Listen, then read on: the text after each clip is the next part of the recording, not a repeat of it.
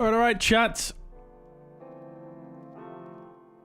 Very good afternoon. I hope we're all doing well today on this fine afternoon. Welcome indeed to the stream.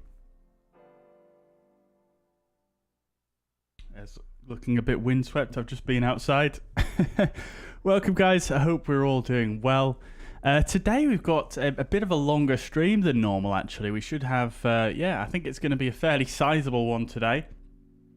We are going to be flying a couple of legs, showcasing a couple of less well known of Aerosoft airports. I think I'm not sure how many people have picked up these airports, but I personally haven't seen much coverage of them, and I thought it'd be quite cool to fly into them today with fuzzair, continuing our trip. From last stream, you may remember we flew from Leeds Bradford to Gatwick on a very short leg down there, and we're going to be continuing from Gatwick today, flying over to initially Aerosoft Friedrichshafen.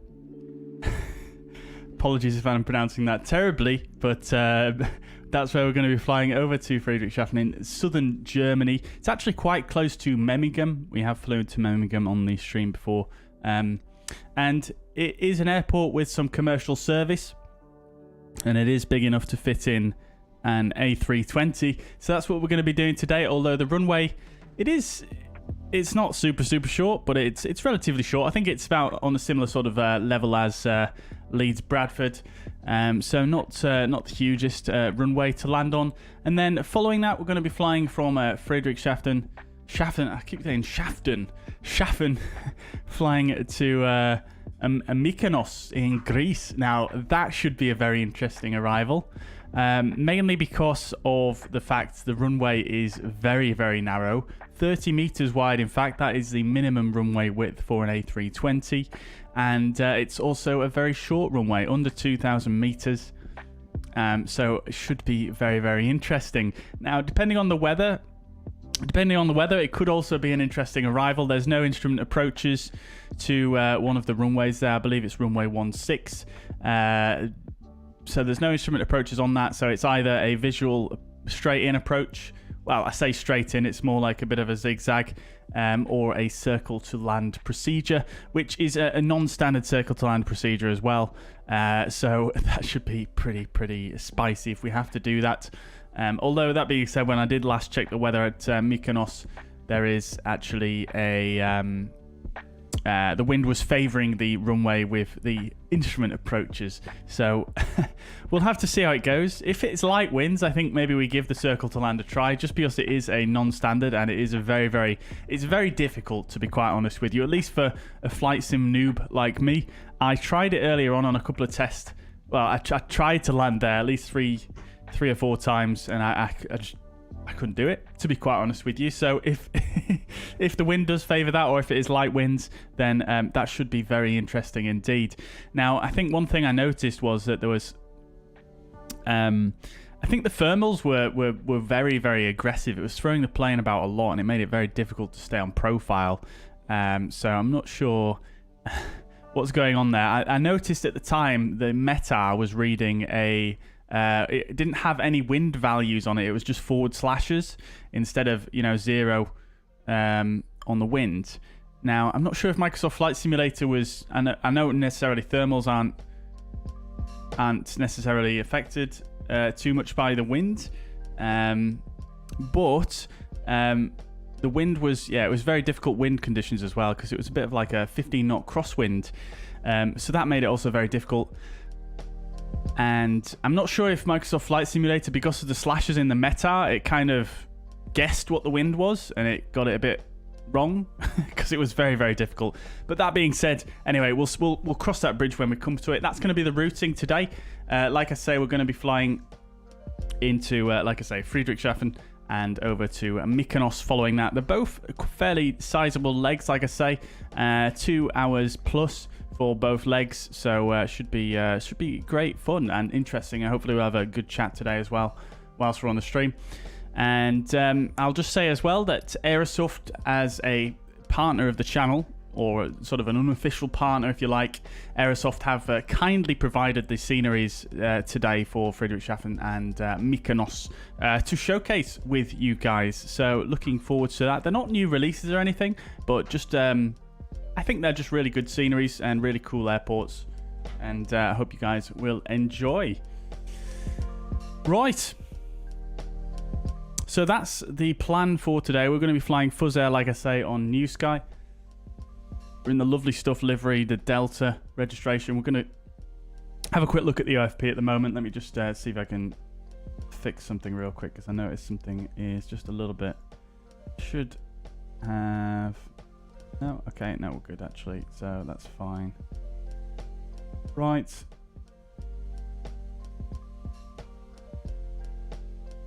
Okay then. Oh, I just noticed there's a tail behind me. Right then, chat. So, who have we got with us today? We've got Matt. Welcome indeed, Matt. Hope you're doing well. Have you seen the movie Sully? I have indeed. Fantastic film. Very, very good. Yeah, and an amazing story, to be quite frank. So, yeah, absolutely fantastic film. I think I've seen it 2 or 3 times now, yeah. Sasha, welcome to the chat. Hope you're doing well. Roy, welcome indeed. Good afternoon to you. And yeah, Sasha did make it, didn't you? You thought you might not be able to make it if it wasn't until a bit later, but you made it. Very good. Glad to have you. Lovely, lovely, lovely. Alfie's here as well. Sorry I didn't reply to your comment earlier, Alfie. I've just been super, super busy all the way up until now, basically. So, yeah, welcome to the stream, Alfie. Hope you're doing well. The commentators here, welcome indeed. Good to see you. I hope you had a good time away. I think you were away last time. You were going away last time I saw you in the chat, I think. If I remember correctly. Joe, welcome to the chat. Good evening. Welcome indeed. Patrick, welcome indeed. How's the herd of cattle today? There's not too many out in the field today, actually. But they are sort of back, roughly. They keep coming and going out the field. So hopefully they'll be... We're going to get the cow cam sorted at some point in the near future. And we can have that on the intro.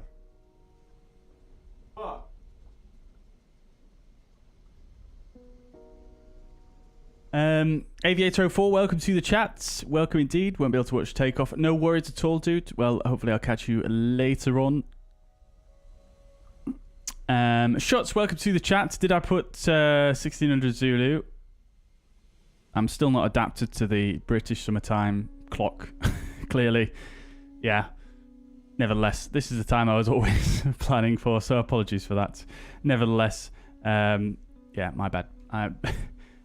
Yeah, I think I might need to adjust my stream schedule. I think I probably did that for all of the. The times on there. I put them down as UK time, not Zulu time.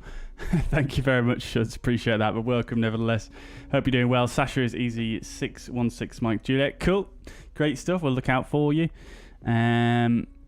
Great. Shuts, no worries at all, dude. I'll hopefully catch you later on. We should be on for a while today.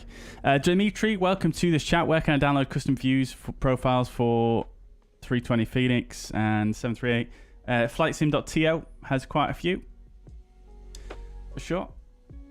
Swedish Sim Pilot, welcome to the chat. Hope you're doing well. Flying from Gatwick to Santorini. Very nice. Very nice. Very nice. Well, we are on the way over in that direction as well. So, very nice indeed. Love to see it. Probably won't catch you there, will we? But nevertheless, good to know. Welcome, nevertheless. Happy landings to you. Mikkel, welcome to the chat. Can you fly on the worst weather and then crash? Well, I would prefer not to crash, to be quite honest with you. I mean, I can fly on the worst weather, but doesn't necessarily mean I will crash. But yeah, I don't think there's too much merit in setting myself up for a crash, if you know what I mean. I just think that's a bit pointless, to be quite honest with you. It's a bit strange to even consider that, in my opinion. This isn't... I mean, you can do that kind of thing in any game, can't you? So... Right, Jasper, welcome to the chat. Is there a fuzzair VMR for VATSIM model matching? There is, yep. It is on the fuzzair homepage. I should probably link that on the flightsim.to files as well, but it is on the fuzzair homepage on New Sky. Roy's just touched down at Aldergrove from EGKK. Very nice maintenance flight. Love to see it. Very good. Hope you had a good score, Roy. Hope you're enjoying fuzzair now that you can actually fly properly without crashing. That's good to hear.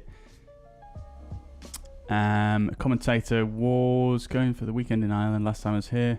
Just got back from 10 days in Italy from the north, going down to the south in a camper van. Oh, amazing, dude. That sounds absolutely brilliant. Great. Love to see it. You have to tell us a bit more about it when we get up in the cruise. 9.15. That's a very good rating, Roy. Very well done. Nicely done, nicely done. All right. Cool. Martin, welcome to the chat. Also in EDNY today, just doing some patterns there as Oscar Echo Uniform at Delta Mike. Are you on VATSIM, Martin? But yes, that's where we'll be heading over to. Indeed. Right, guys, let's get cracking, shall we? So we'll jump on board and we'll go ahead and brief the OFP and we'll get cracking with the flight today because we've got about 40 minutes till our departure time. Right, so today we're going to be fuzzair 346, service from Gatwick to Friedrichshafen. We're in an A320 Delta registration, and the call sign is going to be fuzzy 346. Off blocks time expected 1600 Zulu and 1747 expected arrival time on blocks. It's Friedrichshafen. Covering 523 miles over the ground, and a takeoff weight expected very heavy today, 67.3 tons. So very nice indeed. Alternate is going to be Frankfurt. Cruising flight will initially 370 and then stepping down to 230 at Lupin.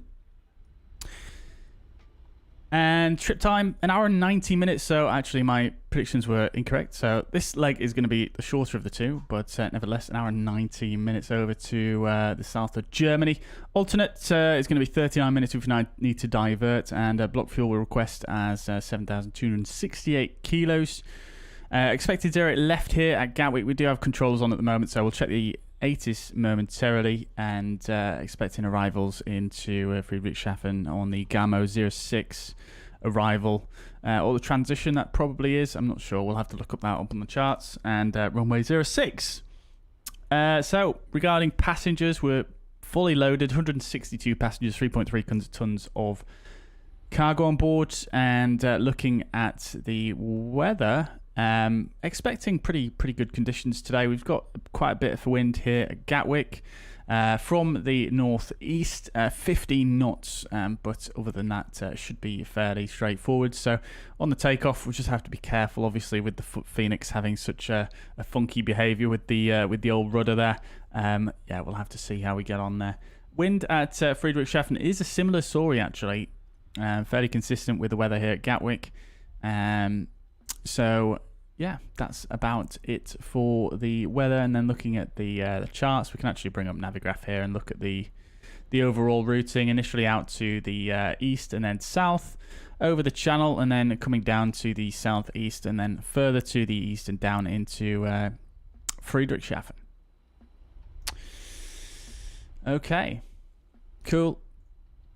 And then looking at significant weather, we do have some just off the east of our chart here, which will become significant for us for the next leg. But for this leg, not too much of a concern, but we do have moderate icing predicted between below flight level 100 up to flight level 160. Cool. Right, let's get set up then for the flight today. So we're on board here. Lovely stuff. Let's just have a quick browse outside though, shall we, before we get going. Here we are at Gatwick on Pier 2, I believe it is. Wow, it's quite busy here actually, isn't it? Lots of EasyJets flying about. Oh, that's a Lufthansa 747 down there. Love to see it. Lufthansa have just put their 747s back into service, I believe, haven't they? Which you love to see. Right, cool. Let's get cracking then, shall we? So we'll go ahead and jump into the seat here.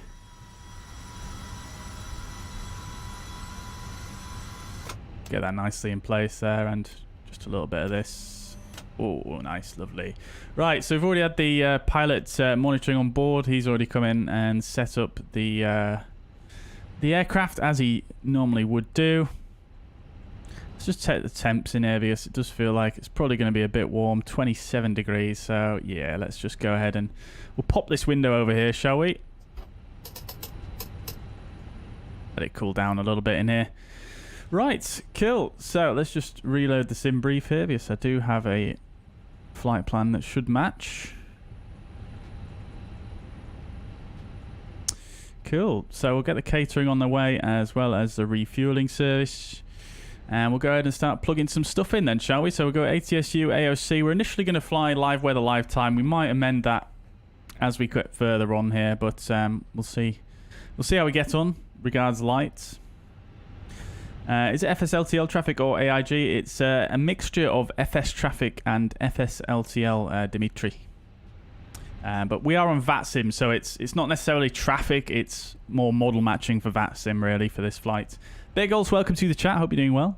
Welcome indeed. Right, so let's just check the nav database is in date. It is indeed. So we'll go init request and bring in our flight plan for today. Is my seat all the way forward? It doesn't feel like it is. Great stuff. So we are going to be fuzz 346 for today. 26 is the cost index, and we're going to be initially cruising at flight level 370. Temperature up there is minus 52 degrees, and the temperature here on the ground is 8 degrees. We'll go ahead and bring in our wind as well.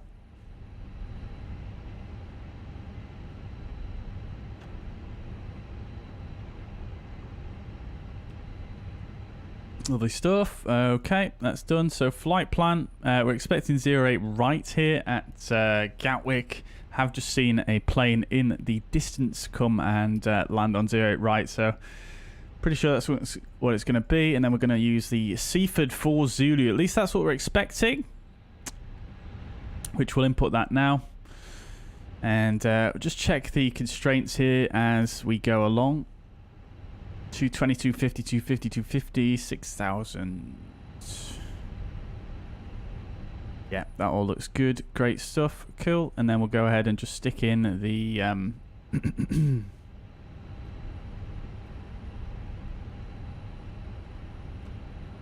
engine out SID, which is going to be 25 and 078. So that's in. That all looks good. Come down to our arrival into Friedrichshafen. Again, this could change, but we'll stick it in anyway. So it's going to be the GARM 06, which is actually a star. And I'm not sure on the VIA just yet, but we don't need to worry too much about that for now. So we'll leave that there as it is. And then for the departure itself, it is an RNAV departure based on the Seaford VOR. So we'll just leave it as well. We can hard tune the Seaford as well. Why not have backup? Seeing as though it is based on that, it's a 343 radial. We'll be flying inbound, and then Seaford. You know, one thing I do miss from the Boeing MCDUs is the fact that you can copy and paste stuff by clicking on the button next to it. I wish you could do that in the Airbus MCDU, but alas, it is not possible. So we'll set up for a return. If we have an engine failure, which we're not gonna, but we'll do that. Cool. Right, so let's come in here, and I think we should be about ready to get started with the boarding. We should have the fuel truck there. He is there. Not sure why the catering didn't come, but we'll get them on the way now.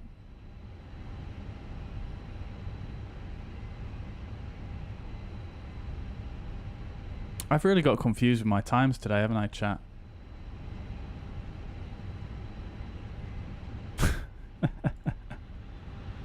I booked this time for 1600 Zulu. I meant oh no, 1600 Zulu is correct. So why does it say 88 minutes then?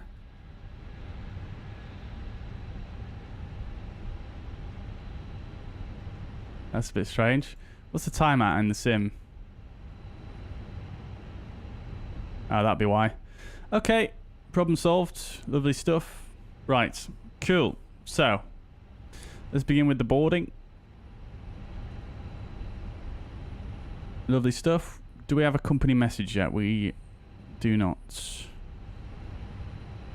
Get the load sheets requested again, and we'll go ATSU, AOC, receive messages, load sheet. I'm going to accept it. 60.3 is the zero fuel weight, and the CG is going to be 31.1. Refueling is still taking place, but we are going to expect a fuel of 7.2 tons. God damn.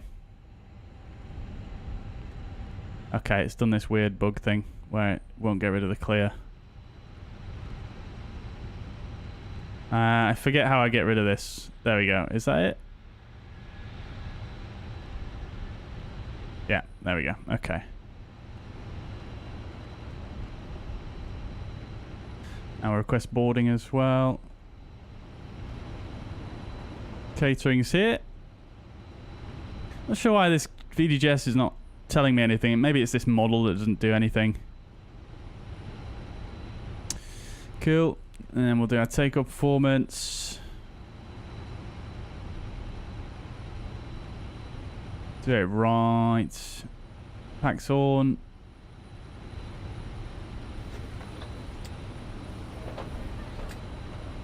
Cool. Flight streamer, welcome to the chat. Hope you're doing well. Good to see you. Welcome indeed. Welcome indeed. 50, 152. 1 down, 0.2, 60.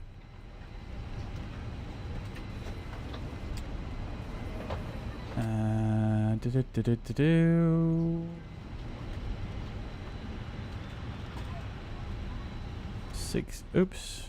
60. I think I got that correct. Oops, wrong button. Yeah, I did. Cool. And then departure procedures here at Gatwick. I believe it's NADP2, but I'm just going to double check. Yep, NADP2. So that's all correct and good. Right, lovely. So that's the setup done. The initial stop altitude is going to be 6,000 feet. However, that might change because we are yet to receive a clearance. So we'll go ahead and just grab the ATIS real quick. So we've got information Victor and 0 right in use. Transition level 70. QNH 1025. Right, cool. I forgot my notepad again, so I'm just going to write it on here.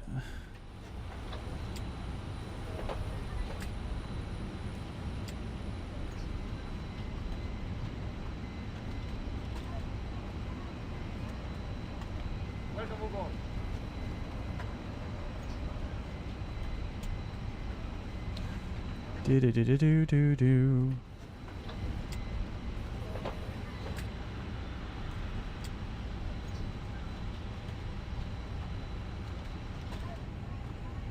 Right. Okay, let's speak to Gatwick Tower 124225.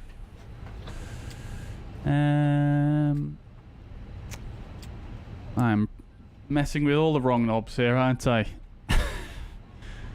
It's definitely not what she said. Okay, so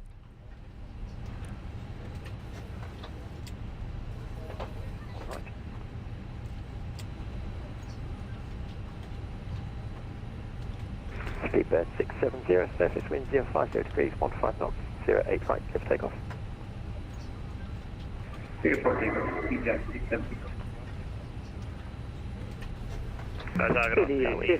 afternoon, this is EG 16 Mike G, which is out your gate 21. We've got information, Rick codes on board, runway uses 08 right, Airbus 320. Great. All right. Flight streamer, welcome, dude. Caught you live again. Love to see it, mate. Love to see it. I'm glad to have you with us. Can't wait for the V2. Yeah, me either. Me either. Prozimo, welcome to the chat. Hope you're doing well. Have a thought about the FES counter? To be honest, not really. No. To be honest, I wish there was a way I could show it on screen to you guys, but without me having to see it. There isn't really a good way to do that, though, unfortunately. If I use FlyLive Studio, I could potentially do that, but I don't, so...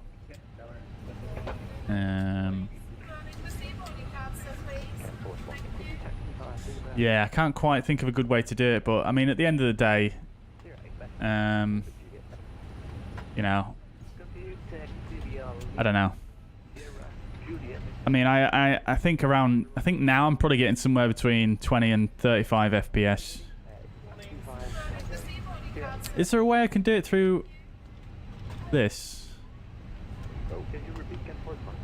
There is, yeah. But it's not very, it's pretty intrusive. Let's see if I can make it smaller like that. Yeah, I think that might work.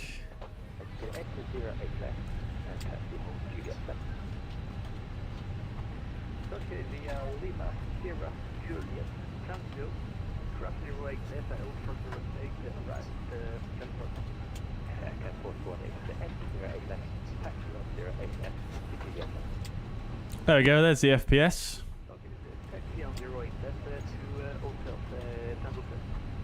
I can't drag it now, I've made it so small. Let's stick it.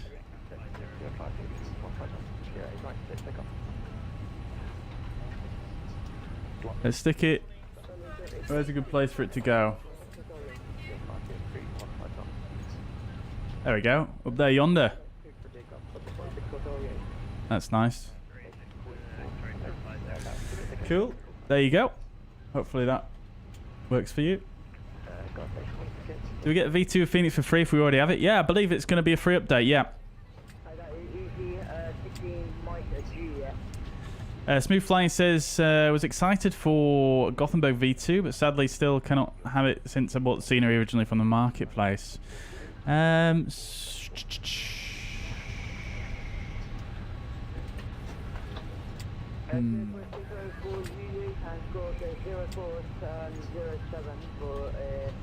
trying to think. I thought there's some developers are doing like a transfer program now where you can transfer stuff over, but I don't think Orbex are doing it for that one, unfortunately.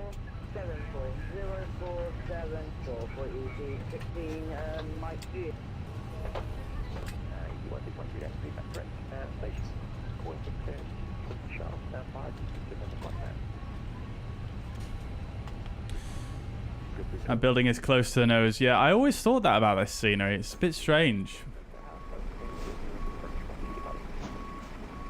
But it's like, look where the stop bars are. It's very, very close in. I've always been a little bit skeptical as to the geometry of various things here. It's like the jetway is very, very sort of crammed in as well. It feels very, very tight on these stands, but hey ho. I've never been to Gatwick, so I don't really know. Right, let's see if we can get our clearance now. SPAD.neXt 16 Hotel Yankee, contact line control 132.6, bye-bye. 132.6, bye-bye, SPAD.neXt 16 Hotel Yankee. EG47 Tango, Quebec, taxi hold Juliet 1. Taxi and hold Juliet 1, EG47 Tango, Quebec. Gatwick, very good afternoon. Fuzzy 346, stand 19, A320, information Victor QNH 1025, request clearance to Friedrichshafen. Fuzzy 346, left the call sign, cleared Friedrichshafen, Seafood 4 Zulu, squawk 7537. Thank you very much. Cleared Friedrichshafen, Seaford 4 Zulu, squawk 7537, Fuzzy 346. Fuzzy 346, go back correct. Break EG42 Alpha. Everybody loves the fuzzy call sign, guys. It's amazing. Kilo, Quebec, Juliet. Right, so there we go. Everything as expected. Seaford 4 Zulu, 7537 is the squawk. Kilo, Quebec, and Juliet, hold Juliet 4. Right, lovely, okay. Kilo, Quebec, Juliet, hold Juliet 4, EG4 Alpha Echo. EG47 Tango, Quebec, behind the Lufthansa 320 right. on a 1.5 mile high. So, Juliet 1, line up 085 behind. let's do our departure briefing then whilst we wait for the remainder of the passengers to come on board. Ready for taxi, Ryanair 678, thanks. Taxi. Right, okie dokie. So, we are departing from London Gatwick. This is London Gatwick, the 20-9 chart, where 203 feet is the airport elevation. We're currently here at Pier 2, stand 19. Taxi, we can probably expect pushback to the west. Well, that's the only pushback we'll get. And then taxi, I'm really not sure where he'll send us here, but I'm guessing it's going to be probably Kilo November, and then possibly down Juliet all the way to 08 right that way. I think that's probably going to be the expected taxi, Kilo November. And then Juliet all the way down. I think that's probably going to be it. So just a closer look here. Kilo November, Juliet, 08 right. And then the departure itself is going to be the Seaford 4 Zulu. This is the 20-3 Sierra chart. Transition 6,000 feet. This is RNAV SID. Everything else is considered. We need to speak to London Control after departure, but we will be passed over. Seaford 4 Zulu RNAV for runway 08 right. Initially, it's going to take us out more or less runway heading up to Kilo Echo 03, which has got maximum 220 knots restriction. Minimum altitude 2,000, maximum 6,000. All in the box and checked okay already. So right turn from there down to KKS 08, max 250 knots there. Minimum altitude 3,000, maximum 6,000. Then down to 12. Max 250 knots, and then at 16, 250 knots, minimum altitude 5,000, maximum 6,000, and then to 22, which is max 250 knots, required altitude of 6,000, and then out to Seaford, which is max 250 knots, and required altitude 6,000. So it is a step climb, but we may get cleared higher by ATC as they see fit. Also, this whole leg here is, this leg from Kilo Sierra 08 is all based on the radial 343 from the Seaford VOR, which is why we put that in on the RadNav page as well. Right, that's it. So not too bad really for departure. Great. You might use 08 left for taxi, who knows? Yeah, potential.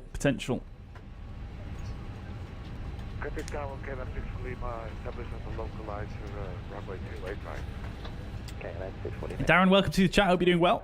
Welcome. Right, so how are we doing?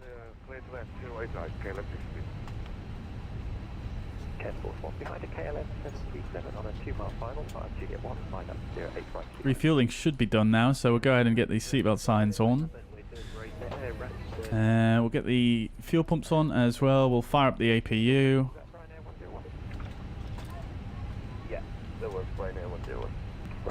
Next frequency we can expect is Gatwick departure, which is 126.825.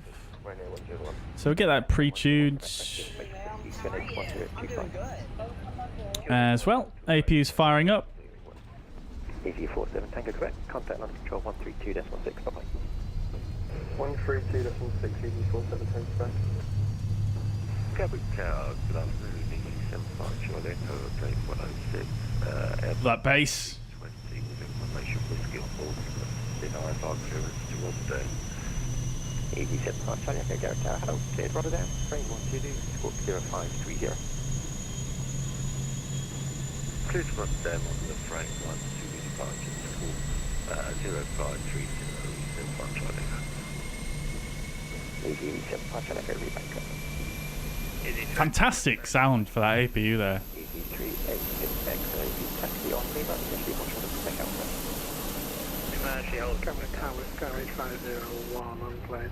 Alright, APU is available. We'll start the chrono there. We must be very close to being done with the loading of passengers. Gary Tower, EG8625, ready for push and start. EG8625, stand 109, push start approved, face west. We'll get ready for the departure. In fact, we'll leave the tox in place whilst we're boarding. Probably wise. Vacate right on Juliet, parking stand 12. Ollie, welcome to the chat. Do you think a 2060 Super is good for flight sim?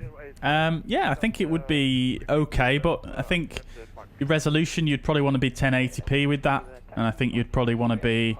I think you could probably get high settings, but you would have to keep the level of detail down to 100, I think, for that one. But I wouldn't recommend probably... I mean, I don't know. I'm not an expert on graphics cards, but I would imagine you probably wouldn't want to go over 1080p with that. But it would work, absolutely. And obviously, it depends on your CPU as well. It's not all about the GPU. In fact, I would say the CPU is probably more important for flight sim, to be quite honest with you. Depending on resolution you're playing at, of course, but I think in most cases, especially up to 2K, which is what I'm on, I think the CPU is a bit more important. Lima Sierra Tango 0 left, hold Juliet 7 easy 3 Victor Extra. Sosua Gaming, welcome to the chat. Hope you're doing well. Do you mind if I feature one of your videos? Tag you in the video as well. What do you mean by that? The company on your left is also pushing at the same time. It should be clear. What do you mean by feature? Do you mean as in repost the video on your channel? Behind the Ken Force, A310, 508 right on the band behind. MPS, good evening, welcome. Perfect flight to Mykonos for some summer, but we have summer now in Gothenburg, 16 degrees. Yeah, crikey, it's very warm all over Europe at the moment, isn't it? Yeah, it's very nice weather. Yeah, but glad to hear it's nice over there at the moment. Right, let's just catch up with a couple more messages. We've got 10 minutes to departure here, so we'll just do a few more messages before we get going. Roy purchased KJFK yesterday. Parking directions looks very strange. Thumbnail of the airport is standard placeholder. Yeah, I noticed it had a standard placeholder on the content manager as well, but yeah. I'm not sure on the parking directions either, to be honest. They looked fine to me. Do you mean on the world map? How it matches up with the satellite imagery? Because, yeah, that does look a bit funky, but in the actual scenery, I think I didn't really notice anything wrong with the parking directions, but then again, I'm not an expert. Simo Gaming says, what is your ICAO call sign? Is your VA on the new FSLTL update? Yes, it is, yeah. The call sign is Foxtrot Uniform Zulu. That's the ICAO call sign. Well, it's the ICAO code for fuzzair. Foxtrot Uniform Zulu, and we are on FSLTL, yeah. Expect stand 47 left. Initially taxi Papa Hold Short of Juliet. Taxi Papa Hold Short of Juliet. Expect stand 47 Sky. Lovely stuff, lovely stuff. Aviator 4's back, welcome back. Lima, stand 47 left. Ollie says there's always AI planes spawn at gates, and whenever I try to go to a gate, AT tells me I can't go because there's a plane in that spot. I've tried to disable traffic in MSFS. Do you know what it could be? The only thing I can think is, well, if you're using FS traffic, obviously it could be that. But you could also go into general options traffic here. I'm assuming you've already turned this guy off here. Which is fine, but you want to look at this one as well. There should be, if you have that set to anything higher than 0, you're going to get planes randomly spawned in at gates. Tom Jet 2 Foxtrot Romeo Gatwick Tower, you on frequency. Apologies, I've been calling Tom Jet 2 Fox Romeo with you. Yeah, no, it's been very busy. 08 right, clear to land, surface wind 05. Currently working on a flight notes document for VATSIM. In that document, I've made a legend with shortcuts. Is someone interested in that? I've put it in the public Discord on Bobby Fuzz. Oh, great stuff, Roy. Yeah, I look forward to seeing that. That's really cool. Thank you very much for sharing that. Yeah, I'm sure that'd be helpful to a lot of people. Thank you. Ryanair 678, taxi hold Juliet 1. Taxi Hold Juliet 1, Ryanair 678. Martin, oh, you are on VATSIM in the DA62. Oh, very good. Well, hopefully we might see you on our arrival then. 229. Hold position. Great stuff. All right. I think we're ready for a pushback now. Once they're parked, push and start approved. Hold position for now when the Skyway is on. How do you set the focus mode you have in sometimes in external view? You mean like this? So I'm using the shortcut on my Xbox controller. You can set it on your keyboard, of course, as well. That's on my keyboard, but essentially what I'm doing there is just camera and then set the drone focus here. And you can basically just... sorry, drone focus mode and drone focus. So auto and disabled. And then you can do it on manual, and then you can change the focus yourself. But it's not really doing that much right there, to be honest. Doesn't seem like. Oh yeah, you can see it doing something. There we go. Actually, it doesn't work when you drag it. Look at that. That's a bug. It just works when you let go of it. Okay, I suppose that's probably not a bug, but there you go. That's how I do it generally. Turn right, heading 090 degrees. Climb to altitude 6,000 feet. Right. 3424.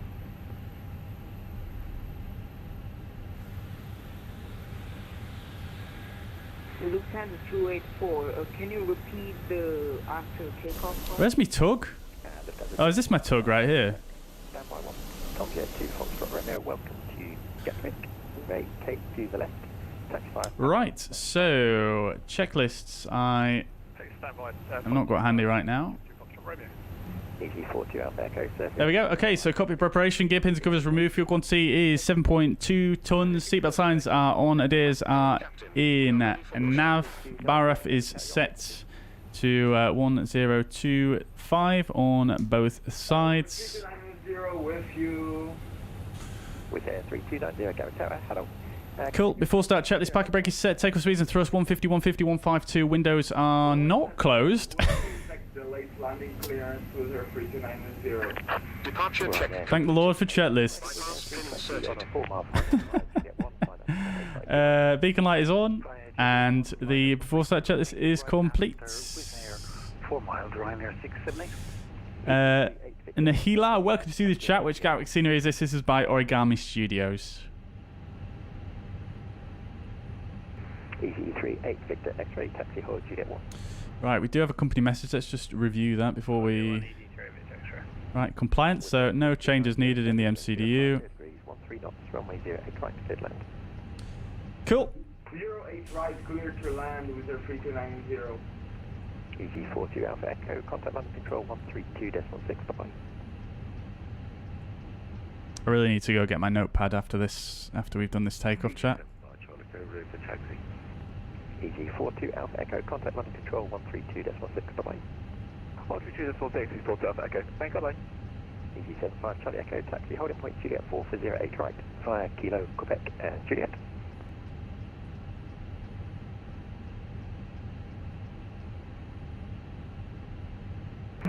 Taxi 5 Charlie Echo, taxi holding point Juliet 4 for 08 right, via Kilo, Quebec, and Juliet.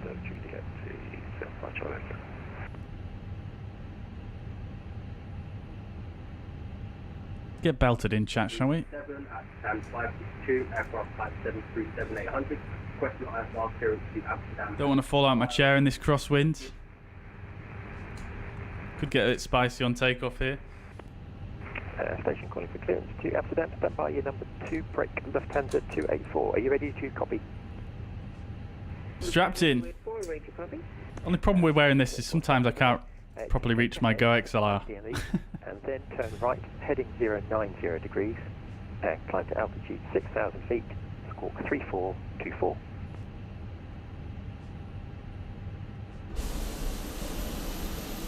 Lufthansa 284, after takeoff, what's the waypoint I'm planning? It's to climb straight ahead to 5 DME, and then turn right, heading 090 degrees. 25 what? You climb straight ahead to... 777 guy, welcome to the chat. Alright, copy that. We'll repeat in a second.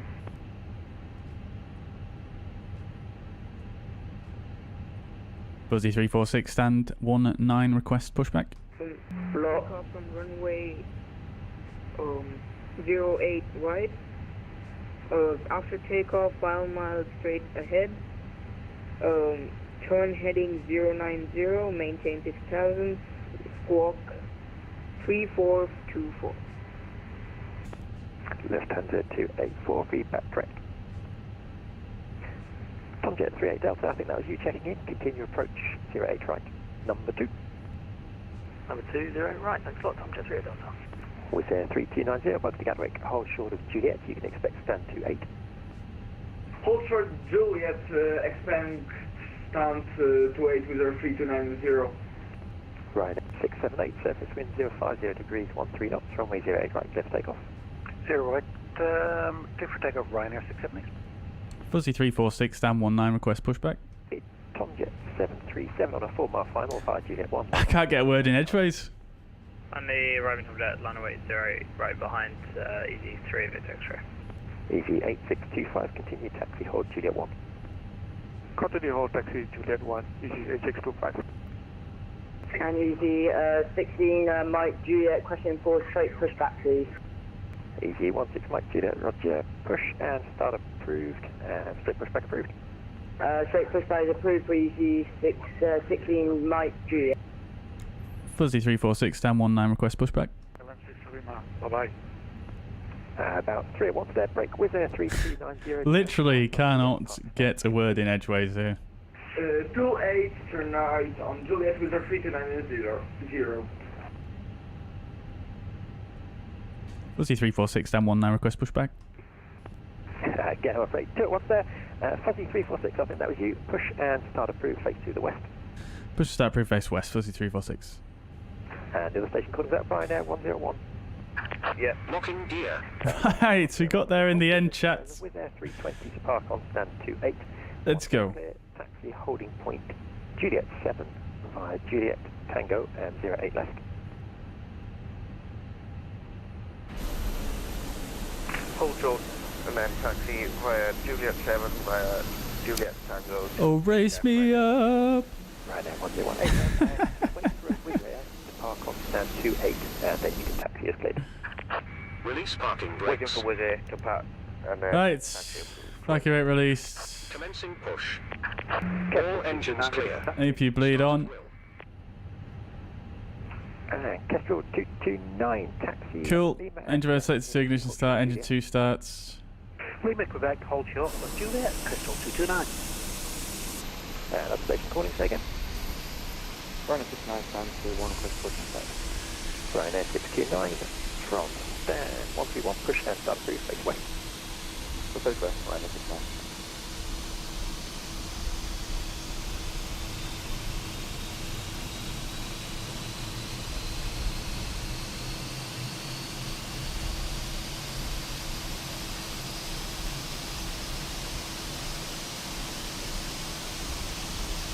I do apologise for my terrible singing there, chat.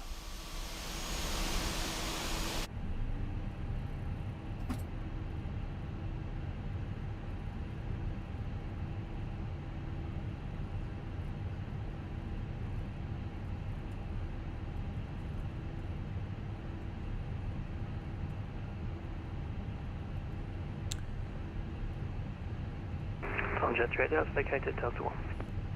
Tomjet 38 Delta, thanks. Alright, Taxi on Romeo, hold short of Lima, you can engine 2 avail. Set parking brakes. Lima, expecting 40. Parking brake set. Into ground. We have a good engine start. You can disconnect. EG386 X-ray, surface wind 050 degrees, 13 knots, runway 08 right, clear for takeoff. Clear takeoff 08, EG3, Victor X-ray. Ryanair 678, contact landing control 132.16, bye-bye. A lot of white planes knocking about today, isn't there? Ryanair 678, thank you.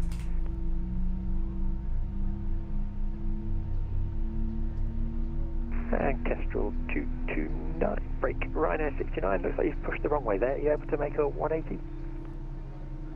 Oh, that's someone in a Ryanair, but they've put in the wrong call sign, I think. Yep, not a problem. And brake, Kestrel 229, make the left turn on Quebec, then Juliet Tango 08 left, hold Juliet 7. Tow truck disconnected. Bypass pin removed. Quebec, Juliet, Tango on 08, Juliet 7. Left is Kestrel clear. 229. Right is clear. Tomjet 38 Delta. As you approach Lima, you'll see a Kestrel 320 Right. heading southbound. Give way to them, and then taxi Lima, parking stand. Engine 1 available, engine mode selected to norm, ground spoilers armed. And we'll taxi Lima South 46, Tomjet 38, Delta, thanks one. Lap set to 1. EC3 Victor X-ray, contact land control 132.16, bye-bye. EGKK status is checked. We'll do flight controls as well. So full left, full right, neutral, full up, full down, neutral, and don't know what's gone on with the rudder there. Full left, And full right, and back to neutral. We'll set our trim as well. 229, apologies, sir. I've screwed up. 29.2, which Yeah, that'll work nice. I think should be about there, to be honest with you. Stations, if you could stand by one, I'm just That's down 0.2, right? Okay, that's fine. Good. Okay, auto brake max. Everything looks good there. Up above, AP bleed off, AP master off, and after start checklist, anti-ice not required. Ecam status check. Pitch trim 29.2%. Rudder trim is neutral. After start checklist complete. Traffic you're waiting for, so you can make the right turn on the parking stand 46. 46 and on to Fenix, that's man slot. And easy 16 Mike G at Crescent Taxi. Ollie, for liveries for the PMDG, you need to use Operations Center, and you need to go through to Livery Utilities along the top bar, and then use the PTP file to have it installed through the Operations Center. Controller changeover in progress. All right, controller changeover going on.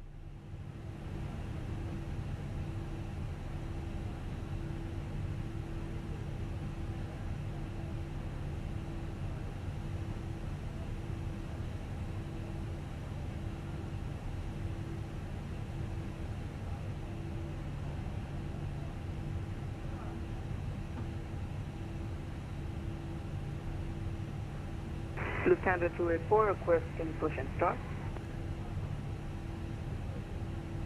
So dark, these visors.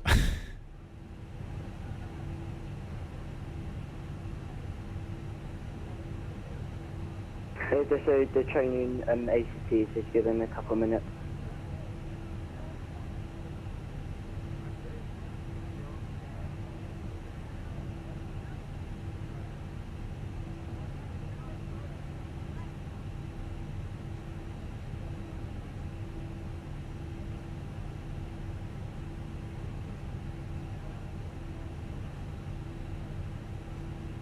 Come on now, ATC. You're wasting my petrol.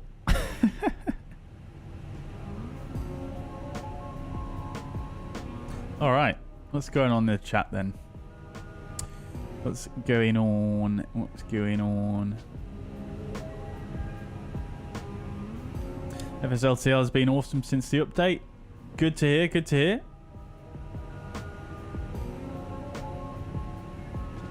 When you use AI traffic, all the aircraft are parked in random directions. Very strange. Oh, I've not tried that, to be honest with you, Roy. Interesting.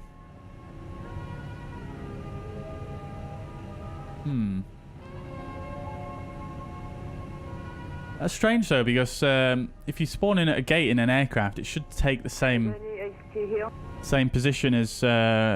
the AI traffic should take the same position as, say, for example, what the aircraft should take when it initially spawns in.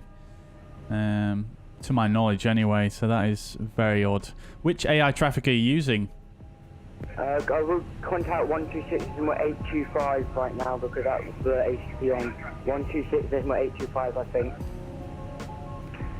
All stations on tower frequency. Now doing Gatwick approach. If you could all contact me on 126.825 and I'll try and sort the mess out. Easy 8625, if on frequency via Juliet 1 line up 08 right.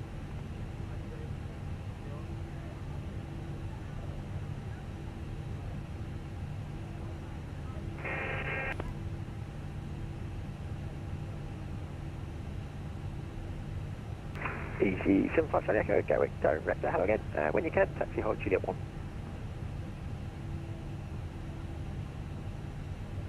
Malta 116, we're going to Gatwick. Make the next left, then onto Juliet, parking stand. So Sosua Gaming, sorry, says not repost. Add some things. I'll put the video on private and send you a link and see if you approve. Yeah, by all means. I mean, what do you want to add to it? I'm not exactly clear on what it is you want to do there. I mean, generally speaking, I mean, obviously, if you take snippets from a video and put it in yours, that's fine.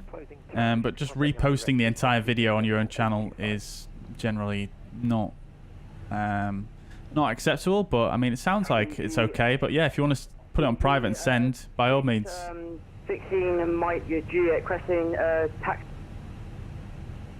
Easy 8625 surface, wind 050 degrees, 15 knots, runway 08 right, clear for takeoff. Acelus says, any chance of adding more airframes to fuzzair, like the 346 and 321? Well, the thing is, I do not use those aircraft as much as I would like to be honest. I don't own them. Out of the tallest aircraft, I only have the A319, and that's for X-Plane 11, which I actually don't have installed anymore. So it would be quite difficult for me to make sure to test them. And it's also finding livery creators as well that are going to be good for it. By all means, if you've got anyone that you can suggest that would be a good fit to make the liveries for me for those platforms, I'm more than happy to add them. But it's just a case of, you know, I'm primarily using this sim at the moment and the aircraft that we've got. But I mean, yeah, there definitely are plans to add more, but for those specific aircraft, I'd not really thought about those, again, because like I say, the main focus is Microsoft Flight Sim at the moment. But I'm definitely open to suggestions. I recommend come into the Discord and perhaps we can have a chat about it in there. But yeah, I mean, we'll be definitely adding some more, like the Aerosoft A330 when that comes out. We'll be hopefully have a day one livery for that. Jimmy, welcome to the chat. Hope you're doing well. Welcome indeed. Welcome indeed. Mike. Easy 78 kilo golf turn, right heading 340 degrees, base leg. Right, 340 degrees, easy 78 kilo golf. Easy 8625 surface, wind 050 degrees, 15 knots, 08 right, clear for takeoff. Right, let's see if we can get our taxi clearance now. 237, doing a radio check. Readability 5, brake, easy 8625, 08 right, clear for takeoff, surface, wind 050 degrees, 15 knots.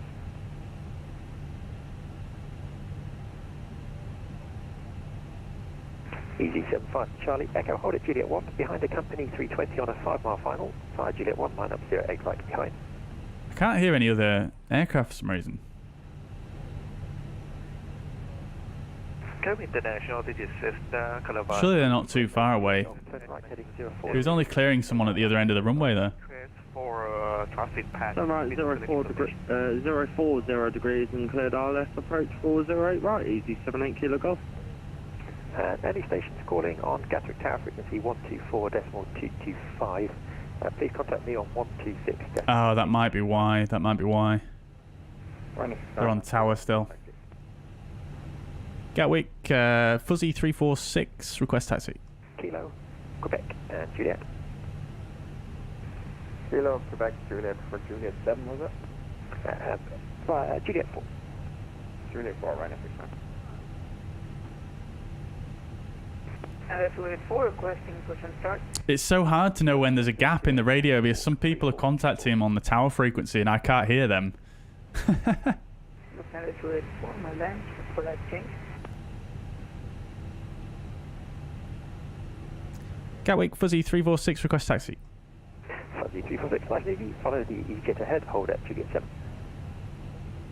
Follow these jet ahead to hold at Juliet 7, Fuzzy 346. International. Right, let's go, chats. Clear C126.825, request for traffic pattern with current information. Lovely. Last station calling for the traffic pattern. I don't seem to have a flight plan for you. Could you refile, please? Using AIG, FSLTL and FS traffic with PSXC and live traffic. Yeah. I wonder if it's something to do with because, I mean, the only thing that really matters is the injection method, not necessarily the models. It's probably, it could be something to do with PSXT and live traffic maybe, but I've not tested that airport with FSLTL, to be honest, but I've not really heard any comments about it. Have you tried running the FSLTL injector, for example, and seeing if that is any better? Martin upgraded from a... 205, Roger. You make the left turn, heading to... Oh, where am I off to? heading 270 and expect ILS 26 left, so 515. Transit 1205, it's my mistake, it's runway 08 right. But yeah, today upgraded from the 5800X to the X3D. Did not expect, but it gave a boost around 30% FPS. Oh, that's amazing, dude. Glad to hear. What GPU do you have, Martin?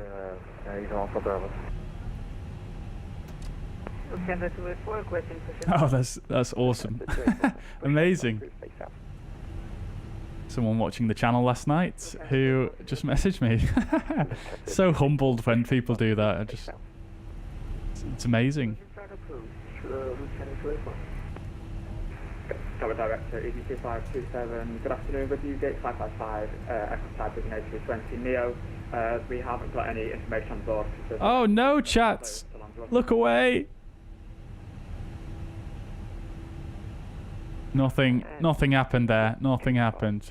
7, Tower Director, hello, cleared to Lanzarote, seafood 4 Zulu, squawk 4447.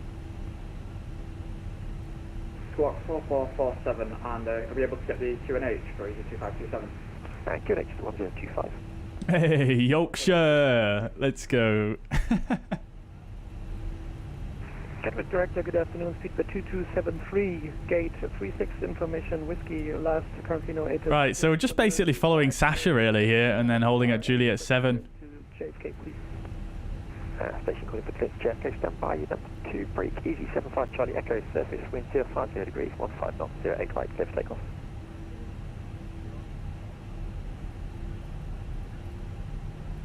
Easy, 75 Charlie Echo, 050 degrees, 15 knots, clear for takeoff. Jimmy says, satisfied with your Boeing seat? Sure looks great. Yeah, it's brilliant. It's really, really good. Yeah, really pleased with it. I just wish I had a bit more of a dedicated flight sim setup, if you know what I mean. And then I'd probably be able to make use of more of the components. But because I've got quite a big desk here, I'm kind of using a minimal part of what comes with it. But one after easy. Yeah, other than that, it's brilliant. Yeah, really good. Left on Juliet, Quebec, and Lima, stand 112. 112, Juliet, Quebec, Lima, EG73, Juliet, okay. Right now, 101, not a problem. Hold at Juliet 1, and behind an EasyJet on a 3-mile final, line up and wait, 08 right behind. Oh, it does the same with FS traffic injector as well. Oh, that's interesting. Yeah, maybe maybe it is a scenery thing then, potentially. I mean, it's possible. Entirely possible. I've just not seen anyone comment on it. I thought that would be a big hoo-ha.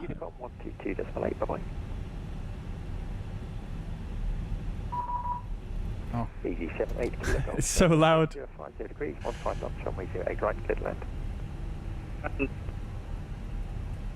Clear land 08 right. Alright, off we go down the 08 left then, chat. Engines up to 50% and... I know, just kidding. Ryanair 237 at gate 562, aircraft type 737-800, requesting IFR clearance to Amsterdam as filed with information whiskey. Right, so let's get the predictive wind shear and the weather radar on. Takeoff config tests. Takeoff config normal. So taxi checklist, flight controls are checked. Flap setting is config 1+F. Radar predictive wind shear on an auto. Engine mode selector is in normal. And ECAM memo, takeoff no blue. Taxi checklist complete. 230 or 250 for the cruise. 230 please. Ryanair 237. Ryanair 237, roger, thanks. Expect that for the cruise. You're cleared out to that. Frame 1 Zulu, squawk 5211. Another EasyJet coming in there. A 320 Neo, I believe. With those chonky engines. Although, is that a Neo or is that just a Sharklets version? No, that's just a Sharklets CEO, isn't it? Ryanair 237. Ryanair 237, please, back correct. An easy 78 Kilo Golf vacated on Delta. Easy 78 Kilo Golf, thank you. And it is going to be via Quebec and Kilo parking stand 105. Quebec and Kilo stand 105, easy 78 Kilo Golf. Kestrel 229, taxi hold Juliet 1. Taxi hold Juliet 1, Kestrel 229. Ryanair 101, surface wind 050 degrees, 15 knots, 08 right, clear for takeoff. Clear for takeoff, 08 right, Ryanair 101. Europa 245. Easy 15 Bravo, turn left, heading 020 degrees. Left heading 020 degrees, easy 1 for Bravo. Transavia 1205, descent to altitude 4,000 feet. All right. Using 26 right as a taxiway, indeed. Indeed. Hello, landing 08 right, no delay, descent flight level 70. Europa 245, runway 0H right, descending 7,000 feet. Easy 75 Charlie Echo, November ATC, Unicom 122.8, bye-bye. 122-800, E75 Charlie Echo, bye. So yeah, break Kestrel 2295, Juliet 1, line up 08 right. Line up 08 right by Juliet 1, Kestrel 229. Ryanair 629, taxi hold Juliet 1. Juliet 1, Ryanair 69. Ryanair 101, report passing altitude, flight now, flight level 170. 144, Airbus A320, requesting clearance to Berlin. Station calling for Berlin, standby, break Ryanair 101, climb now, flight level 170. Climb flight level 170, Ryanair 101. All right then, chats. Looks like we've got a little bit of a wait to actually get on the runway here.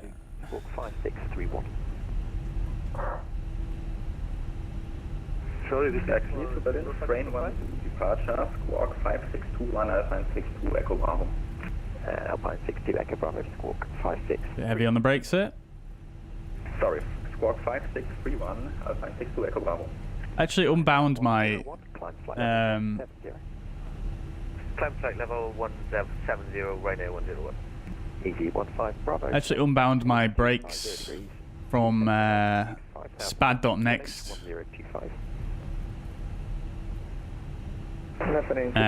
Yesterday, chat, because I just wasn't happy with the curve that I could get with it. It was just feels so much more difficult to apply a good curve, whereas if I have it bound in the sim, it's just much smoother on the brakes.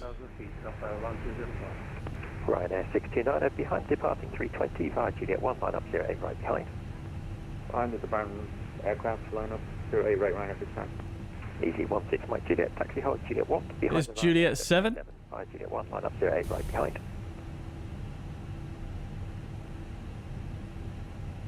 Lufthansa 284 requesting taxi to 08 right.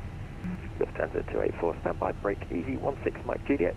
Taxi hold Juliet 1, behind the Ryanair, line up 08 right behind. Behind the Ryanair, lining up 08 right, for Juliet 1 for easy 16 Mike Juliet. Kestrel 229, surface wind 050 degrees, 15 knots, 08 right, clear for takeoff. Clear takeoff, 08 right, Kestrel 229. Lufthansa 284, taxi via uniform, Juliet and Golf, hold Golf 1. You know what, chat? In FS Realistic, I've got the breathing turned off, right? But it seems like it's still happening. I'm not sure why. Can you repeat? Taxi uniform. I don't know what it is that's causing that. It's weird. Lufthansa 284, taxi via uniform Juliet Golf and hold Golf 1.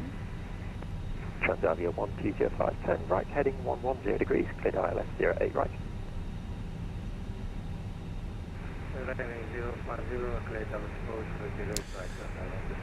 Right then, chat. So, reviewing the takeoff briefing, taking off straight ahead. Then it's a right turn. Initially 220 knots at the first turn.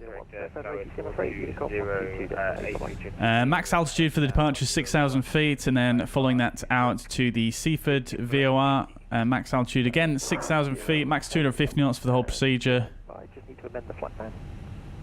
Runway 08 right. If we have an engine failure or any other failure, if we have an engine failure, it's straight ahead to 25 miles and holds on the takeoff roll. If we have master warning, master caution below 100 knots, we'll stop. If it's above 100 knots, we'll only stop for a master warning. After V1, we're committed to the takeoff and we'll deal with it once we're in the air. There, 237. 59 surface wind 050 degrees, 15 knots, 08 right, clear for takeoff. takeoff 08 right 1 after 5. I hope New Sky's just not marked me down, by the way. I just realised I've not had my strobe light on when I've been on the runway here. 170, Kestrel 229. Transavia 1205, speed 160 knots or greater, maintain until 4 dB. Speed 160 knots to 4 dB, Transavia 1205. Fuzzy 346, taxi hold Juliet 1. Taxi hold Juliet 1, Fuzzy 346.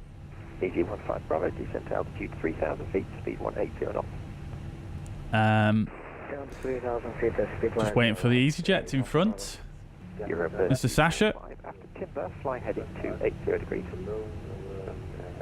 0 degrees after what? After timber, fly heading to 80 degrees for Europa 245. After timber, 080 degrees. How you done the NADP, the noise abatement departure procedure? So it's NADP 2 for Gatwick. You can find that information on Blackbox's super useful website.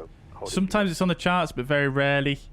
But you can find it on Blackbox's website, which I'll put a link to in the chat now. Easy 16 Mike G, am I clear to line up? Easy 16 Mike Juliet, A firm, line up 08 right. Line up 08 right for Easy 16 Mike G. Ryanair 629, climb now, flight level 180. 180 for Ryanair 69. Right, we're only cleared to taxi to Juliet 1 here, which is just in front. Ryanair 237, push and start approved, face south.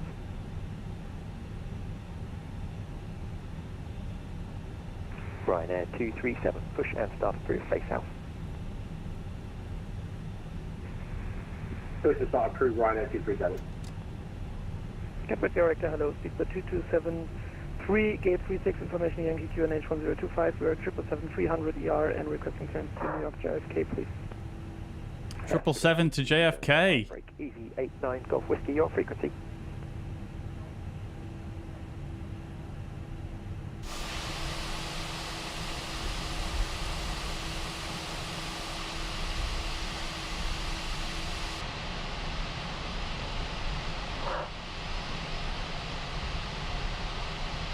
Easy 16 Mike Juliet, surface wind 050 degrees, 15 knots, 08 Mike, take off. Clear to take off for Easy 16 Mike G. Easy 15 Bravo, turn right, heading 110 degrees, clear dial. I wonder what this guy's supposed to be. Right, 110 degrees, to right, is Alpha Bravo. DHL 284. 346, behind the Transavia 737 on a 5-mile final, side Juliet 1, line up 08 right behind. Behind the Transavia on a 5-mile final, via Juliet 1, line up and wait behind Fuzzy 346. Kestrel 229, over to Unicom 122.8, bye-bye. Unicom 122.8, Kestrel 229, thanks and bye. Behind this guy, we're cleared to line up. 280 degrees. Left 280 degrees. Senator 4 holding at Golf 1 at 08 right. Transavia 1205, surface wind 050 degrees, 15 knots, 08 right, clear land. Lieutenant 08 right, Transavia 120. Easy 16 Mike Juliet, climb flight level 170. This is actually Juliet 1 here, this line. For some reason I stopped at Juliet 2. They really need to fix those signs, they're in a very wonky direction. 5 Bravo, speed 160 knots or greater, maintain until 4 DME. 160 knots or greater until 4 DME is Alpha Bravo. Europa 245, descent to altitude 6,000 feet, QNH 1025. Where's he gone? There he is. 1025. Speedbird 2273, haven't forgot about you, I just need to amend your flight plan, stand by. Let's see some butter, Transavia. Gatwick Director S962 Echo Bravo, position 105, training push and start. Alpine 62 Echo Bravo, push and Matt, welcome back. It's going good, thank you. Yeah, it's pretty busy here at Gatwick though, so it's taking a little while to get underway. As you can see, we've been on the ground here for... We've pushed back half an hour ago, and we're still just waiting to line up here, but we have been cleared to line up. We're just waiting for a Transavia that's just coming in there. Push and start, get the course line. Easy 2527, stand 555. Easy 2527, thanks. Right, we can do the lineup checklist. So 08 left. Well, that should say 08 right, surely. 08 right. That's that's definitely wrong. Yes, this is 08 right. TCAS we'll put on now as well. TARA. And the packs are on. Line-up shut is complete. 16 Mike Juliet. Lufthansa 284 after a Transavia 737, just about to touch down. 5 Golf 1, line up 08 right behind. Someone's been cleared to line up behind him as well. Lufthansa 284, line up after landing. Easy 22 Charlie Alpha requesting airport clearance to Palma de We'll get the strobes on. Oh, that was nice. That looked like a nice landing. Seafood 4 Zulu, squawk 3377. Walker 3066. Easy 22 Charlie Alpha clearance to Palma de Mallorca, Seafood 4 Zulu departure, squawk 3377.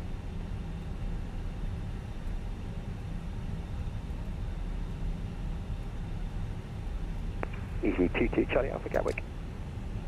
Yep, Seafood 4 Zulu departure and short code 337. Alright. Shut up. Easy 22 Charlie Alpha, thanks, feedback correct. Break Walker 3066, clear to Cologne, Modvic 2 Zulu, squawk 0476. Walker 3066, clear. Taxi. Departure and says forward entry. Squawk 0476. Alright. Walker 3066. DC Drones and Photography, what do you think about the Flybywire A320? It's fantastic, yeah, really, really good. Walker 3066. Especially for free, you can't really complain. Brilliant. Yeah, get the experimental version though. Ryanair 237, taxi holding point Juliet 4 for 08 right, via Quebec Alpha, Lima, Sierra and Juliet.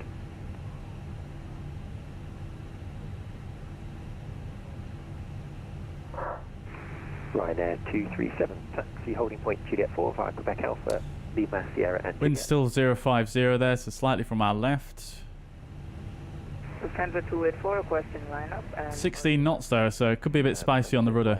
The traffic's landed, you can line up via Golf 1. Lufthansa 284, copy. Waiting for this Lufthansa to line up here. For Ryanair 237. What? Yeah, Ryanair 237, called you about 3 times there. Yep, taxi holding point Juliet 4, Quebec Alpha, Lima, Sierra and Juliet. Lufthansa 284, surface wind 050 degrees, 15 knots, 08 right, clear for takeoff. Alright, he's been cleared for takeoff. Lufthansa 284, copy. Transavia 1205, taxi via... Still not moving though. Is this guy invisible? What's going on? Stand 574. Stand 574 and... There's a DHL, I think he's supposed to put DLH, A20N. He's in a white livery, so that's the Lufthansa there that we're waiting for. Easy 16 Mike Juliet, no further ATC, Unicom 122.8, bye-bye. I'm on the Unicom 122.8 for Easy 16 Mike Juliet. Europa 245, descent to altitude 4,000 feet. 4,000 feet. Easy 89 Golf Whiskey, taxi hold Juliet 1. Easy 89 Golf Whiskey, taxi hold Juliet 1. I forgot how long it was to depart from Gatwick sometimes, chat. Lufthansa 284, clear for takeoff, surface wind 050 degrees, 15 knots. Lufthansa 284, copy. Easy 15 Bravo, expect late landing clearance. Continue approach. Expecting late landing clearance, continue. You know, for Bravo. There's someone on, 245, turn left. there's someone on approach behind me. Oh my days. 0 degrees. Heading 250. Yes, heading 250. Thank you, break Transavia 1205. Hold position. Looks like you've taken the right turn. Just hold position now, I'll call you back very shortly. That's the Lufthansa's fault there for being so slow at lining up. Gatwick director, Alpine 62 Echo, Alpine 62 Echo Bravo, taxi holding point Juliet 4 for 08 right via Kilo, Quebec and Juliet. I was saying copy should read back. Yes, he should read back. Yeah. Especially takeoff clearance. Lufthansa 284, climb to altitude 6,000 feet. Lufthansa 284, climbing 6,000. Fuzzy 346, service wind 050 degrees, 15 knots, 08 right, clear for takeoff. 08, clear for takeoff, Fuzzy 346. Easy 89. Right, Fuzz Toga's in the chat. Let's get the landing lights on now. Spooling him up. Let's just let it roll, actually, chat. We've got traffic behind us here. Let's go. Takeoff. Manflex 60 SRS runway auto thrust is blue. Flex set, airspeed alive. Thank you very much. Clear to Kennedy, Invour 1 Zulu, squawk 775 100 knots.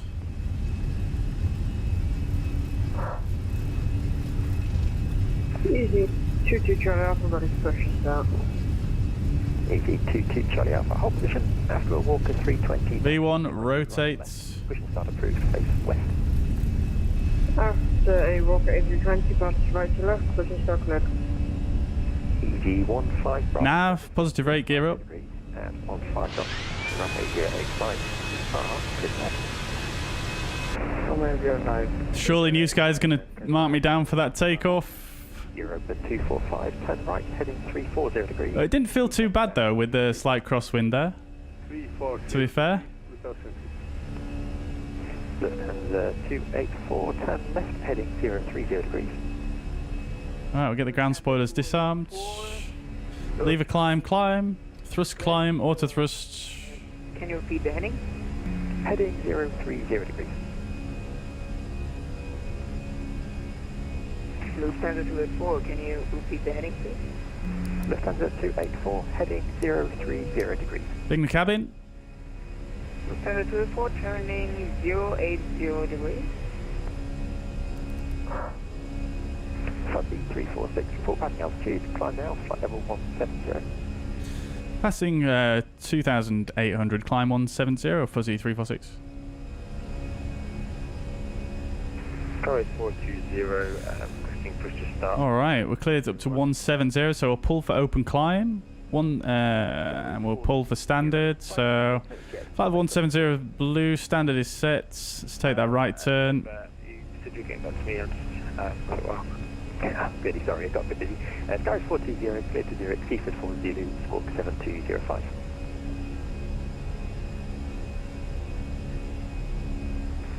Clear to 0, because it's Seafood 42, squawking 7275, Skyway 420. It's squawk 7205, what's that? Engine anti-ice on. S-speed, speed is checked, flaps up, or flaps 0. Walker 3066, request taxi. Walker 3066, taxi holding point Juliet 408, right by Juliet. Taxi holding point Juliet, runway 08, right by Juliet. CDC 15 Bravo, welcome to Gatwick. Taxi via Romeo, Kilo, Papa, parking stand 51. Taxi via Romeo, Kilo, and Papa stand 51 for 8 Alpha Bravo 6. Surfing on those clouds, love to see it. Still just flying manually here, chats. It's taking quite some time to accelerate here. We've got 250 magenta. Testament to how much heavier we are than normal. Oh, beautiful. Gonna make it 20 Mike. Beautiful. Scandinavian 20 Mike. Click off train 1 Zulu, squawk 5224. Click off frame 1 Zulu departure, squawk 5224, Scandinavian. Right. Scandinavian 20 Mike, be back correct. Break Europa 245. AP2. 120 degrees, clear dial left 085. Engine anti-ice can come off now. Right heading 120 degrees. And we're off. Love to see it, chats. Pretty nice departure. Not too bad in the crosswind there.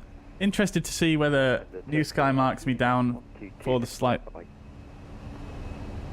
Is that for Fuzzy 346? Negative Lufthansa 284. Oh, that's for the Lufthansa in front of me.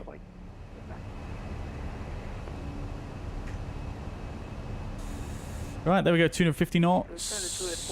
I forgot the frequency for Unicorn. 122.8, bye-bye. 122.8, goodbye.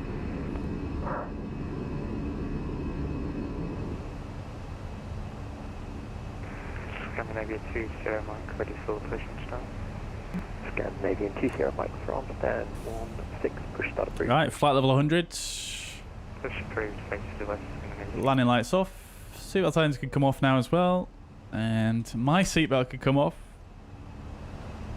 Freedom! Alright, we're off. We'll probably get handed off to Unicom momentarily here. Let's come into here and we'll go ahead and just remove this fix. Still heading outbound to the Seaford VOR here. And we should be on that radial just about. T5, T7, continue taxi via Sierra, Juliet, Tango, 08 left, hold at Juliet 7. Continue taxi, Juliet Tango, and 08 left, Juliet 7, EG2527. Beautiful. Ready for taxi. EG22 Charlie Alpha, taxi holding point Juliet 7 for 08 right via Juliet, Tango, and 08 left. Taxi to Juliet 7 via Juliet, Tango, and runway 08 right. Runway 08 left to Juliet 7. I'll catch up with the chat in a minute. Just waiting for my handover here. 1228 fuzzy 346. Thank you. Bye bye. See ya. Break Ryanair 237. All right, let's just clear ourselves up to 370 then, shall we, chat? So flight level 370 blue, Juliet 1 right. and off we go.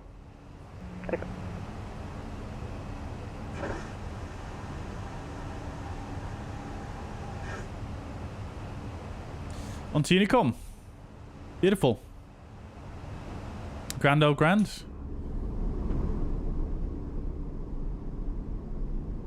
Coming up to the south coast of the UK. Very nice. Very nice. Very nice.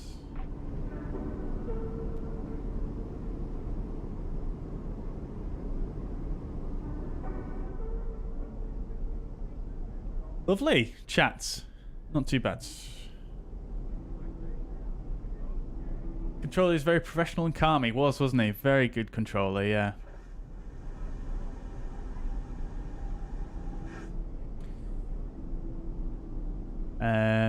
Wait till the A380X comes out. Yeah, really looking forward to that one. I think we all are.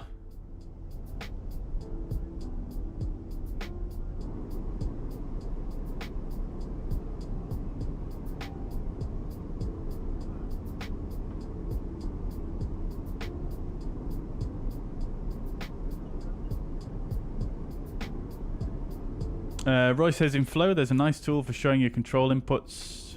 Yeah. So I did used to try and remember to put those on during the stream, but sometimes I just forget. But yeah, I'll make sure I stick it on next time. Yeah, for sure. I mean, I'm still not perfect at my crosswind takeoffs and landings. I mean, in the Airbus, the general procedure is it's slightly different to a normal conventional aircraft, because in the Airbus it's actually a little bit more discouraged. So in a normal aircraft, generally what you do is you'd squeeze a little bit of rudder into the wind, so that your plane is tracking straight forwards, because naturally it's going to want to weather vane. So you put rudder in so that you're going straight, and then you'll add some aileron into the wind to keep the wings level in a conventional aircraft, and like a Boeing, for example, because as soon as you rotate the aircraft, because you've got that rudder in, one of the wings is gonna, the upwind wing is gonna want to lift. So you want to keep that in so that doesn't happen. But in the Airbus, it's actually not. It's actually discouraged from doing that, because if you put aileron in on the takeoff roll in an Airbus, what it's going to do is it's going to actually deploy some of the ground spoilers here. And what that'll do is that'll actually have the opposite effect. It'll actually make the crosswind effect worse, because it's you making more drag on that wing into the wind, and yeah, it's just not going to be great. So it's not actually it's actually discouraged from doing that in an Airbus. So generally the procedure in an Airbus for a crosswind takeoff is to just squeeze that little bit of rudder in to keep yourself going straight down the runway. And then as you rotate the aircraft, as the nose wheel comes off, you want to just slowly start to release the rudder that you had in and just let the plane weather vane into the wind. And you should carry on going straight. But that being said, the Fenix is a little bit funky with its crosswind takeoffs and landings at the moment. Although that being said, it didn't really feel too bad there, but it wasn't really that much of a crosswind. It was about half crosswind, half headwind.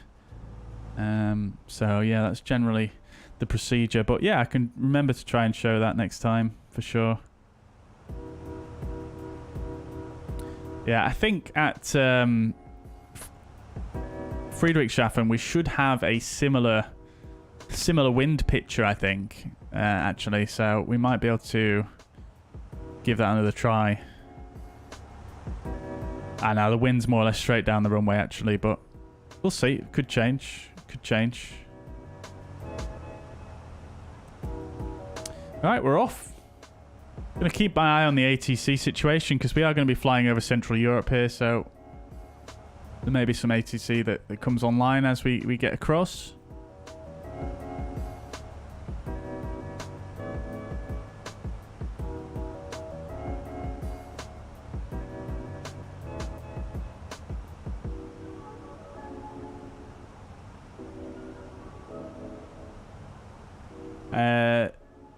Yeah, don't know when the A380 is going to come out, guys. Probably later this year. Quite a lot later this year, to be honest. It depends, really. I mean, obviously, it's a free project, so, you know, I mean, theoretically, they could release it in an unfinished state, but it depends how unfinished they want to release it. Do you know what I mean? So, I don't know. Potentially this year. I mean, it looks like they've made some great progress on it, but you have to remember it is just volunteers that are doing it, so...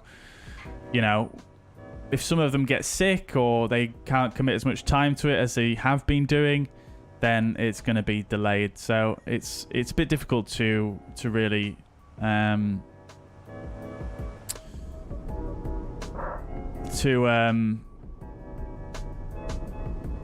any real prediction on when it's going to happen because, like I say, because of what I just said, basically. So. Who knows, but hopefully this year. If not, I think probably early next year is a good time to possibly think about when it might be. But, I mean, who knows? Who knows? That being said, Builds actually said they might be thinking about rebooting their A380 project. They actually started making an A380 a long time ago for this sim, I believe it was. I think there's actually a screenshot of it floating about somewhere.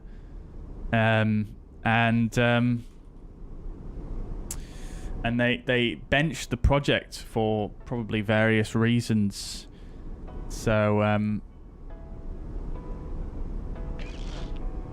they've actually said that they might reignite it, which is interesting. Let's see if I can find the screenshot for it somewhere. There was just a single screenshot or a couple of screenshots or something that they posted. A long time ago, though. They posted it a long time ago.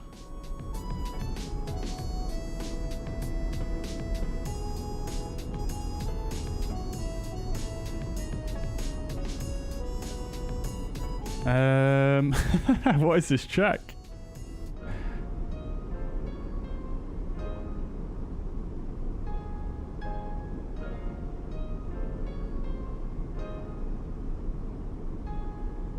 I'm sure they posted like a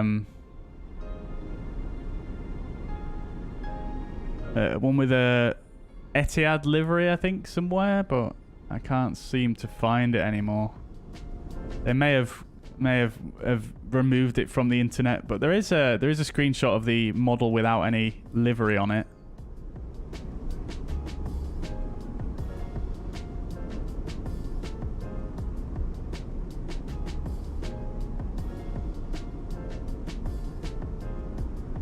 Yeah, so this is what they this was back in 2020, 9th of December 2020.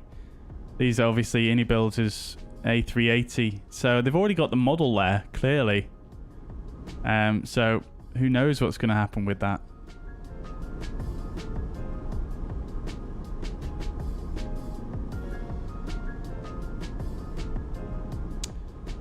I'll carry on, see if I can find that screenshot that I saw where it had a livery on it, but it may have been removed from the face of the earth.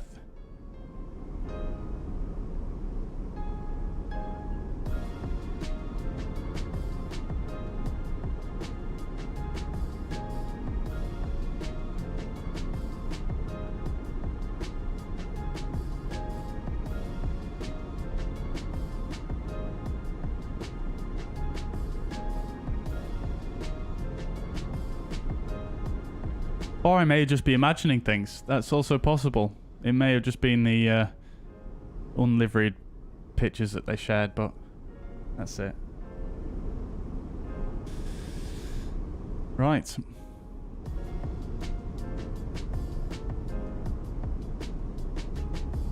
The other day we were talking about performance on your 3080, and now that I play with mods, I see if I can buy the 4070 because it's getting it heavy for the 6700 XT. Yeah, I mean, I know that feeling. I know that feeling, but first you want to make sure that you're actually bound by your GPU. It's quite rare to be bound by your GPU Microsoft Flight Simulator unless you're playing in 4K.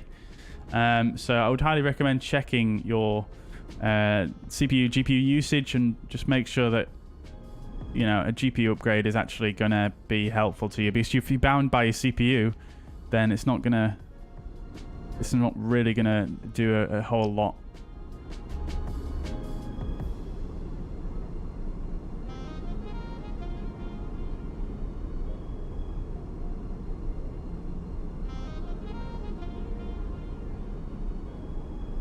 That's what I do, put nose in wind and correct that with ailerons. Yeah, I mean, yeah, like I say in the Airbus, shouldn't really use the ailerons as much, but again, because of the Fenix behavior in crosswinds at the moment, you kind of do have to put a little bit of aileron in, but that's not necessarily how it should happen.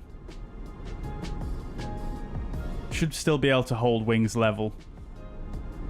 With the rudder in the Airbus because of obviously the flight control computers. Matt, take it easy, dude. Yeah. Make sure you study hard, dude, and wish you best of luck with your test tomorrow.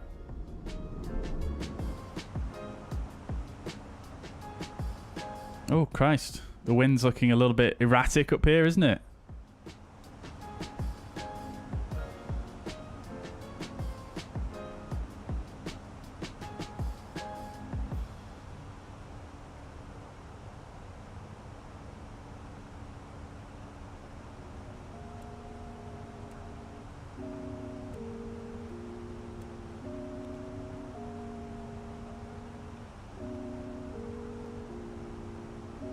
Crikey.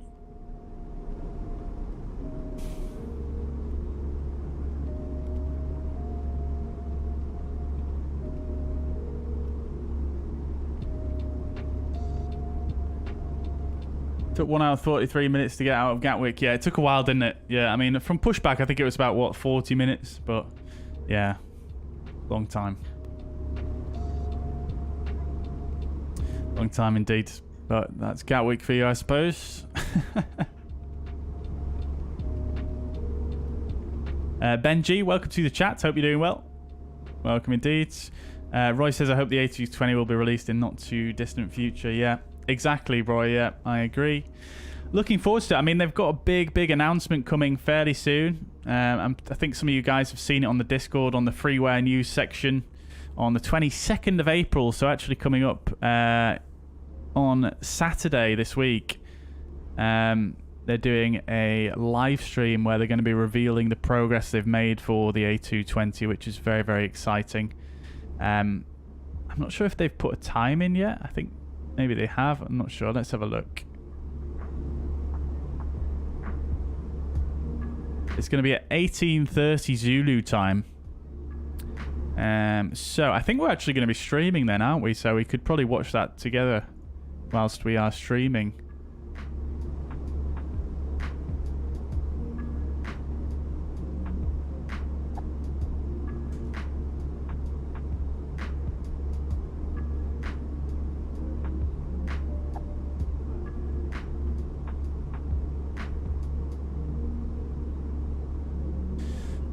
When did I say I'm streaming on Saturday? Saturday at 1700 Zulu. So yeah, we'll be streaming when that's live. So yeah, we'll have to watch that together. That'd be good. Very, very excited to see how much progress they've made and if they're able to give any more idea on when it's going to make an appearance. Going to do a mega long flight when the A380 arrives. Indeed, Bruce. Yeah, I'd be really excited to do. I think I might do a Manchester Dubai maybe. I'm not sure. Even though that's not a mega long flight, but I think that's a good length flight for the A380. I think. Well, that being said, Lufthansa used their A380 on some short routes not too long back, I think. Just coming out of COVID, I think they were flying their A380s between Heathrow and Munich, which could be quite a cool one to do. Quite short for an A380, but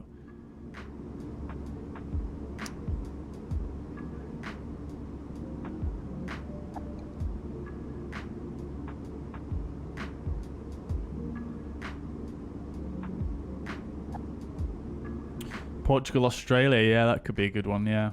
Qantas. Yeah, Qantas flight, maybe LA, Sydney, something like that would be cool as well. Oh, Roy's already said it. Sean, welcome to the chat. I see we now have a 737 in the fleet. We do, yes. We do indeed. We do. Ooh. That reminds me, actually, we need to put...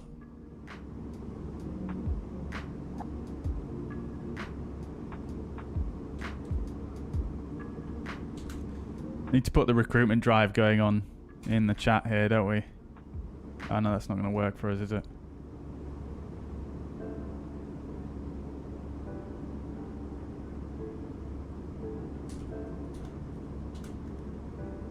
There we go. We need to get the recruitment going, don't we? There we go.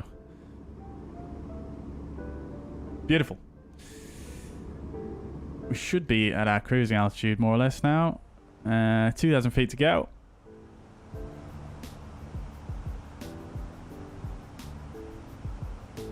DC drones have an i5 30-13600 KFOC, so totally GPU. Right, I see. Okay, fair enough. I'm not sure what processor that actually is. I'm not that familiar with Intel processors, but i5, isn't that a fairly weak Intel processor? So wouldn't you be potentially CPU bound, maybe? With a 3080. I'm not sure. I don't know Intel processors that well.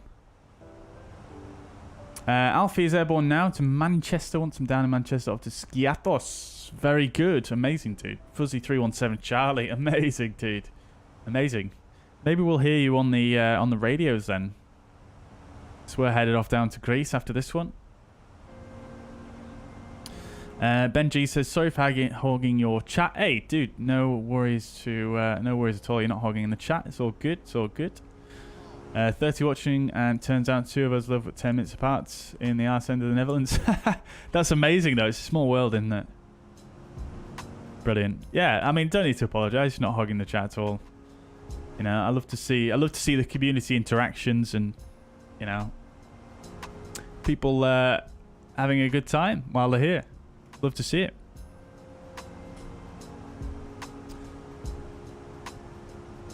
Are you going to step down? Yeah, we're going to step down when we get to Lupin, which is a fair ways away yet.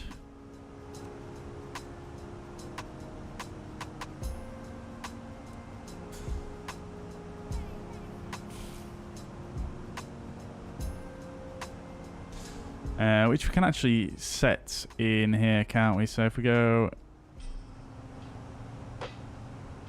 to step alt, Altitude 230 at Lupin. I want to insert that.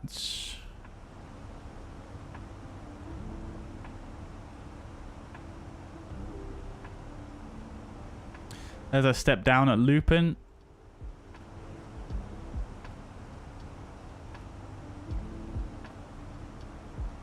So yeah, fair ways away yet.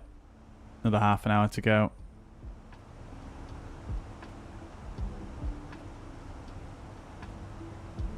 Look at them clouds though. Come on now. Come on now. They look... Looks like you just want to jump into them and just lay in them. They look so comfy. Not so much these ones. There's too much of a risk through falling through a hole here, but on this side, definitely want to just lay down in them, don't you?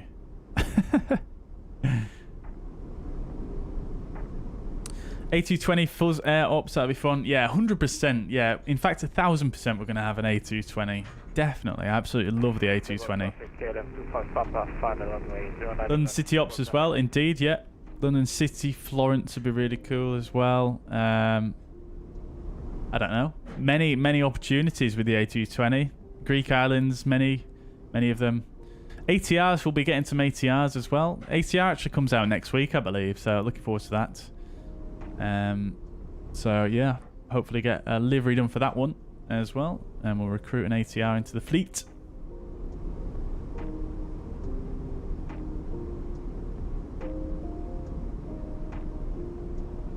Are we going to have the A380 as part of the fleet? Do we need to even ask that question? Of course we are, absolutely. We're going to have the A380, the A220, the A330, ATR. And we'll have the 777. We'll definitely get a 747 when it comes out. 757. We're just going to have everything, guys.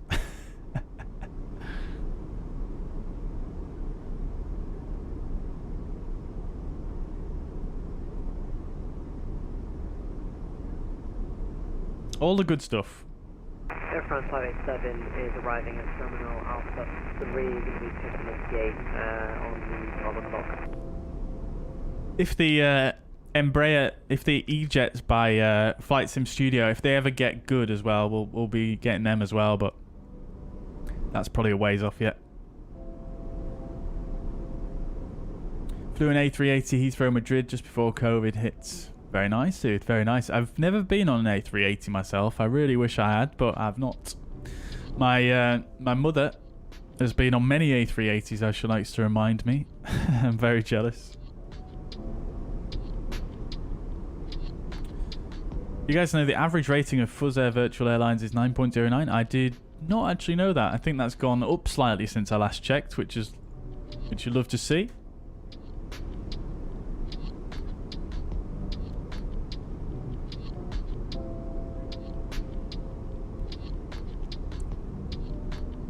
Love to see it. Very good.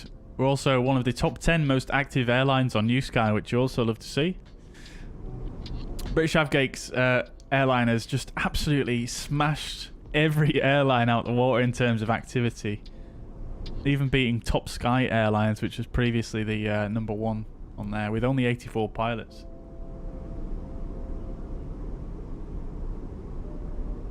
I say only 84. 84 is a lot, but I mean... Yeah, 84 being the most active airline on there, I think is quite good. Quite impressive.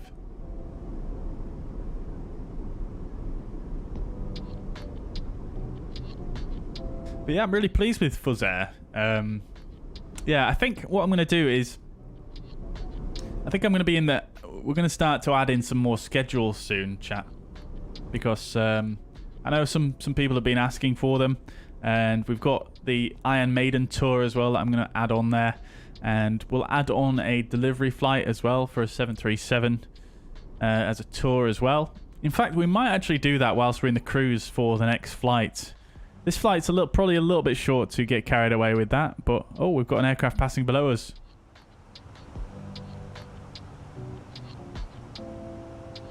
Is that them? Doesn't look like they're coming this way. Oh, it is, yeah.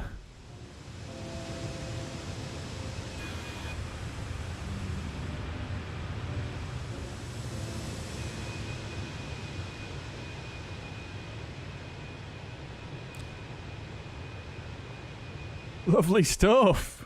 What is it? It's Transavia 737. Beautiful.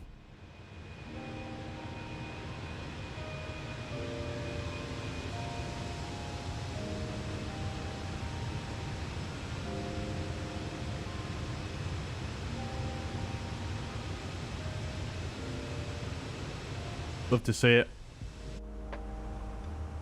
Love to see it. Love to see it.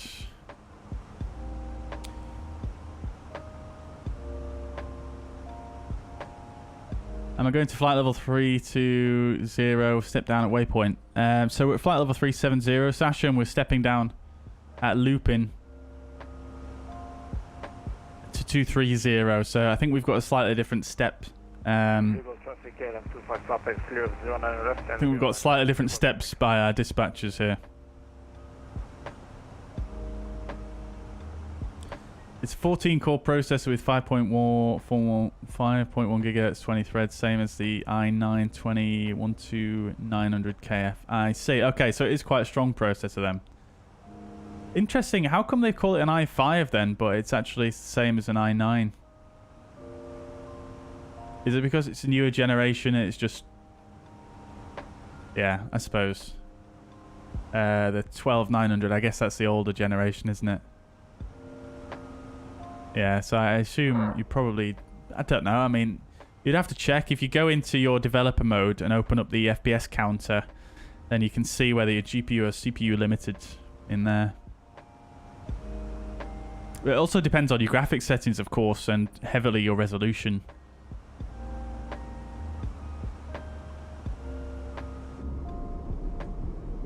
Right, for example, let's see if we just do... We bring up this guy here.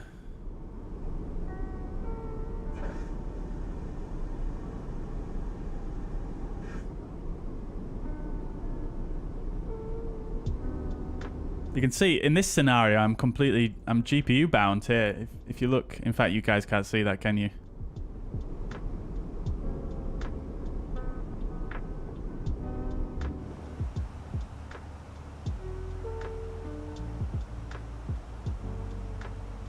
Yeah, so if I bring this guy here, you can see my CPU is, my GPU is at 100%, but my CPU is only at 4%. But that's because we're up in cruise. But when I'm on the ground, what we'd probably see is we'd probably see my GPU at a slightly lower value, but my CPU being cranked, which is obviously a sign of being. I'm sure you know anyway. I don't know why I'm explaining this.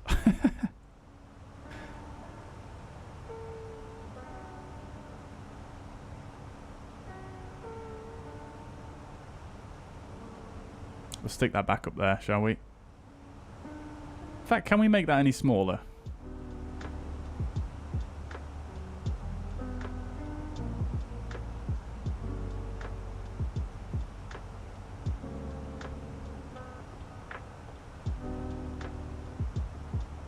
No, I don't think we can.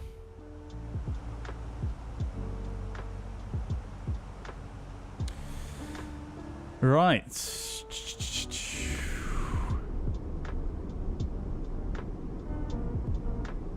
Might want to update the airline description as we're no longer an all Airbus airline. Yes, that is a very good point, Sean. That is a very good point. I will do that now, actually.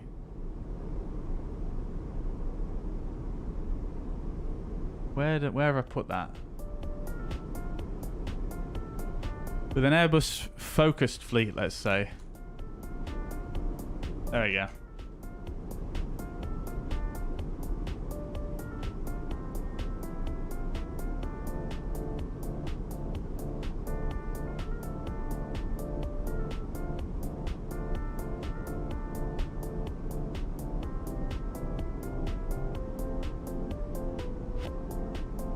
Going to take a long time out of EDNY because of the Zurich event. Oh, really? Oh, God. Let's have a look. When does the Zurich event start?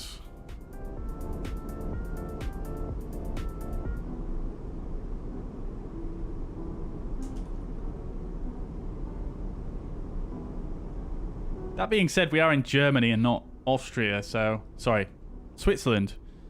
So, I don't know how much it will actually affect us.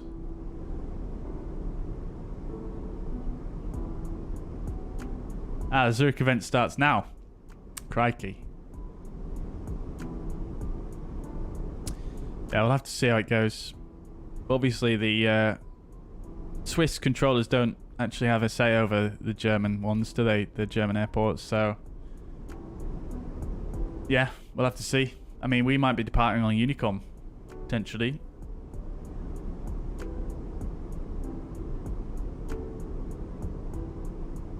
Well, that being said, does Friedrichshafen, does it actually fall under the Swiss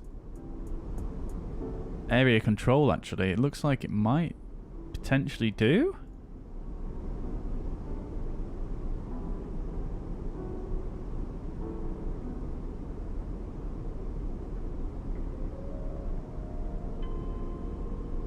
Oh, yeah, look at that. Yeah, you have to fly... I mean, for the arrival, we have to fly through Swiss airspace. We have to descend through Swiss airspace, and then we go into Germany.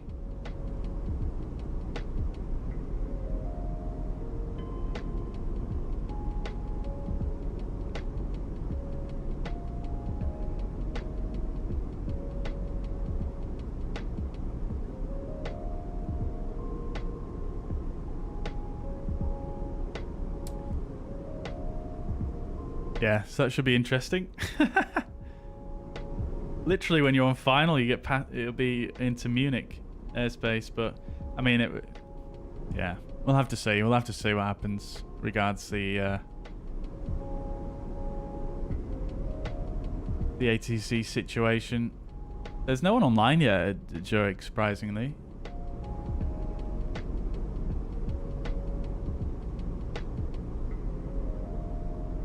Maybe it's not going to be as busy as it usually is.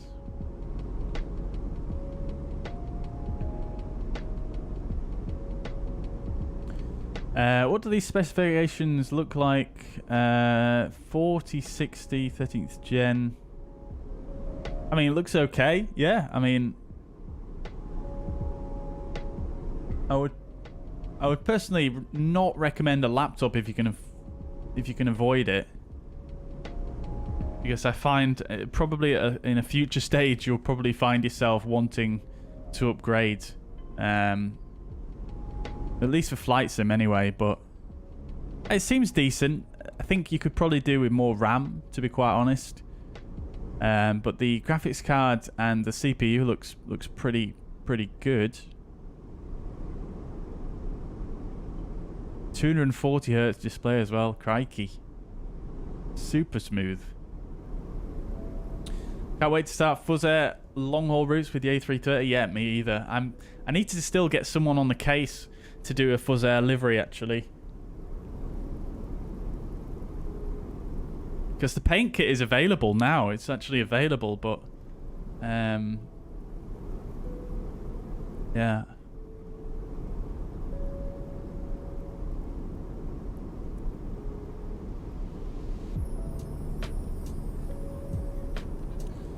Ben's going to join the airline for sure. Very good. Love to see it. I like to do VATSIM tutorials first. Yeah, no worries, no worries.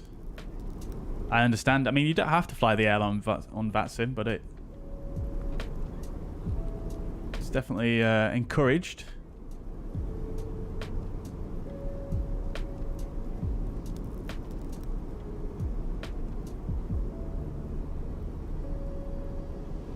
'13 Gen is insane. TDP of this is 125 watt. Oh, that's pretty good for Intel, isn't it? 125 watt. Usually Intels are quite heavy on the TDP, aren't they? Look at these clouds though, chat. That is just beautiful. That looks nutty.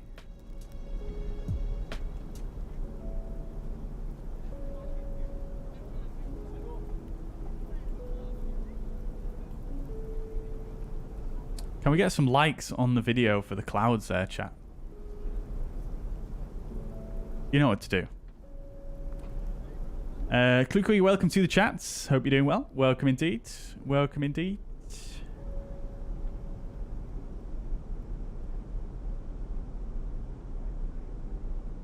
I'm doing good. Yeah, thank you for asking. How are you doing?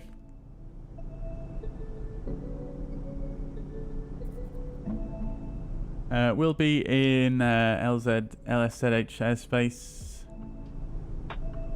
I'm not sure how it's going to work, Sash, to be honest. I don't think we will be actually with a Zurich controller. Let's have a look at the charts here. It doesn't actually say too much. Yeah, I mean, we might be on with the Zurich approach controller. Yeah, potentially. Potentially. I imagine there's probably not going to be too much delay at this early stage during the event, especially considering the fact there's still no one online. There's loads of departures as well. What the hell? Sorry, there's 38 arrivals into Zurich. 12 departures, but no one online yet. I don't know. We'll have to see. We'll have to see, Sasha. It depends who's on, doesn't it?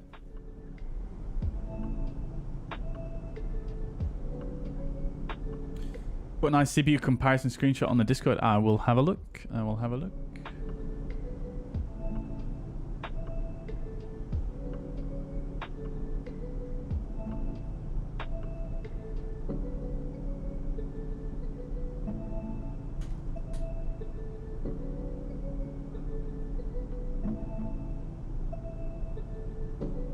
Which channel did you put it in, Roy? I don't...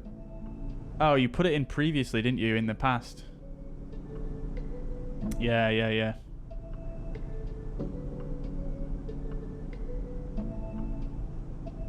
Yeah, I see it now.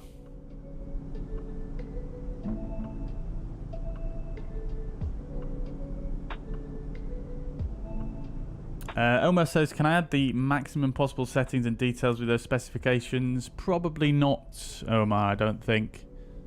Not with a... I mean, maybe, actually. I don't know. I don't know what the 4060s are like, to be honest. Especially the laptop versions. Maybe. I mean, with frame generation, you might be able to. But it will depend as well what aircraft you're flying.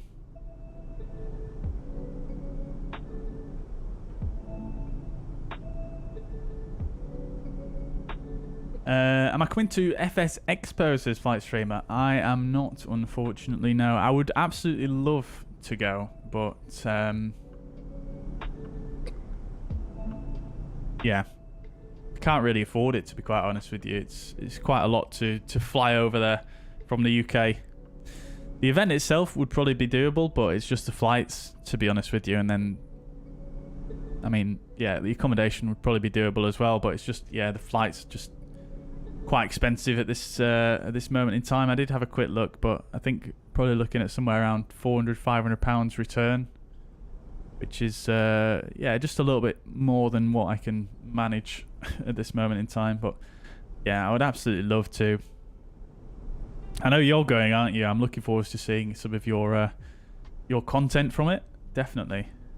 I think we'll probably do a stream as well on the same day as FS Expo. We'll fly over there, I think. Maybe do a long haul over to FS Expo on the stream and check out the announcements and stuff while we're in cruise. I think that'd be quite cool. I know there's going to be potentially some really cool announcements at FS Expo.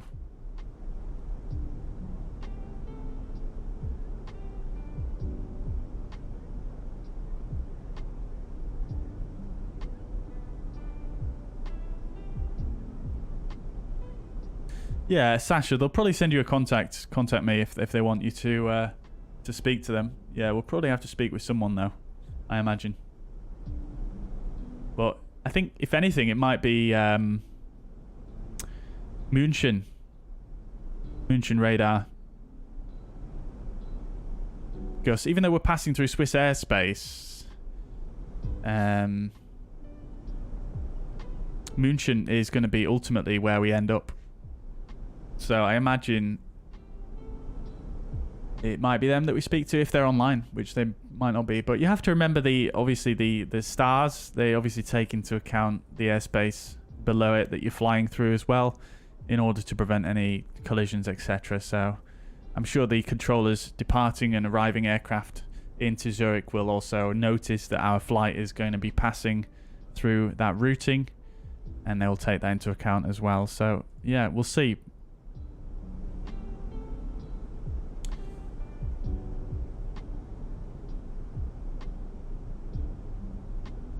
Do these seem to be strong specifications? Omar, I think I already answered that one. Yeah, they seem pretty strong, but like I say, I'm not that familiar with the laptop variants of the NVIDIA graphics cards, or really 4060 at all, to be honest. Ace Airstream, welcome, good evening. Visited Friedrichshafen a few years ago, and right by the harbour is a really interesting Zeppelin museum, as the town was the birthplace of that airship. Yeah, I think they actually have that modelled in the scenery as well, which I'm looking forward to seeing when we get there. So that'd be cool. What my opinion on processor, AMD or Intel? I'm pretty sure the go-to for flight sim at the moment, if you want to do a flight sim build, is AMD, and you want to go for the X3D processors. I'm pretty sure that's what you want to do for flight sim at the moment. They're the strongest, and yeah, really good bang for buck as well, to be honest.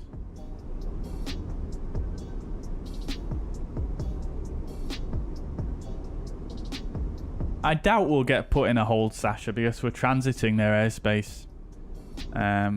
So I doubt there's any need for them to put us in a hold. But again, we'll have to see what it's like once we get there. Yufavnik, welcome to the chat. Hope you're doing well. Will I upgrade to an AM5 DDR5 hardware? Probably at some point, Swedish Sim Pilot, but I'm not sure when. Yeah, I would quite like to get one of the higher end X3D processors, but it's just, again, not really something that I can justify splurging on at this moment in time. Yeah, it's been an expensive month or so for me. I actually ended up getting my phone stolen while I was at a concert, a gig. So I had to buy a new phone. It wasn't insured. Had to get my car serviced. Had to renew my photographer's insurance. So yeah, it's not been a cheap month or so for me.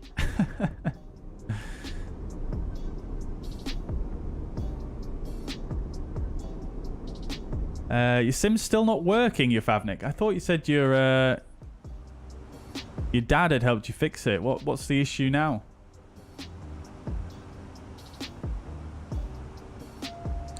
David Butler, welcome to the chat, my friend. Welcome indeed. It has been a very long time, hasn't it? But welcome back. Glad to have you. I hope you're doing well. Love your profile picture. I'm doing very well, thank you. Yeah, how are you doing, David? Welcome back.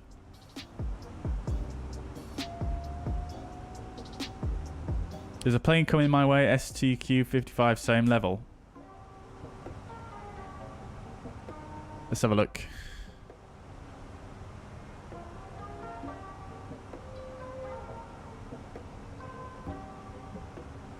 Looks like they're descending, Sasha. They're actually at 24, flight level 240.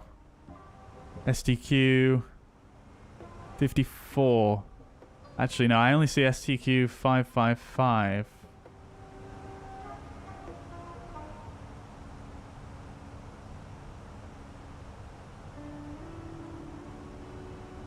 Yeah, I don't see them, Sasha. Maybe I'm blind.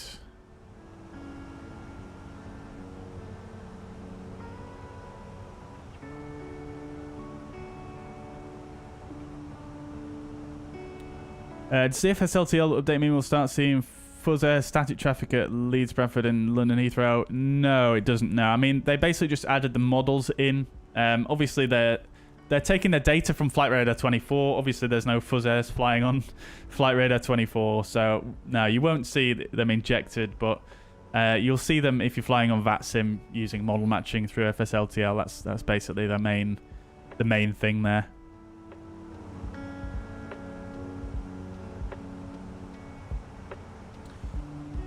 King J13 will be there. Very good. Yeah, I think there's quite a few streamers going. I think Captain Canada's going as well. Not sure if London Controller's going as well. But yeah, it'd be really, really cool. Oh, you're one of the media partners. Amazing, dude. Amazing. Yeah, looking forward to seeing some content.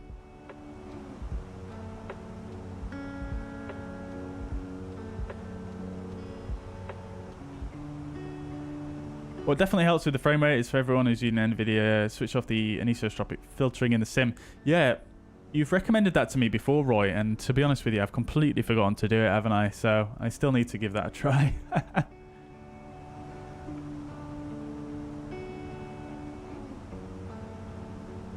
What gig was it? It was Don Broco and Papa Roach. So very, very argy-bargy, as you can probably imagine. But yeah, it sucks.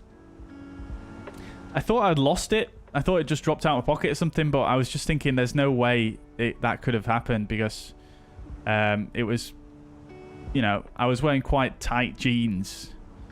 And I mean, it was a big crush quite close to the front with a big mosh pit going on. So I think someone's just pinched it whilst I've not noticed, because obviously everybody rubbing up against each other, I wouldn't have even felt it.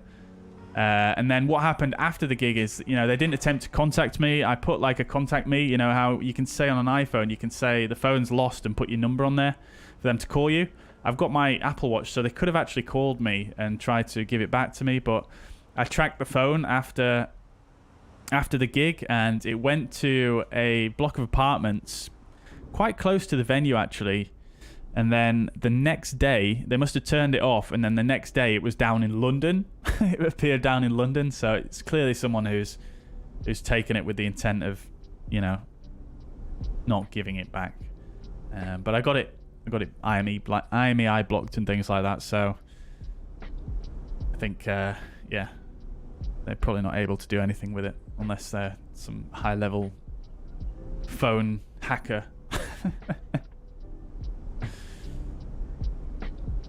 My build is on hold as I don't know what to get. As to what to get, seems the opinion is AMD. Yeah, I think the general consensus is AMD.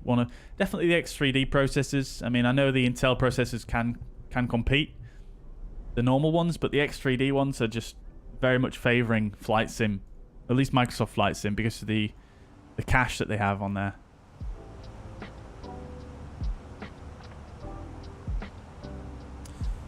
Yeah, Favnik, I'm really not sure what to suggest there, dude. Yeah, I thought you said what happened since you said you. I think you said your dad had fixed it, but what's happened since then? Are you too late? No, not at all, Photochromax. No, we are.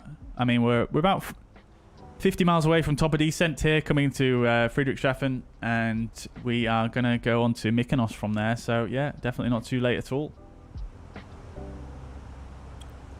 Imagine if fuzzair was a real airline in real life. Yeah, that'd be really cool, wouldn't it? That'd be really cool. I'd love to see this livery flying around. Bit of lovely stuff, chat. Hey, flight streamer, dude, thank you so much for the 149 Canadian dollars. Much appreciated, my friends. That's very generous of you, my friends.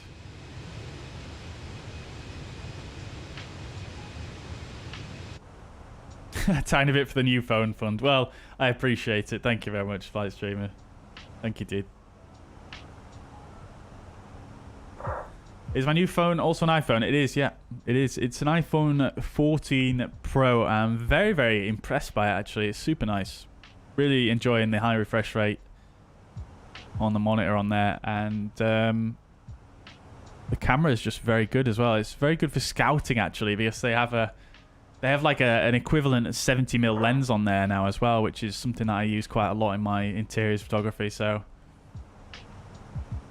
yeah, really cool. Really, really, really impressed with it.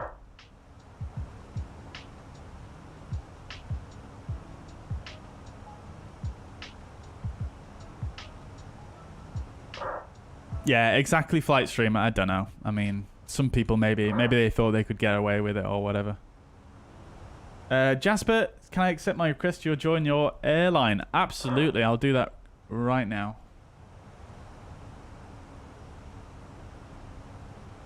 So, who have we got? We've got PJ Bell is accepted. Michael Holmes accepted. Jasper is accepted. And Acelius is accepted as well. Welcome to fuzzair, guys. Welcome, welcome, welcome.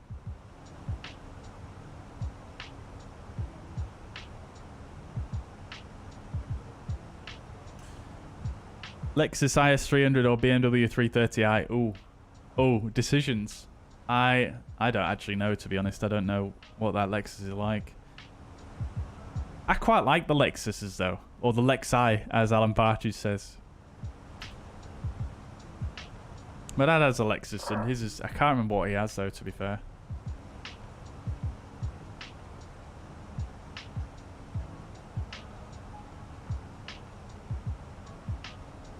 Can you see me on Ray? I can see you on VATSpy, Sasha, yeah. 16 Mike Juliet. There's still no one online at Zurich, which is surprising.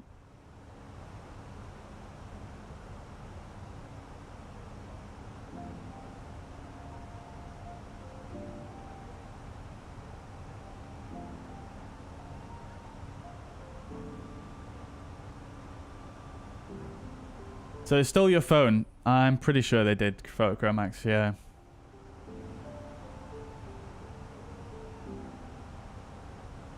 Can I see you on TAS? On TCAS, Sasha. I can't see you on TCAS now because you're too far away.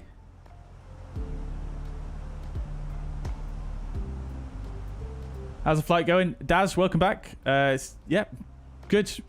We're about to do our step down and then we're on our way into Friedrichshafen. I need to do the arrival briefing though, don't I? Let's just check the weather. Weather is fairly similar to before, so I think we're going to be fine for our anticipated runway 06. Right, we'll do our arrival briefing in just a moment. Probably IMEI blockade doesn't work out of the UK or out of Europe. Potentially, yeah, potentially. Yeah, that's also a thing, isn't it? But hey ho, I mean, I did. If it does come back online at any point, I've on my Find My iPhone, I've set it so it erases itself, so at least my data is relatively safe. And I changed a bunch of my passwords and whatnot and logged accounts out. So yeah, I think I don't have too much to worry about. Good riddance. Stian, welcome to the chat. Hope you're doing well. Good to see you. What gate? I don't know yet, Sasha. Actually, we'll decide that in a moment when we do the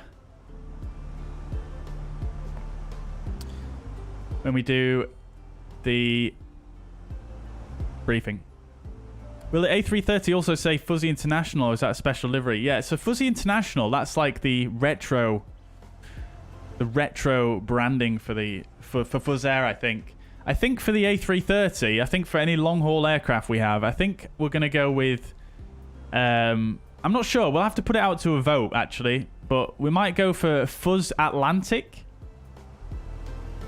Or we could go for Fuzz Continental. Something like that, maybe. Something like that. Tell the police where it is. Well, I mean, the location hasn't updated now for like 2 weeks, so there's no chance the police will act on that. Captain Dan, welcome to the chat. I have a 5800X. How to get good performance? Do you overclock? Hello. Welcome, Captain Dan. I do not overclock, no. And, I mean, you've just got to play with the sliders, really. It depends also what graphics card you've got and what what resolution you're in. If you want to see my graphics settings, I've got a 5800X3D. Type !graphics in the chat. What happened to my phone? It got nicked, Daz. A gig. Steele says, how do you find the New Sky software? It's great. It is absolutely brilliant. I'm a bit sad when I don't actually fly with it these days because it is that good. Right, so approaching our step down here. Let's just start that step down to 230. So push for Des.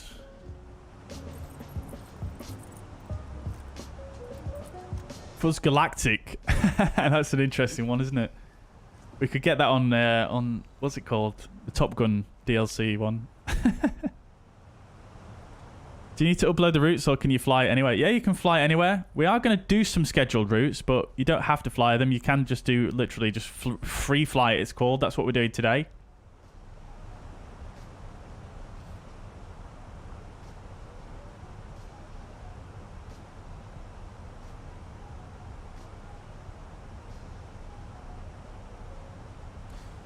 I have a nice tip for you in case the phone will be stolen. Some steps. Switch on airplane mode, then go to settings and Face ID and password.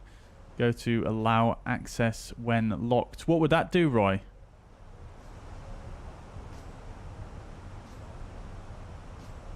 You think I should do that on my current phone? Is that what you mean? Because obviously I can't turn my old phone on airplane mode. You've got a 3060, Dan. What resolution, though? What resolution? DC Drone says, I have one question. Sometimes when I take off, after takeoff, like 1 NNT, 2, I tried to turn on AP. I can't. Nothing unusual to appear. What aircraft, DC Drones?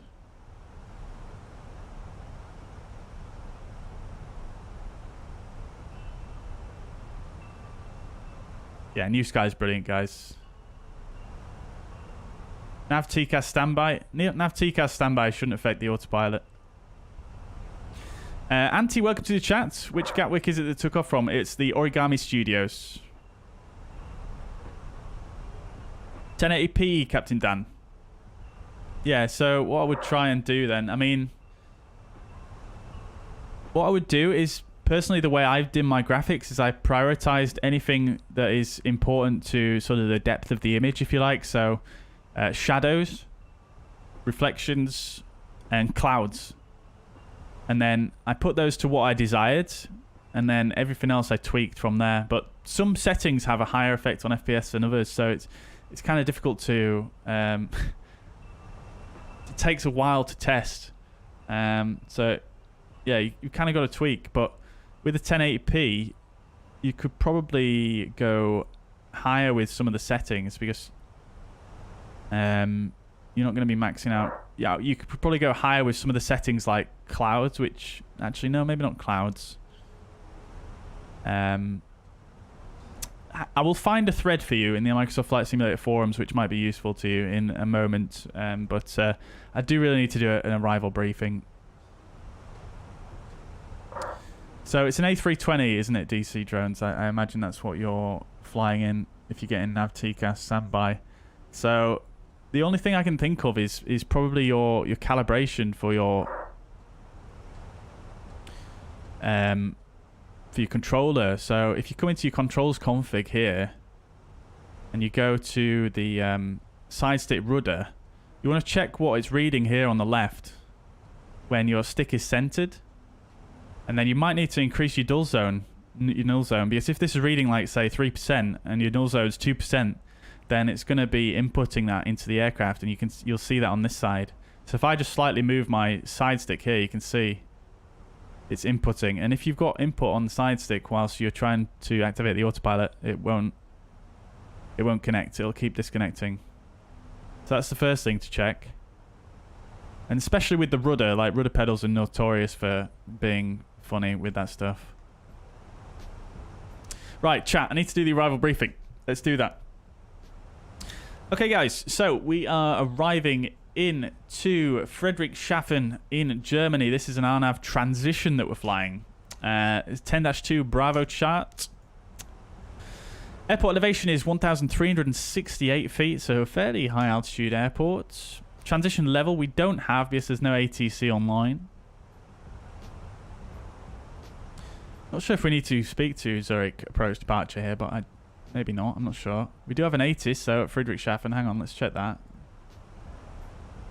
Landing 06 ILS. That was actually done by Swiss Radar, so let's see.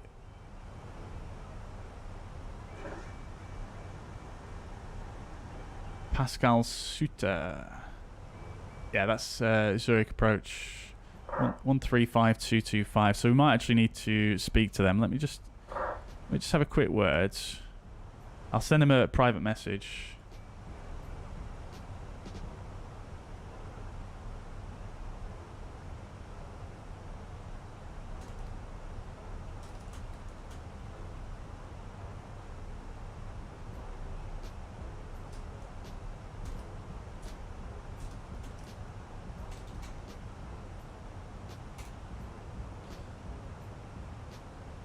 Right, we'll carry on with the briefing anyway while they get back to us.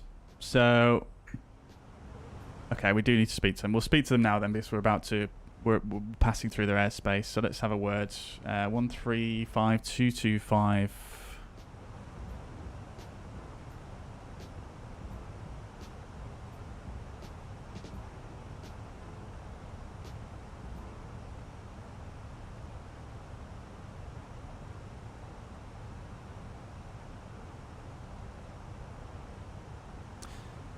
Zurich, very good evening. Fuzzy, correction. Fuzzy 346, flight level 230 inbound Usetti.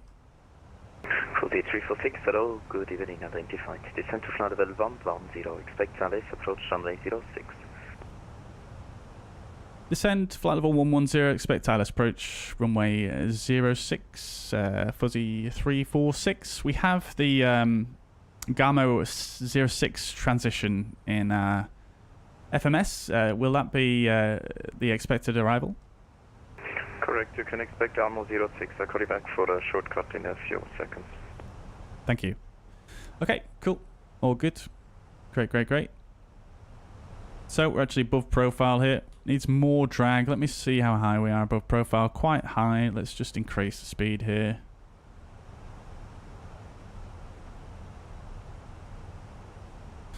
Right, so carrying on with the briefing.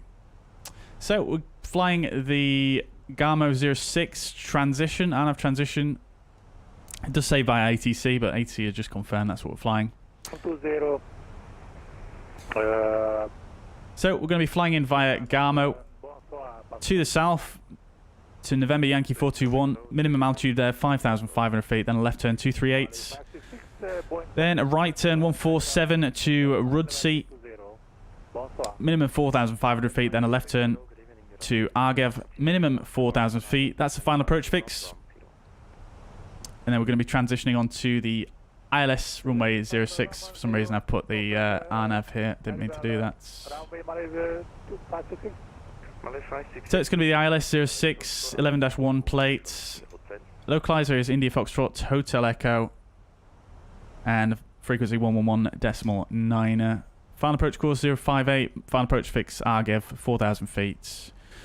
Runway elevation is actually slightly lower than the airport at 1335. MSA based on the airport reference point is 7,400 feet. Confirm you're ready to copy your clearance? Yeah, ich bin fully ready. Just going to increase the speed to 210.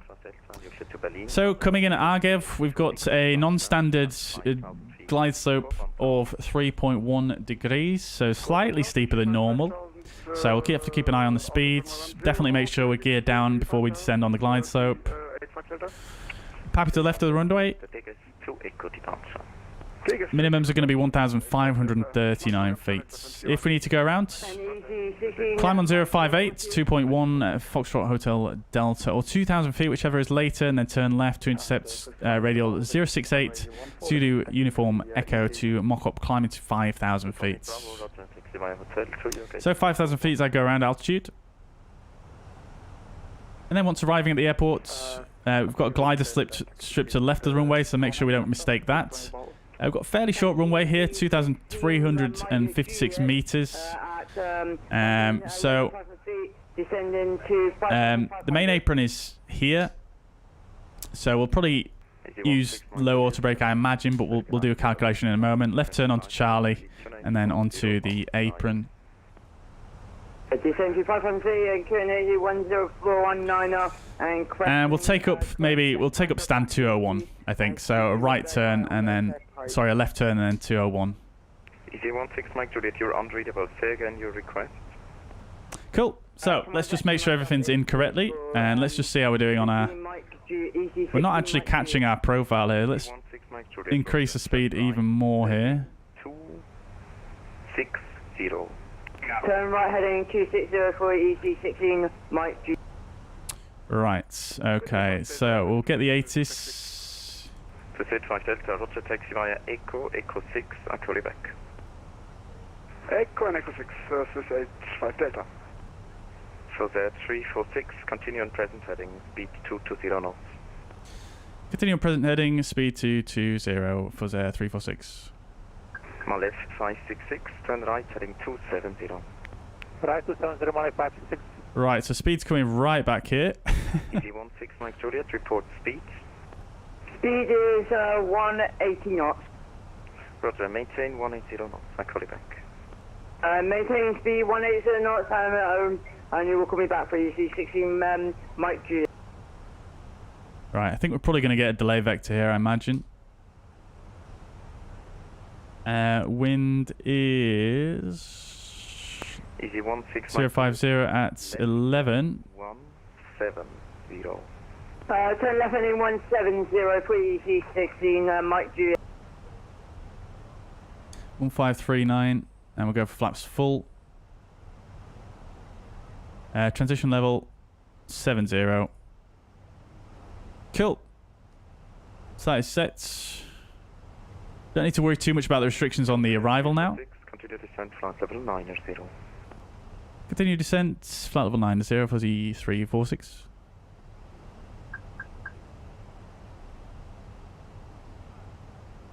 Right, let's keep going down. We'll do 1,000 feet per minute so it can give the aircraft a chance to slow down.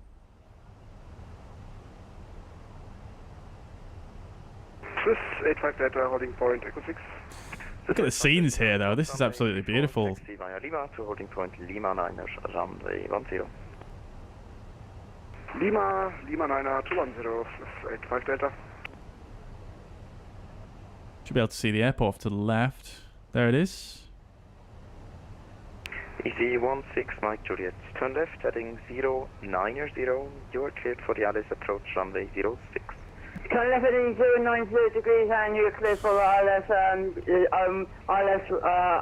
06. Thank you much for EC16 as Mike G. Right, coming up to flight level 100. Let's get the landing lights on. And the seatbelt signs on. Justin 5 Bravo Lima, Airbus 321, information hotel out of 180, descending on the 40. Justin 5 Bravo Lima, good night, you're identified. Descent flight level 110, proceed direct. Right, let's do our approach performance. So taking level 110, Justin 5 Bravo Lima. My left 566, turn left heading 220. Runway 06, dry, refresh meta, apply.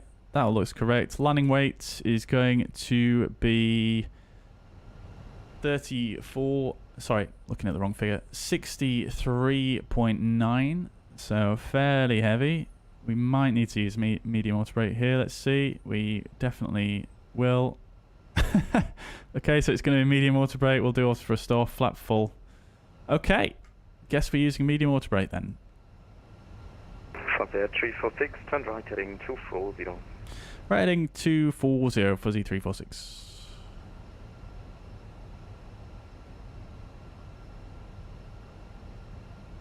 Right, so we're on vectors. We'll go ahead and set RGF 238 radial in.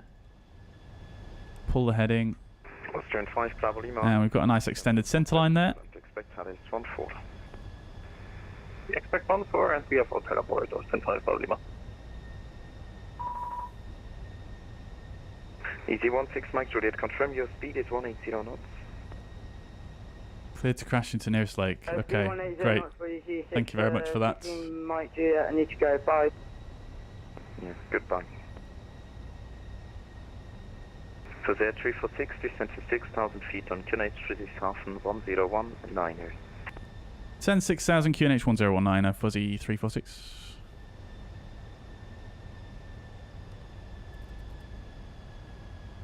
Right, okie doke, send chats.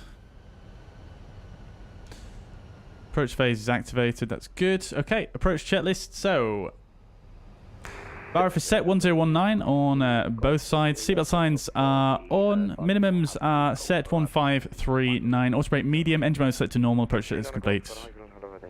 Descent to flight level 150. Cleared Bravo Lima Mike 3 Golf for Ivan. Descent flight level 150 and cleared for the Bravo Lima Mike 3 Golf for 39 Golf. This is absolutely stunning approach. 346, turn right heading 320. Right heading 320, Fuzzy 346. Fuzzair twice Delta, wind 050 degrees, 10 knots, runway 10, cleared for takeoff. 10, clear for takeoff, Swiss 185 Delta. ILS 566, descent. Right, ILS is identified. India, Foxtrot Hotel Echo. It doesn't have a DME though. Just realised. So I'll put Foxtrot Hotel Delta in there. And I'll put Zulu Uniform Echo in on this side for the go around as backup on radial 068. Cool. Malef 566, turn right heading. So Foxtrot Hotel Delta is just to the right of the runway. Quite near the threshold. Fuzzair 346, turn right heading 020, descent to 4,000 feet, cleared RS 06, report established. Right heading 020, descend 4,000, clear ILS 06, report established, Fuzzy 346. Right, let's keep on going down. VS 1000. Cleared for the approach.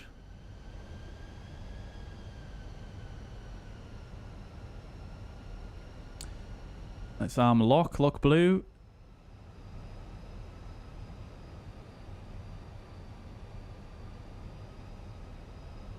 I do want to descend a little bit below the glide slope before I actually capture it. But to be fair, we're not going to do it at this descent rate, so let's increase that a little bit.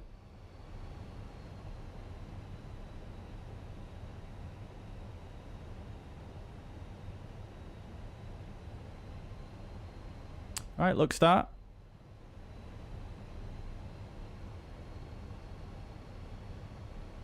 Go to flaps 1, speed is checked. Flaps set to 1. Fuzzair 12 Delta, 4,000 feet, you're identified. Climb to flight level 120. Climb flight level 120, Swiss 85 Delta.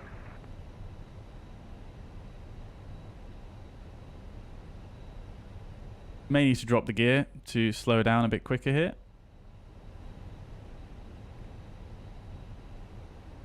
Glide slope blue, glide slope capture, Cat 3 single, Cat 3 dual. Going altitude is set, 5,000 feet. Speed is really struggling to come back here, so let's drop the gear. To approach Hotel Bravo, Bravo Central Aviation Information Hotel Stella. Hotel Bravo, Bravo, hello, confirmed, ready for taxi.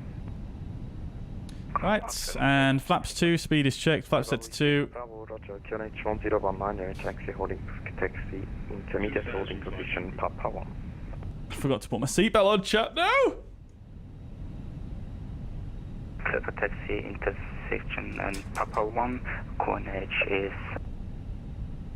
Right, chat, I'll catch up with your messages once we're on the ground here. Yeah, QNH 1019. Expect runway 10. And we'll go to flaps 3, speed is checked, flaps set to 3. For the second, the wind 050 degrees. Oh, I forgot to report established. 06 cleared to land. Sorry, we forgot to report established, Fuzzy 346. No problem. Austrian 5 Bravo Lima, Zurich. Yes, Just return. Right, lovely. Look at this view, though, chat. This is a magnificent approach, isn't it? With the church and the ports. Static 240, down 70, in 500. Right. 5030. Quite a strong headwind here, chat. 26 knots, so speed is quite high at the moment. Nevertheless, we'll go to flaps full. Speed is checked on the spoilers. Landing checklist, ECAM memo, landing no blue. Go around altitude is set, and the cabin crew are advised. Landing checklist complete. Male 566, report speeds. Let's do this thing. I'm not going to record this landing, no, Stian, because we're just going to do the turnaround and then head back. 220 or greater. Let me just check something though real quick. Austrian 5, probably mountain right, heading 280. Okay, now we're good. Right, let's do this thing, chat. So, disconnecting the autopilot. Descent level 110. Just give me the flight level again for 39.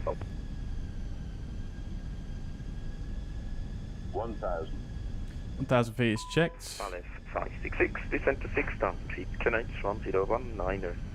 Descent to 6,000 by 1019er by 56. Auto thrust disconnect. Apologies, Sweden Golf, can you just repeat the clear flight level? 239 Golf, descent flat level. So the wind is changing a little bit into a crosswind now. And we're getting a bit high. Correcting. Turn right, heading 070. 070, Male 56.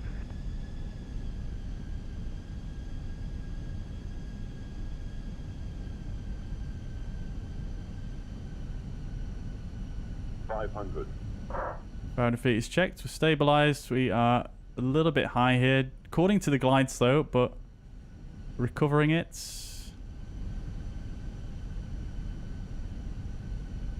300. 100 above.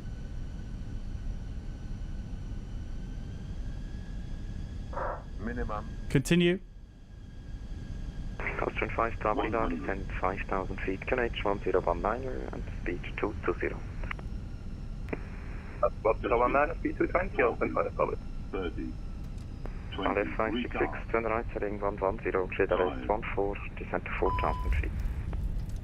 Descent to 4,000 right, 110, clear the rest 14, Male 56.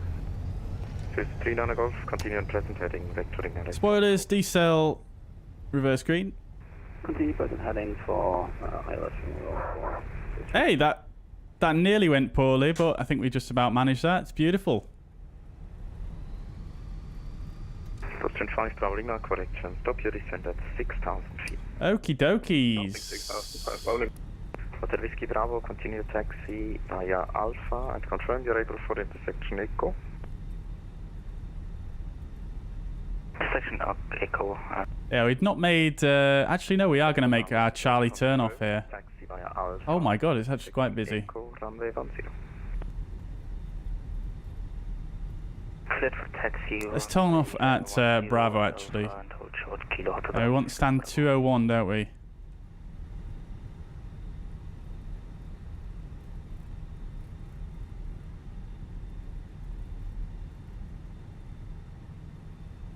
So 39 Golf, descend to flight level 70. Descent flight level 70, so 39 Golf. Get landing lights off, strobe lights off. Flaps can come up, spoilers disarmed. After landing checklist, radar predictive wind shower off after landing checklist complete. Actually, let's go for a slightly different stand so we can get nice and in here, I think. Although I think whoever is there doesn't have the scenery, so it's all looking a bit wonky. So we'll go stand 201 here.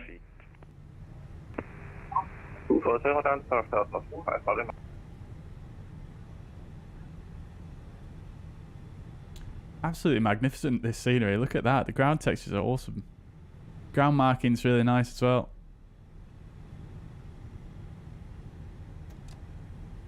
Why is this guy... What is going on? Oh, I see, I see. It's curved. It's curved parking. Whiskey Bravo, ready for departure, departure route, November, correction. Echo.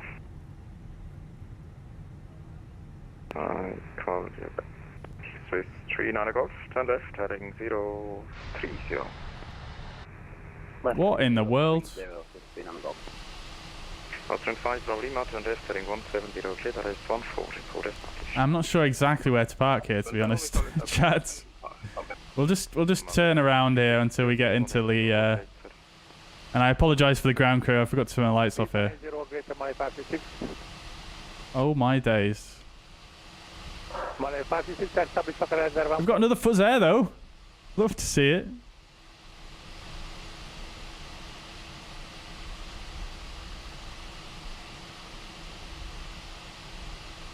Turn 5, Bravo Lima, reduce your speed to 160. 160, speed up and 5, Bravo Lima, here established local as 14.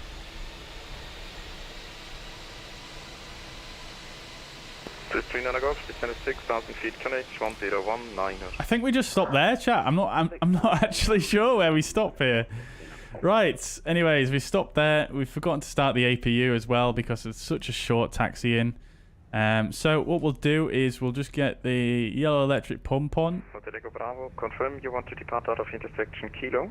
We'll shut down the second engine.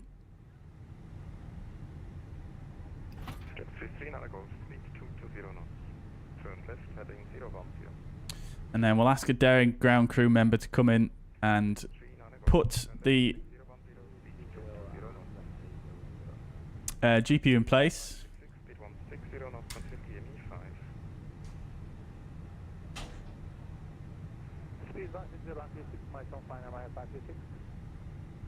And we'll go to ground power.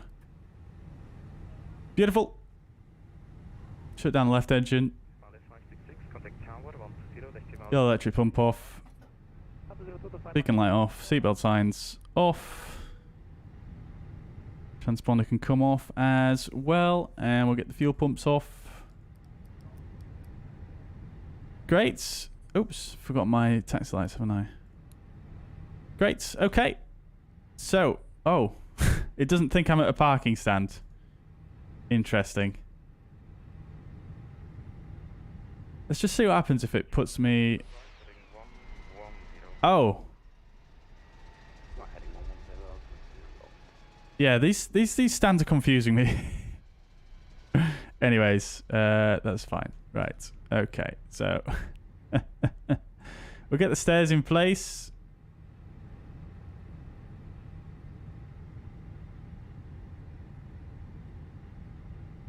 And yeah, we'll request a deboarding, shall we? Lovely stuff. So, parking checklist. Parking brake is set. Chocks are in. Actually, no, they're not, but they are now. Engines are off. Wing lights are off. Fuel pumps are off. Parking checklist complete. Lovely. Right. Let's close the flight on New Sky, and I'm not going to look at the rating just yet. Right. Welcome to Friedrichshafen, guys. Welcome indeed. Aerosoft has kindly provided this scenery to us here on the channel today to preview for you guys, and it's looking pretty good. I think it's looking pretty good. I think ground textures are good.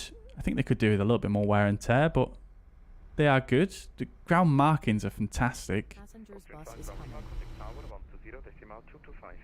We have, I think, are these default taxiway signage? No, we've got custom taxiway signage, which you'll love to see. One thing that I immediately noticed, though, is the textures on this building. A little bit low res, but...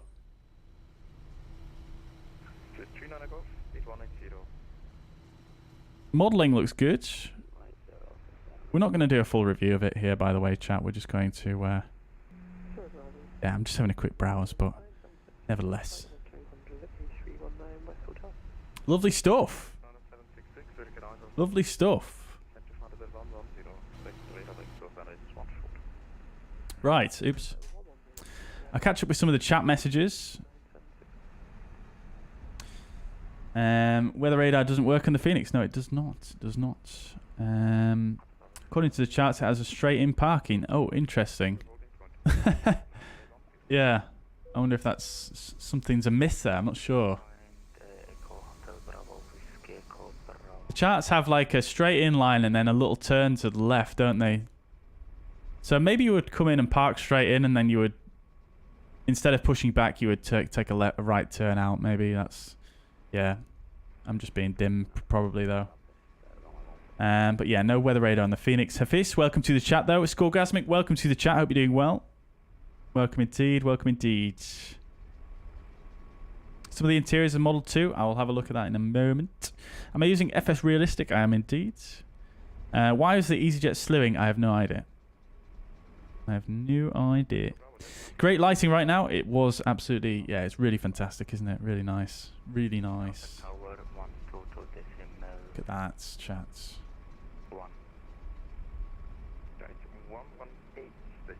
Beautiful. Who is this? Who is this fuzzair here? Who do I owe the pleasure? Asa, good evening. Welcome. Hope you're doing well. Welcome, welcome. Very busy at Manchester, yeah. Yeah, Manchester is a very busy airport on VATSIM, isn't it? Especially on Sunday. I don't know if you caught the event on Sunday, Alfie. Why do you turn on the AP1 and 2? It's an SOP, I think, for a lot of airlines on the Airbus, just to just in case of a, you know, for example, if you have one of the autopilots fail on you whilst you're doing the instrument approach, then you've got another one engaged. So that's it, really.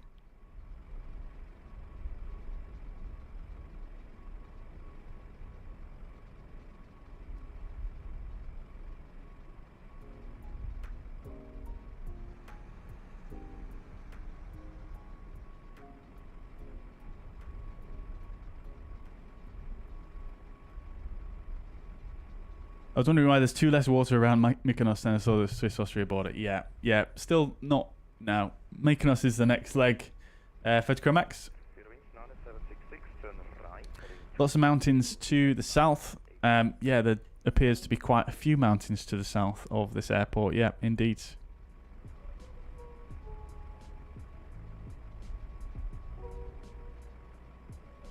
Indeed, indeed.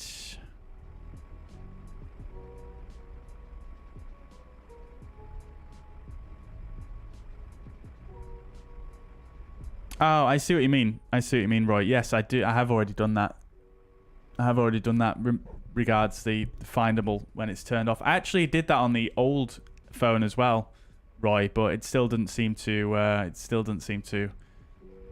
Update its location, fortunately. But yeah, I did do that on the old phone as well, but it didn't. Yeah, doesn't seem to have worked properly. Because even when when I. When you try and charge your phone when it's on low battery or when it's out of battery, it still says iPhone is findable. That's what my old phone said, but it didn't seem to really help me, actually. Unfortunately. Manchester's quite windy despite the good weather. Yeah, I mean, there's a fairly decent breeze here as well. And in Gatwick, actually.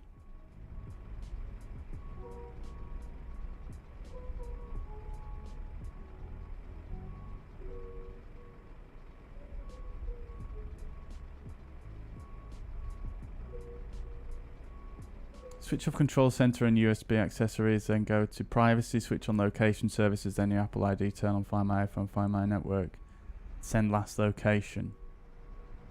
I'll have to have a look into that, Roy. I'll have to have a look.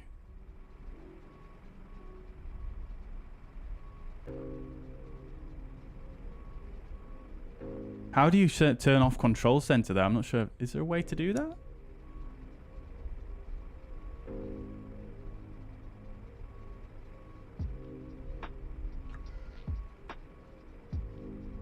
Find My iPhone and Find My Network are always on, but yeah, I'll have to have a look.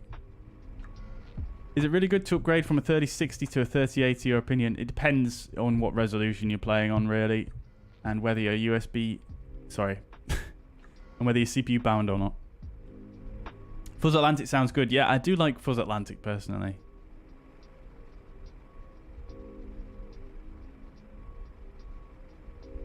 Passengers bus is coming. Buzz Intercontinental, yeah, that is a long one, but It is pretty good. We'll have to do a vote on it, I think.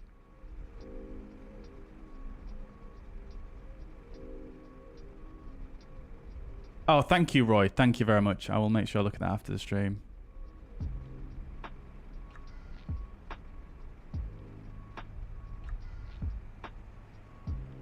Yeah, I'm doing good, thanks. Skullgasmic, doing good indeed.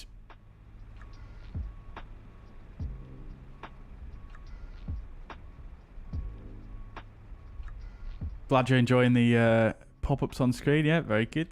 DC drones. Do we need to contact Zurich for startup? I'm not sure, Sasha. I'll have to maybe send them a private message and ask, but that's what I'll probably do in a moment. Is this the airport with the Zeppelin? I believe it is, yeah, actually. We'll have a look. We'll have a look in a moment. Can you send the drone over the town and harbour? Tempted to get this as I've been here in real life. Yeah, I will. Let's just make it a bit brighter, shall we? So we can actually see a bit better. Right. Okay, so let's have a quick fuzzair oceanic. That's interesting. That's quite good. Fuzz oceanic even could be quite good as well. I like it. Yeah, so this is the main terminal. Really pretty small airport, isn't it? Textures on here are not that great, to be quite honest. Could potentially do with a little bit better though, but I like the detailing in the modelling. The detailing in the modelling is quite nice. There's a bit of landside detail as well. We've got this train station modelling with flat textures again, but I'm not going to criticise it too much because landside. Yeah, I mean, in general, I think the texturing is kind of on the low side for Microsoft Flight Simulator. We've definitely seen a lot better than this. I mean, even the Gatwick Origami that we just flew out of, that uses a lot of flat textures. And it's still higher resolution than this one. And it's only a small airport as well, so I imagine they could probably get away with using some decent sized textures. But the detailing is good. There's some nice details to the models. Ground textures and ground markings are very nice, which I really, really appreciate. There's a gate here. I wonder if that actually opens for aircraft when you approach it. I'd be interested to see that. I know some sceneries do have that sort of feature. Ancillary buildings, again, yeah, it's pretty much the same story, really, isn't it? Got some static aircraft over here.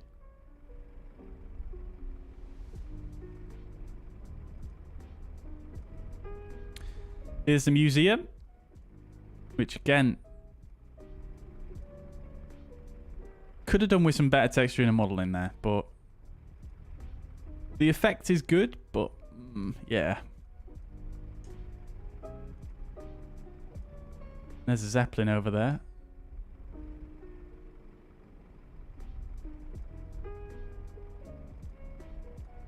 Little control tower. This building looks quite nice.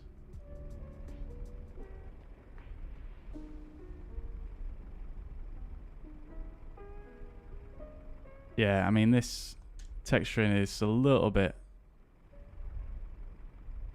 kind of feels like the kind of stuff you would see in some Explain 11 sceneries. Some of the old ones. Texturing. The details are there, though. There's a lot of detail in this airport, I do have to say. Got the snow plows.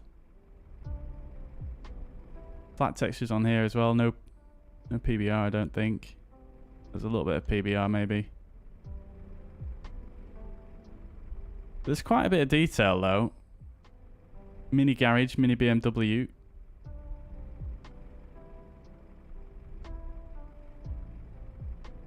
Some more buildings down here. Runway textures are okay. Kind of look a little bit like... I don't know. I mean, I don't know what the runway looks like at the real airport, but... kind of looks like the default runway textures, but... I may be wrong. I don't want to say too much on that. There's a Zeppelin.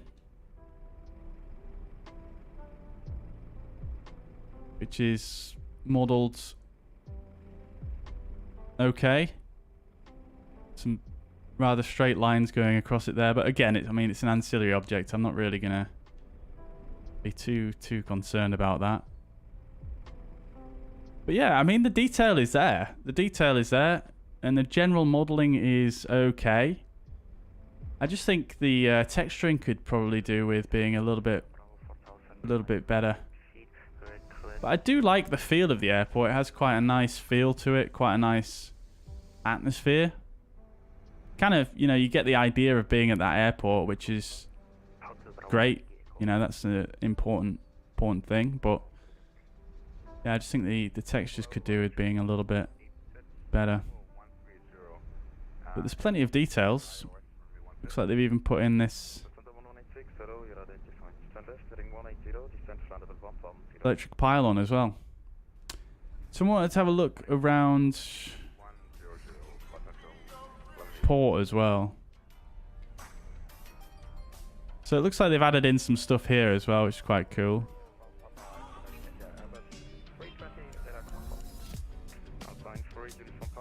Yeah, that's nicely detailed. I mean, you're not really going to come in this close to it for the majority of the time, but it's there. It looks nice, and then it looks like this is part of the scenery as well. Not actually sure what that is. Maybe someone in the chat can tell me, but a religious building of sorts, potentially. It looks like these buildings are part of the scenery as well. These don't look default. So they have added in a lot of extra detail outside of the airport itself, which is also really, really nice to see. You see a lot of airports that do the immediate area around the airport, but not stuff like this that's on the approach, which is quite nice. I do like that.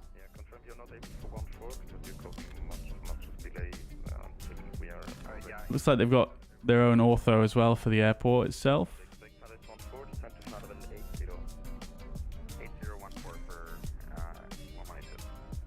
So yeah.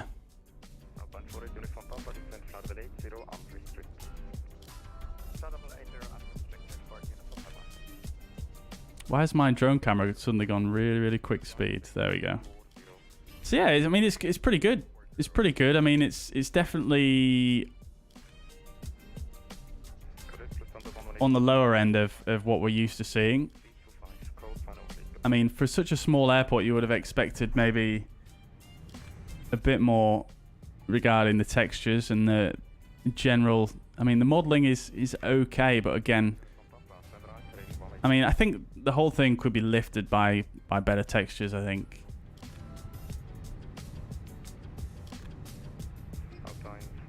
And I think the cost is, I think it's about 15 euros, chat. Let's just...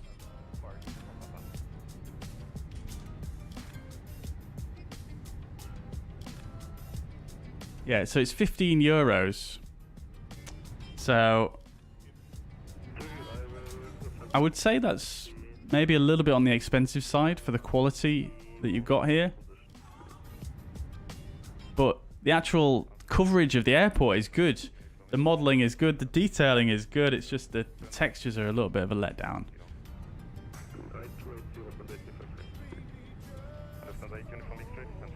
6.5 out of 10. Yeah, I think I agree with that, actually, Stian. In the default version, these static planes of buildings quite funny. Yeah, I've seen... There's a few airports like that, isn't there, Roy? That's quite amusing. Could it be possible they gave you a low-res preview? Well, I mean, this airport has been released. So I basically downloaded the retail version. So I would highly doubt that. I mean, unless I'm missing something regarding the configuration of the scenery, but I'm pretty sure there's no config options in Aerosoft 1. Let me just check real quick, but I'm pretty sure there wasn't.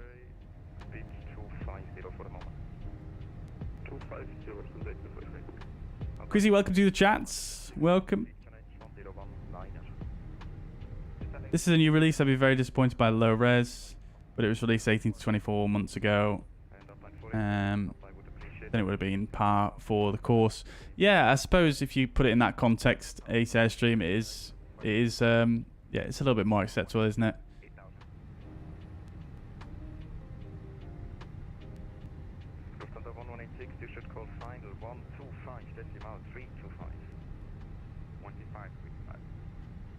Line 48 Uniform Papa, turn right, heading 320.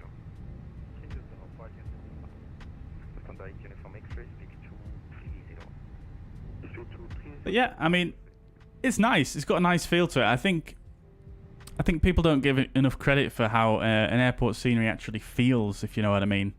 You know, there are some bad airport sceneries out there which have really, really bright ground markings and just default ground textures and just stuff that looks totally out of whack. But everything looks, you know, everything looks good. Like, you know, everything looks believable, if you know what I mean.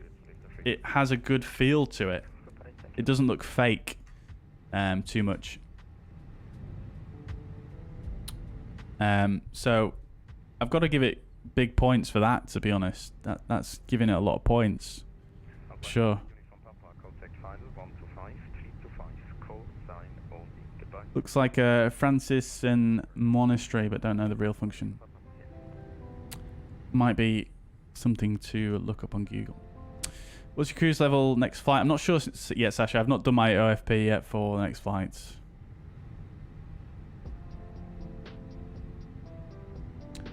Slosher Friedrichshafen. I'm so sorry for my German pronunciation. Castle and Castle Church. Got you. No, it's not a preview Photochromax. It's release scenery. This has been out for a while. Right, chat. Last chance for landing rate predictions.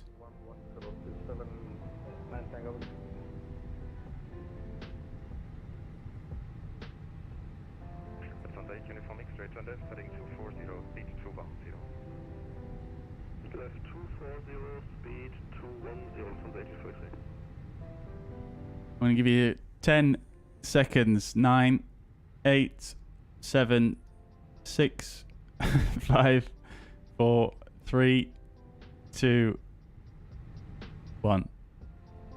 Right. Let's have a look at the landing report on New Sky then. It's quite good. It's quite good.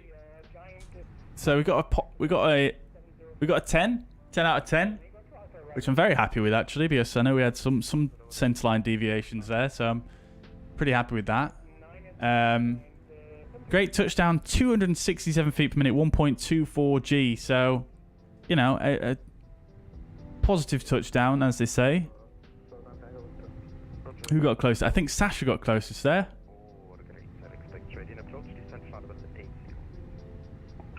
Nicely done there, Sasha. But this is from threshold 467 meters, so probably right down, quite close to the aiming point there.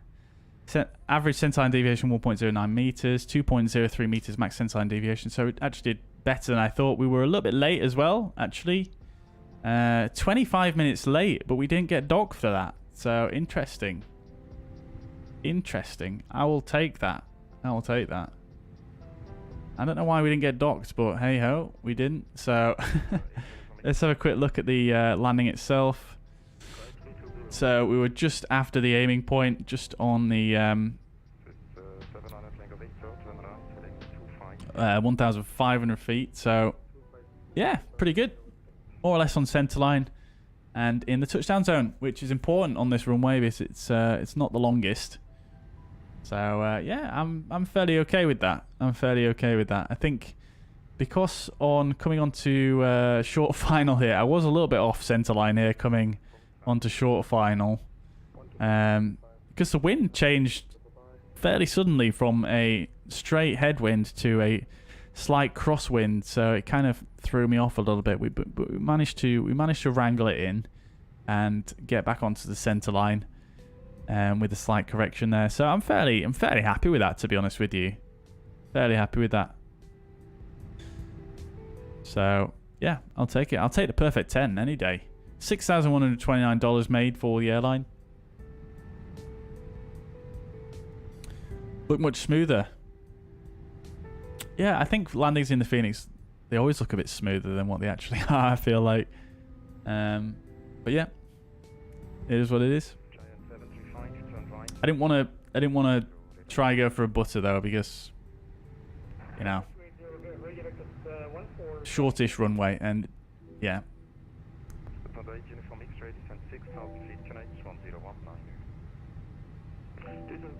What is the best that is possible to get in terms of what?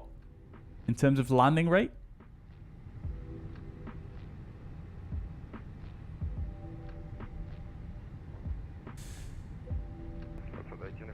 Yeah, no time to float, exactly.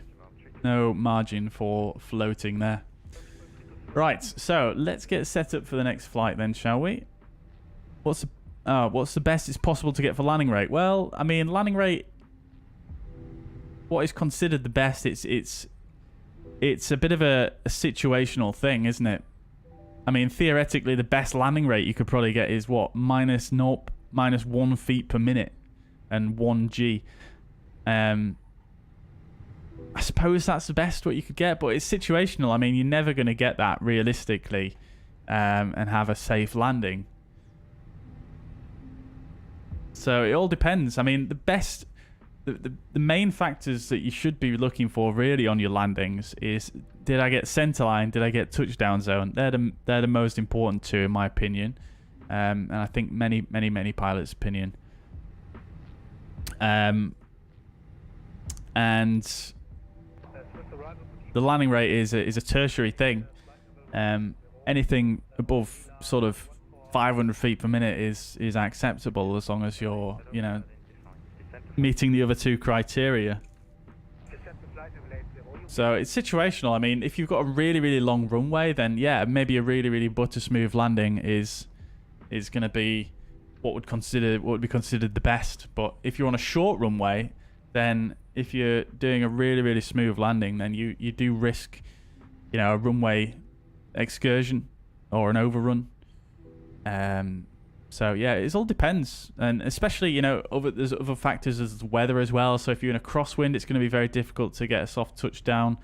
You don't want to risk floating in a crosswind as well, because that will blow you over to the side of the runway. So yeah, there's many factors.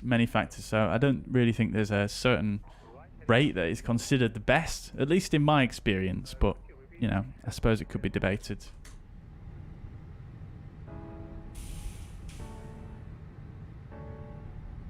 I've forgotten the code. There we go, LGMK. And we're going to go in the same aircraft, of course. And off blocks time, we're at 18:23 Zulu currently. And I do want to have a quick break before we actually do this flight, so we'll go for 18.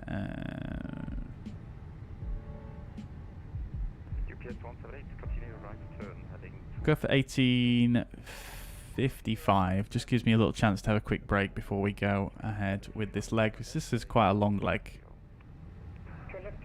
Right, so that's booked. We'll generate the OFP. 162 passengers again, so fully loaded. This is going to be an interesting one, though, this next landing, chat, because Mykonos runway is super short and super narrow. I'll show you here real quick on Navigraph.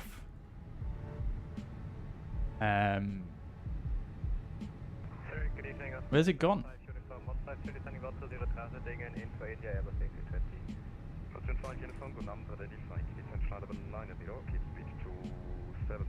Yeah, look at that. 1902 meters. Runway width 30 meters. And then looking at the actual airport itself.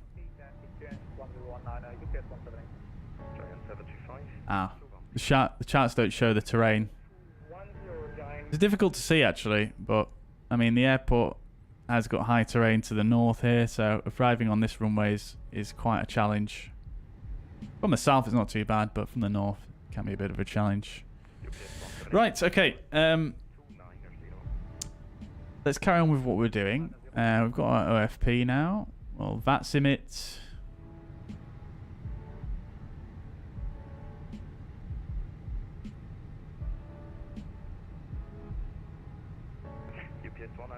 So that's that done. We might as well start the flight now. And we'll come back over and start getting prepped, shall we? Okie dokies. So, import next flight.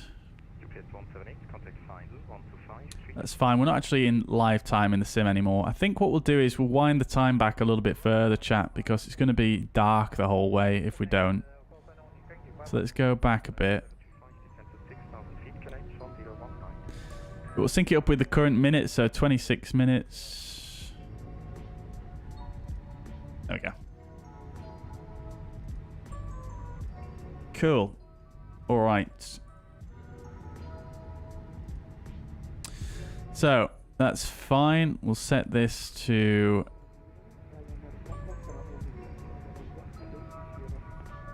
There we go. That makes more sense. Okay, great stuff. So ground services are all done. Right, let's call for refueling. I imagine fuzzair probably doesn't have catering facilities at this airport. We'll have to assume we took enough on the last leg.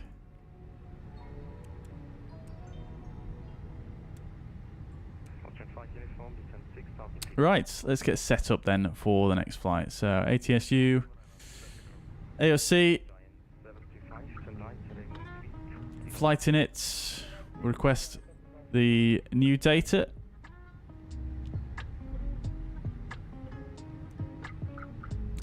Init request.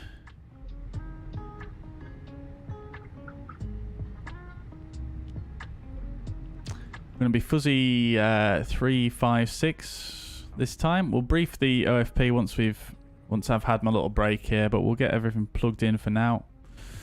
It's going to be cruising at flight level 370 this time, and the temperature up there minus 57.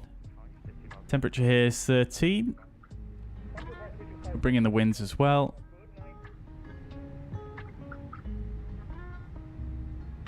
Trip to Greece does sound nice, doesn't it, Stian? Very nice indeed. So we'll expect 06 again, and it's going to be most likely the BEM key for Echo, which we'll insert. And then expected arrivals into Mykonos. It's actually runway 34, so that's actually a little bit less spicy, but we'll have a closer look at that once we're on the way, but we'll just do it now for fuel planning purposes. And then just quickly checking the charts whilst we are loading things up here.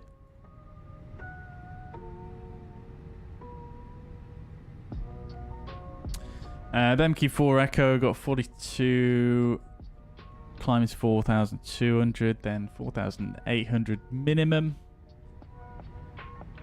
Then a right turn, Octopus 7,400, sorry, a Baybo 6,500.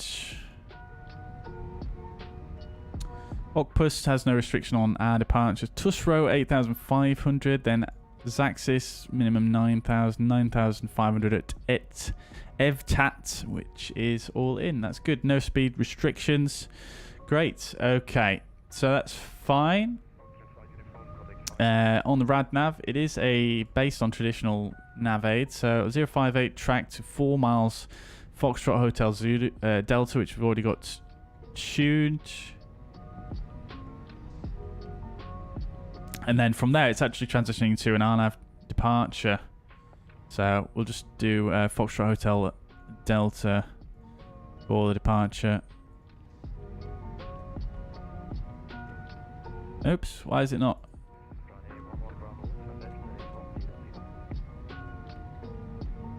Hello? There we go. Better. Okay, cool. So secondary will go in it.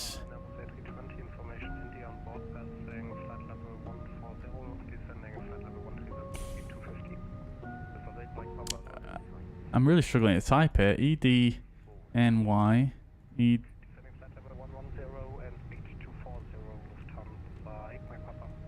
Right, cool, and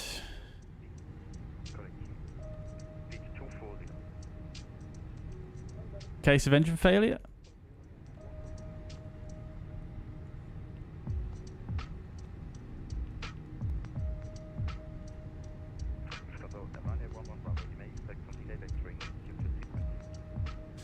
EDNY 06.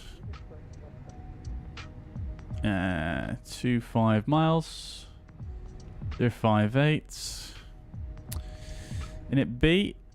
Now, is the refueler here? They are. Fantastic. Cool. We'll start with the boarding as well.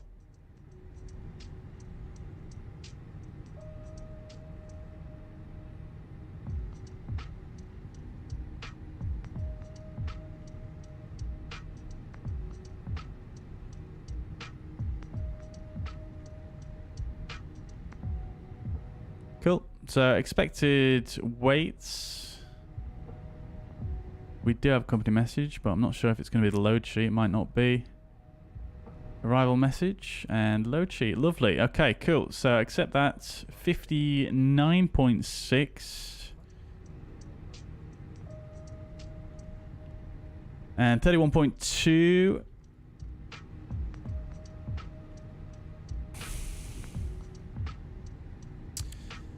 Block fuel expected 8.5. Which is going in now. Love to see it. Right, cool.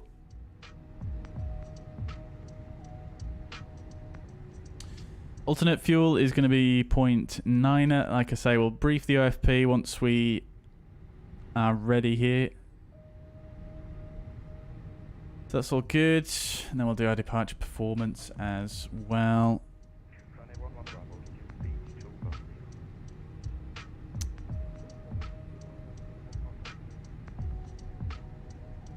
3846461 down 0.154.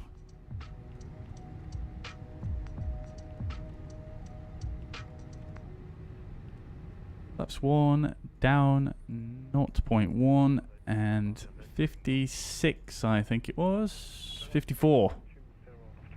54, and then departure procedures here is NADP 2, so that's all correct. Right, lovely. Okay. Cool. Right then, chat. So I'm going to take a quick couple of minutes break, 5-6 minutes, whilst the aircraft gets loaded up here.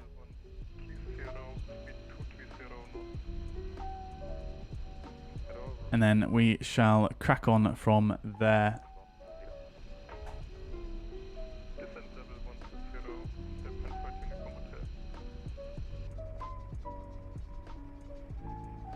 Passengers bus is coming. Right, cool.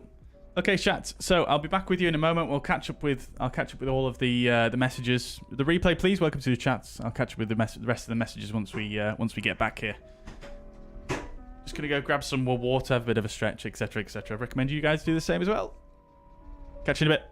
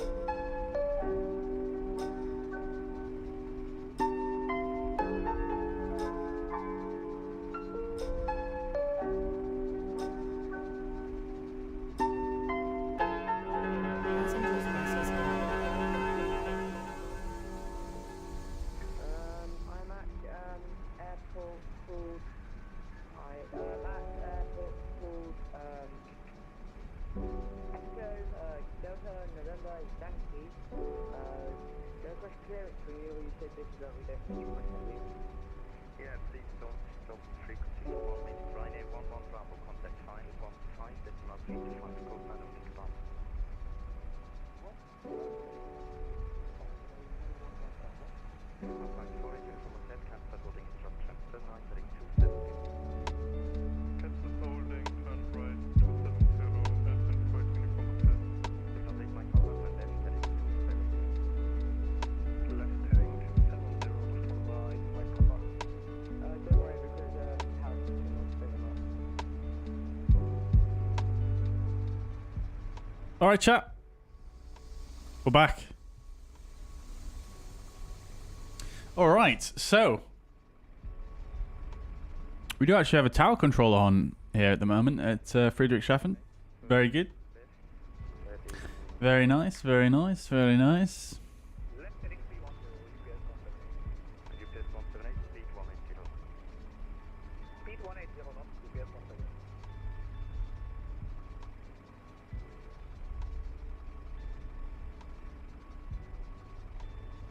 I think I definitely do need to buy some chocolate at the airport shop. Vertigo Max. I didn't see any interiors either.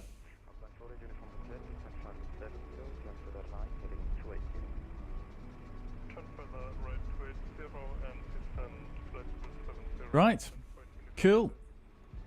Fantastic. So, welcome back, guys. Let's go ahead then and do the departure briefing. Well,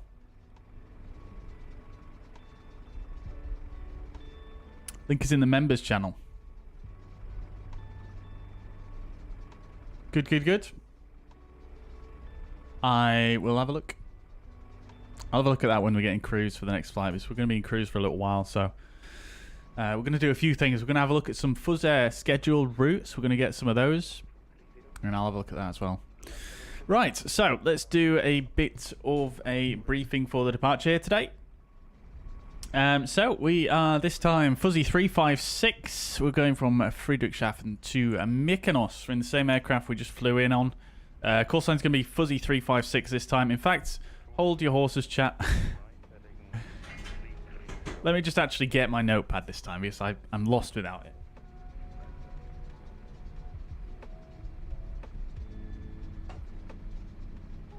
UPS 178, contact fine, 15, decimal 3 to 5, code 9 only goodbye.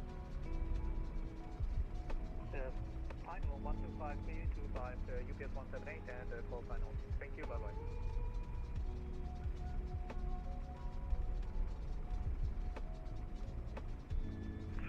My compass and left heading 180. Right. Turn left heading 180, Lufthansa 8 my compass.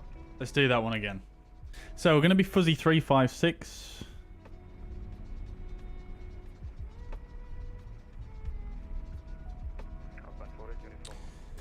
So, expected off blocks time and 18:55 Zulu, so in about just over 10 minutes. We're going to Mykonos. Expected on blocks time 21:41. Ground distance 960 miles and the takeoff weight we're expecting this time 67.9 tons. Alternate's going to be Athens, cruising flight level 370. En route time 2 hours and 18 minutes. Alternate time 23 minutes. Block fuel 8.541 tons, and routing expecting 06 here at Friedrichshafen on the BMK 4 Echo, and then expecting Agapu 1 Papa into Mykonos 34. 162 passengers, so full again on passengers. Cargo 2.6 tons, and then the weather situation is nothing significant. Wind at Friedrichshafen as well. Looks like it's dropped a little bit since we landed, and weather at Mykonos looking very, very fine as well, although 15 degrees temperature, a bit cooler than I thought it would be. And that's about it really. Weather at alternate is also looking fine. Routing takes us basically straight to the southeast. Over Italy, Croatia, a couple of other countries that I forget the name of. And then down into over Greece. Significant weather charts are showing some moderate icing expected above flight level 100 in this area here. up to flight level 160, so that's probably not going to affect us. We'll probably fly right over it. But it could affect us on the descent, and then we've got isolated embedded CBs in this area below flight level 100 up to flight level 300. So that's about it. We've got an area of clear air turbulence over here. Moderate turbulence expected between flight level 270 and 370, but that shouldn't affect us either.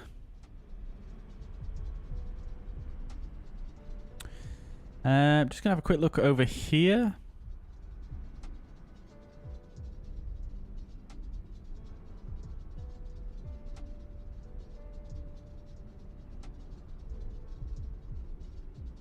Yeah. Cool. Fine. No worries. So that's the weather, and then let's have a quick brief of the charts as well. Just whilst we're here, because the passengers are boarded now, so we're gonna request our clearance and get ready for startup momentarily. In fact, start the APU in the background here whilst we're waiting.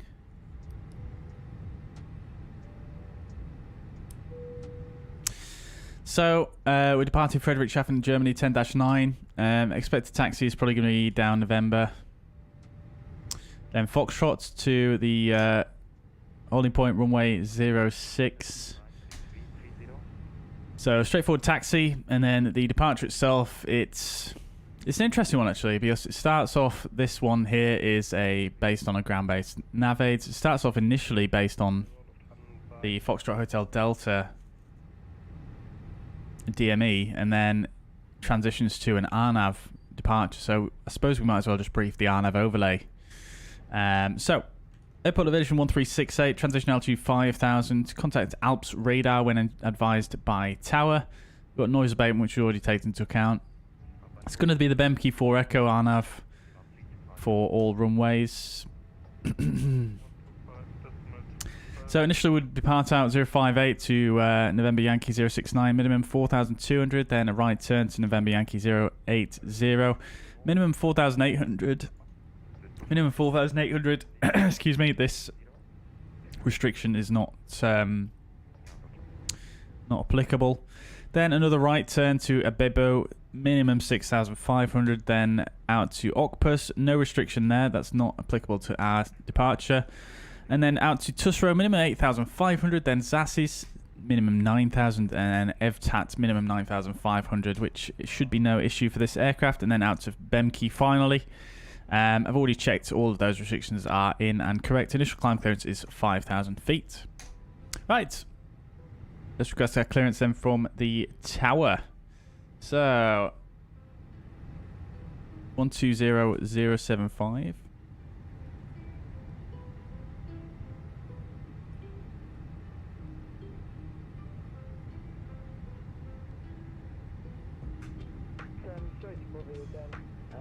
I went to the toilet. Could you repeat what you said before? Easy 6321, of course. I'm still trying to fix the ATIS, but for all stations, the ATIS, Friedrichshafen information, hotel current, match report time 1820, expect ILS approach, runway 06, runways in use 06, transition level 60.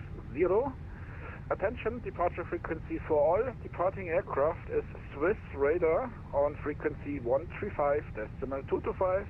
That's Swiss radar on 135.225. Wind 040 degrees, 9 knots, variable between 350 and 070 degrees. Visibility 10 kilometers, cloud view 4,000 feet. Temperature 12, dew point 6. QNH 1019, Friedrichshafen information, hotel. Wow, we tuned in at the right time there, didn't we? For the ATIS. Thank you very much. Thank you very much for reading that out again. Friedrichshafen Tower, very good afternoon. Fuzzy 356, we're at stand 201 A320, information hotel, QNH 1019.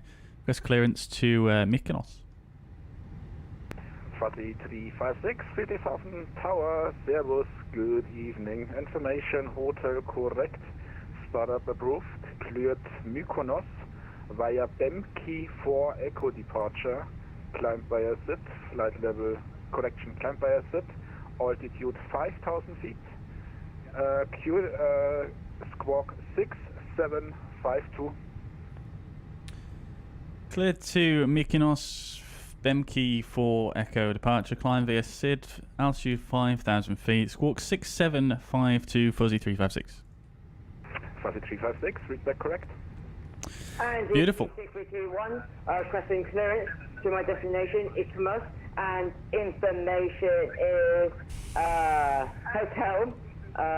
Right, so load sheet as compliant, so we don't need to change the MCDU there. QNH is correctly set. Initial climb altitude is set. APU is available, and it's definitely been 3 minutes now, hasn't it, chat? So let's go ahead and Climb via SIT, altitude 5,000 feet. let's go ahead and get the ground crew to disconnect the ground power and the GPU. Initial climb is 5,000 feet, and runway 06, EC 6321. EC 6321, confirm, squawk 6751. Squawk 6751, and I don't need to contact you for engine start. EC 6321, read back correct, and startup is approved, so you can start the engines. We're ready. Start when you're ready for engine when ready, and contact you. Right, well, we can just start engines when we're ready, chat. 321. Hey, thank you very much. Alright, we'll get the APU bleed on then. And we'll do cockpit preparation checklist. So gear pins and covers are removed. Fuel quantity is 8.5 tons. Seatbelt signs are on. Adapter and nav bar are set to 1019 on both sides. Before start checklist, parking brake is set. Takeoff speed and thrust 384646. 54 degrees of flex.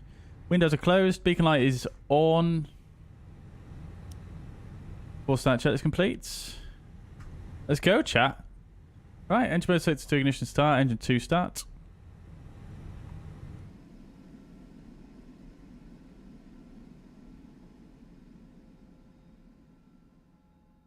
Live 80s it was, wasn't it? Love to see it.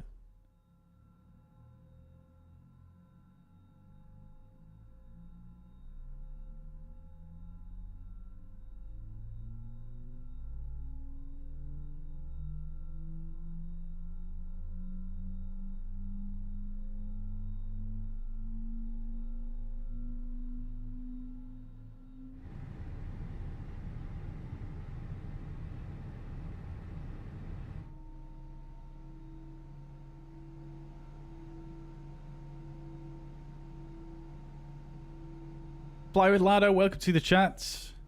Sim is so smooth, I'm capping my F frames per second. Yeah, I do have them capped to 60, but I don't generally hit 60 on the ground, to be honest. As you can see, the FPS is in the top right of the screen.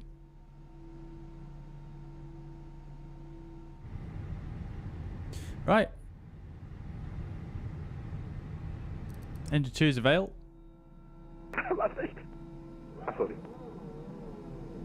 Start engine 1.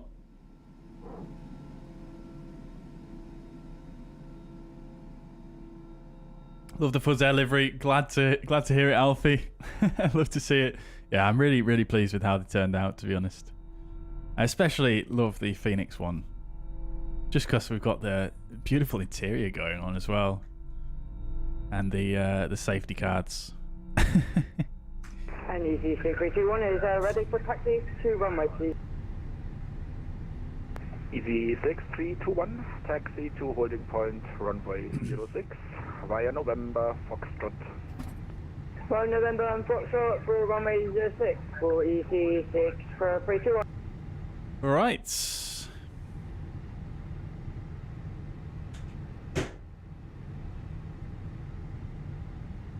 Let's get belted in, chat. You know, I've just seen on the chart there's an airship mooring mast on that Zeppelin side of the field. I didn't actually notice if that was part of the scenery or not. Let's just have a quick look, shall we?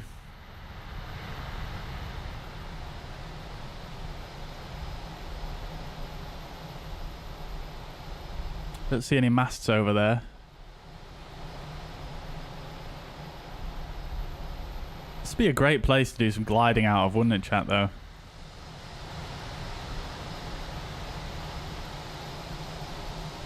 Lovely stuff. Right.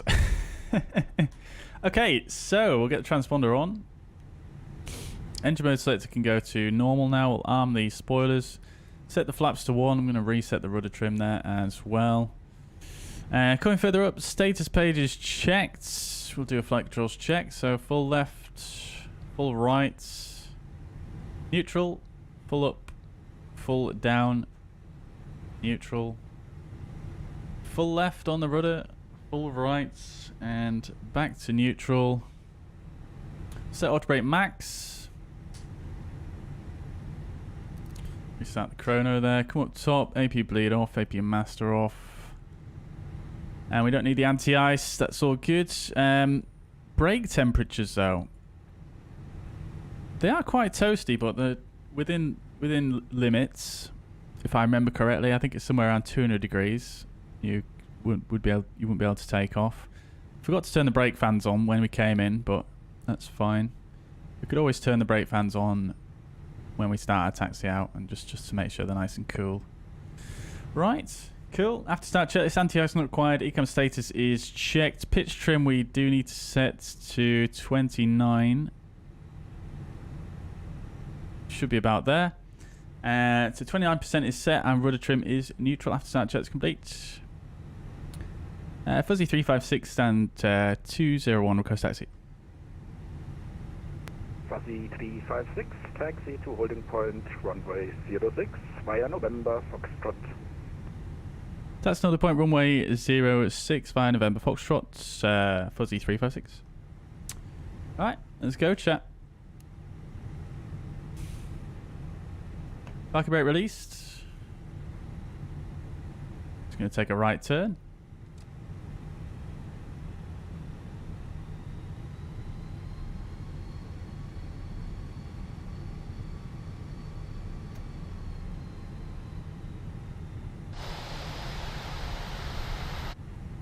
Loads of room.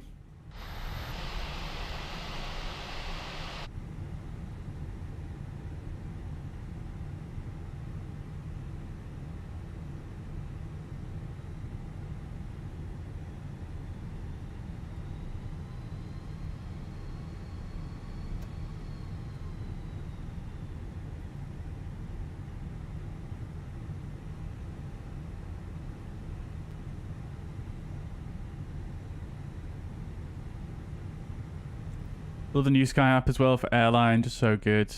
Yeah, the New Sky app is fantastic, isn't it? Really, really love it myself. But yeah, definitely give the 737 a go as well. Absolutely. Absolutely. Right. Stick those brake fans on. Predictive wind shear and weather radar can come on now. Takeoff config test. Taxi checklist. Flight controls are checked. Lap setting 1+F. Radio and predictive wind shear on and auto, and engine mode set to normal. Ecam memo, takeoff no blue. Taxi check is complete. Tower, schönen guten Abend. Delta Alpha Golf Papa Yankee for clearance to Berlin and Got a departure frequency in the standby. Delta Alpha Golf Papa Yankee, Friedrichshafen Tower, Servus, schönen Abend. Yes, affirm. The livery adds so much. Glad you took time to add all the little details and really refine it. Thank you very much, Stian. Yeah, I'm really happy that I did that as well, to be honest with you. It's, yeah. I mean, flight sim is... A lot of it is all about the details, isn't it, really? So, yeah, definitely felt like it was worth adding in a few details. I didn't go too crazy with them, but yeah. Yeah, I'm glad you like it, though. See, look at the buildings and stuff like this. It looks good from the taxiway here, to be fair. So that's quite nice. And I mean, the decals on this building over there, they look absolutely fine from this distance, don't they, really, chat? So, yeah, I mean, it's got the feel. It looks good.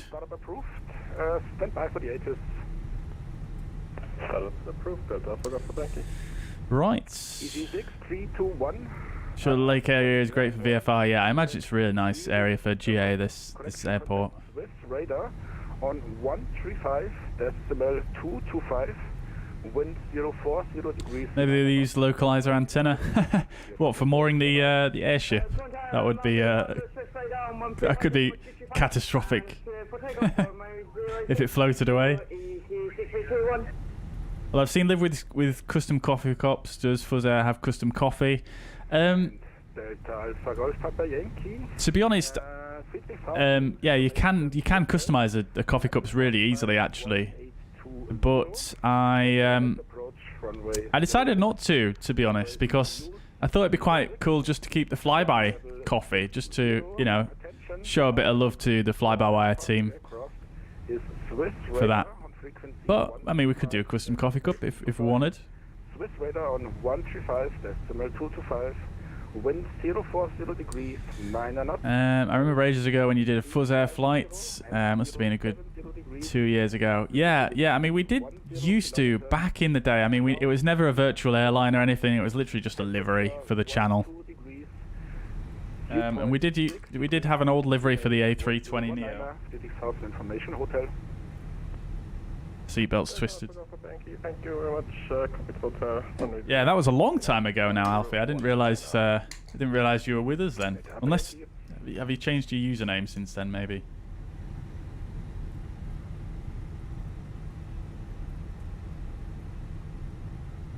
Is this the Aerosoft Scenery? It is, Joshua. Yes, indeed.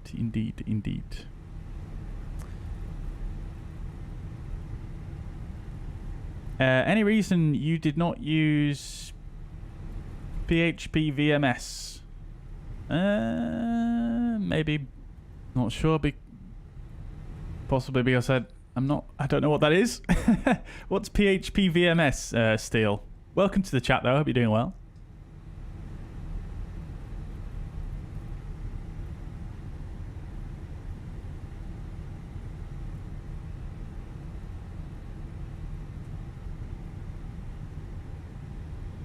Yeah, they're absolute legends, aren't they? For doing what they do. And all stations, information, India, now current, significant change, QNH 1020, revised QNH 1020. 1020 now. 0 degrees, 8 knots, gusting 18 knots, information, India. Oh, crikey, the wind's picked up a bit. But it doesn't look like the sim's actually updated to that new QNH yet, but hey-ho.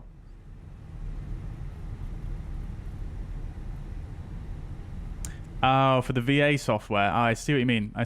To be honest, I use New Sky because the developer approached me, and you know, he was really sort of open and kind and you know, looking to get his platform. This looks cool, doesn't it?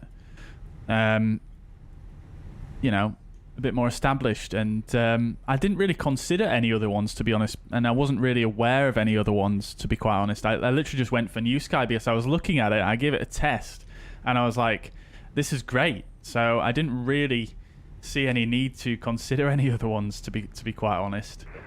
Fuzzy 356, when airborne, contact Swiss radar on frequency 135.225. Wind 040 degrees, 8 knots, gusting 18 knots, runway 06, clear for takeoff. Have a nice flight, bye-bye. When airborne, 135.225, runway 06, clear for takeoff, Fuzzy 356. Thank you, have a good evening, bye.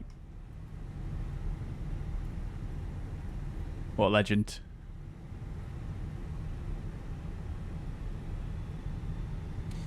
Alright, we're clear for takeoff, chat. Let's get the landing lights on. And all stations, the tech status should be working now again. Information India. Right, runway is confirmed 06. Packs are on. TCAS. TARA. Lineup check is complete. Get the strobes on as well.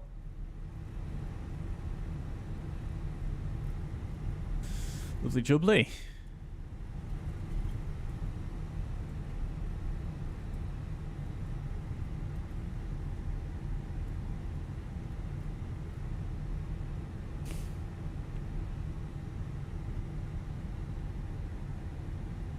Righto. Let's get some fuzz togas in the chat, shall we?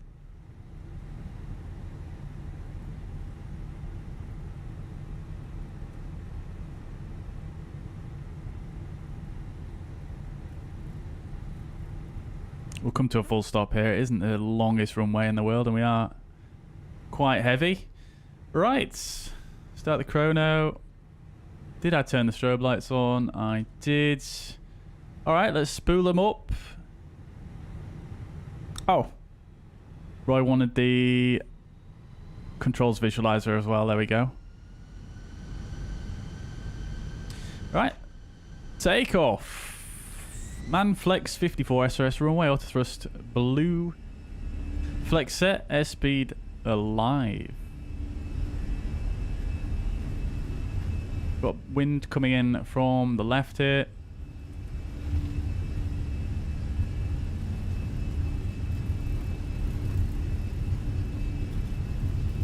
Oh, missed the 100 knots call out. 100 knots. B1, rotate.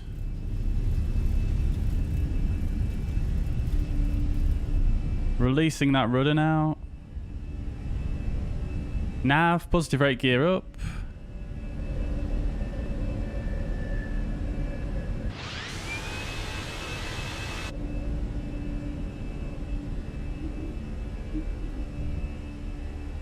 Oh my days. Lots of turbulence there on the departure. Crikey. Alright, let's go to Swiss radar. Runway 572, descent flight level 100 in the holding. Descent. Leave a climb, climb. Auto thrust, thrust climb. Swiss 35 Alpha, turn right, heading 180. Right 180, Swiss 35 Alpha. Swiss 35 Alpha, correction, left, heading 180. Left 180, Swiss 35. People 749, contact final 125, 325, call sign only, goodbye. BS 1000. Bye-bye. Arrival Legend 67 Mike, flight level 140, entering the Hamiki hold. Hello, Mike for the back. EC 179, turn right, heading 330. Gun spoilers disarmed. Nose lights off. Bring the cabin crew. Oh no, I did not mean to press active pause. Left heading 095, descent to 7,000 feet, connect 1019.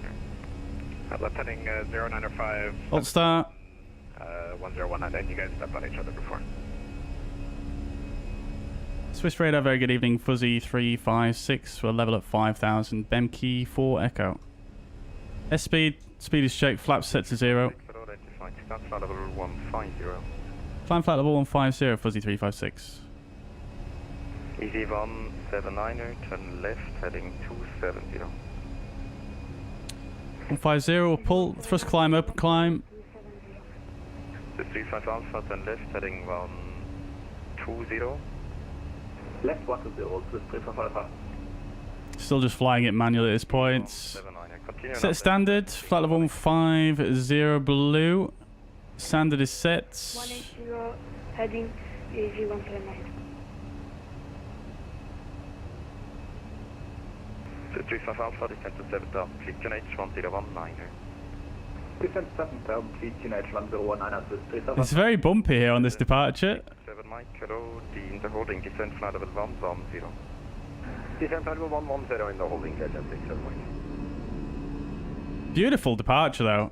Absolutely nailed the centre line there in that slight crosswind departure. And yeah, we'll just go to AP2 now.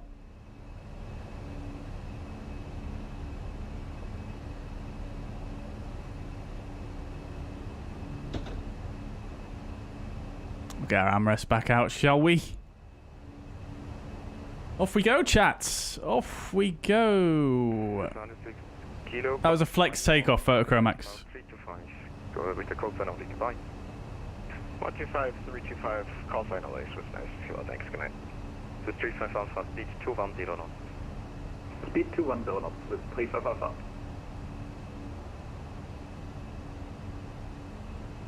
35 Alpha, turn left, heading 05. Off to the mountains we go. Left 050, EG179. This is a nice departure, isn't it, chat? 80. Descending to flight level 8. Alright, flight level 100. Landing lights off. Seatbelt signs off. My seatbelt's off. There we go. Love to see it. That was a nice departure, wasn't it, chat?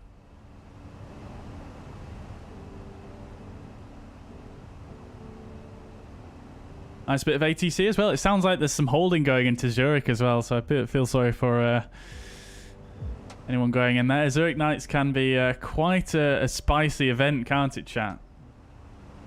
235 Alpha, turn right, heading 120.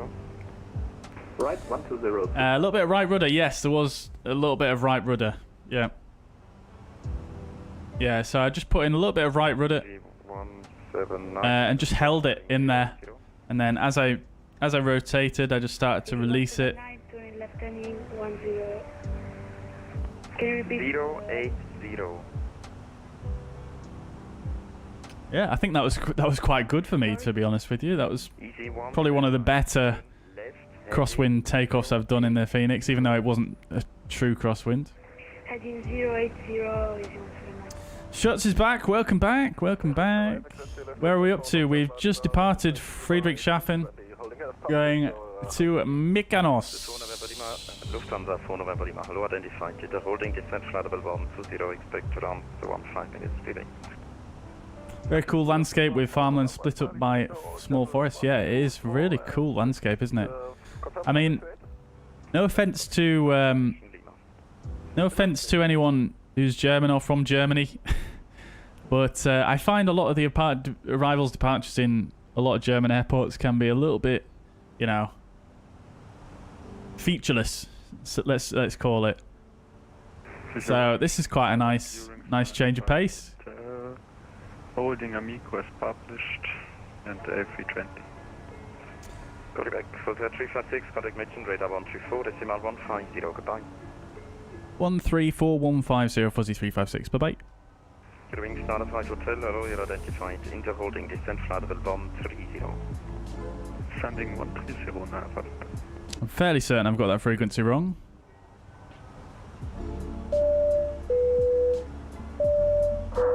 And, oh no, I haven't. 6321, just right, alts. Where I am right now, correct? ED 321, FM, you can switch Unicom, goodbye. Okay, switch Unicom 122 decimal, same much for lovely, have a good day.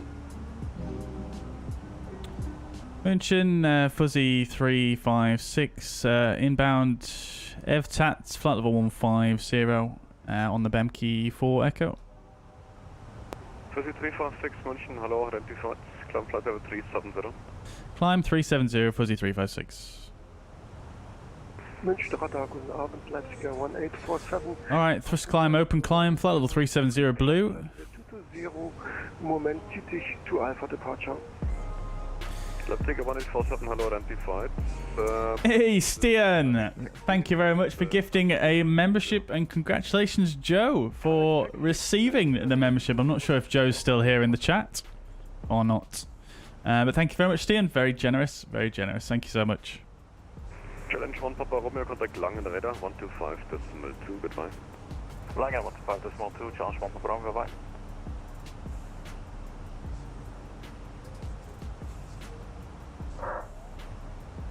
Oh, you know what I did? I can't really pause it right now, but I actually turned my terrain level of detail down a bit when we were doing the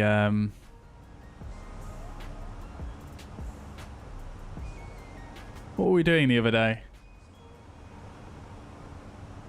We were flying, yeah, the UK flight that we did on Sunday. I turned it down because I was expecting loads of VATSIM planes, so I didn't want it to kill my frames. I've forgotten to turn it back up, but hey ho, it's fine. Can I see you? No, I can't see you, Sasha, now.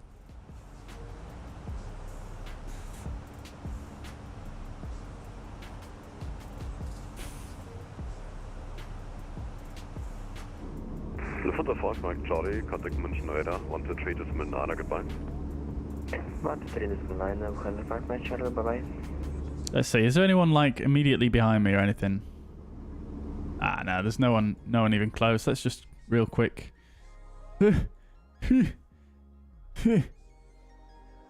Oh, someone recommended trying higher than 200 the other day, didn't they?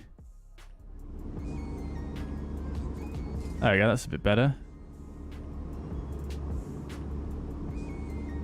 Not much, but it's not that noticeable. But flight level 200. Yeah, I do feel like going over 200 tanks my FPS a little bit more than what it does otherwise, though. But it's still around the same FPS it was before, to be fair. Oh, now it's stabilized. It's about the same, isn't it? Flight level 130. I'm nearly at my destination. 130. Correct. I need you at Tulsi, flight level 130 descending. Frame rate's in the top right, simulator guy. But welcome to the chat nevertheless. Sorry about that. No problem.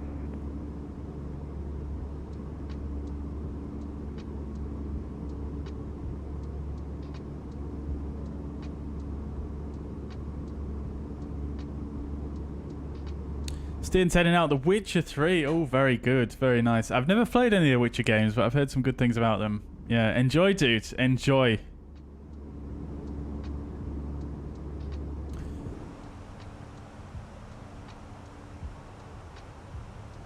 Right, chat. I think we're probably going to get past the Unicom in not too long.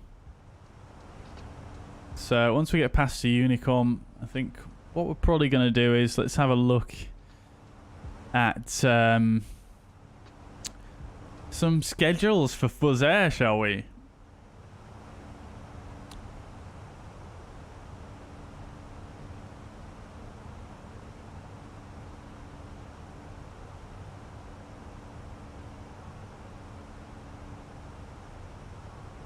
Light winds at Mykonos. Very good.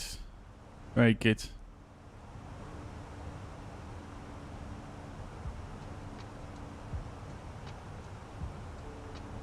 We might be able to give the circling a try then.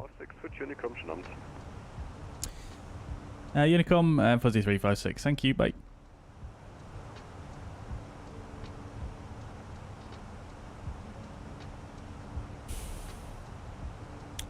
I always forget to say choose. Should say choose. Mention radar and 78 Hotel Delta. Right, okay, over to Unicom then. So.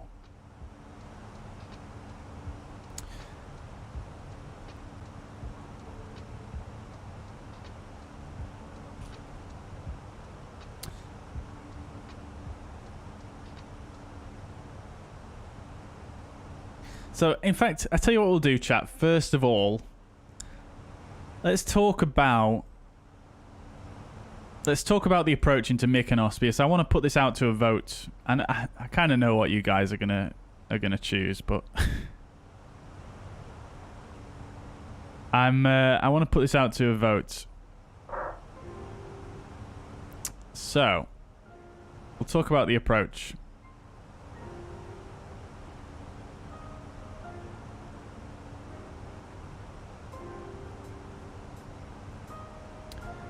Right, so we'll bring up the fuzz pad. We're cleared up to our cruising flight level, so we don't need to worry about too much. Oh, actually, wait. Let's just check out this view though real quick. Oh.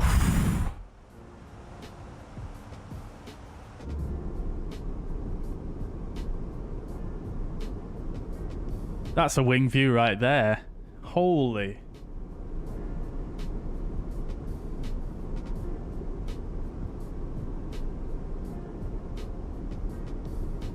If I remember correctly, the FPS notch is at 235. Ah, okay. Yeah, I remember looking at that. Will I catch you up? I'm not sure, Stian. It depends what speed you're going at. Sorry, not Stian. Sasha. Sasha, take it easy, dude. I'll catch you in the next one, hopefully.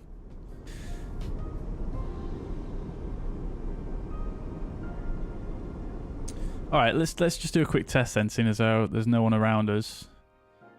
Let's go to 240. We were getting around 40 FPS before.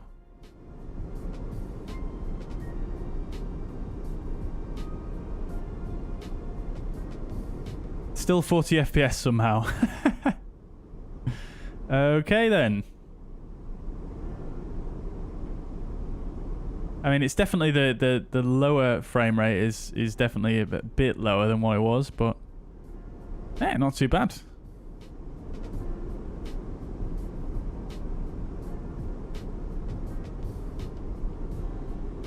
Better to increase below the notch.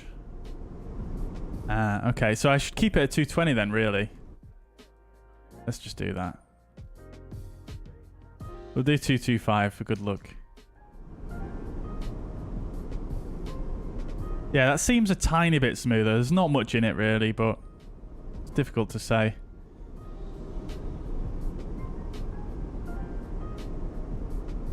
Right, okay then, chat. So let's talk about the approach into Mykonos, because I'm going to put this out to a vote. So here's Mykonos. So quite a short runway, 6,240 feet or 1,902 meters. So pretty damn short, really. And the runway width is 30 meters as well. So it's basically at the very, you know, it's almost at the limits of what an A320 can land on.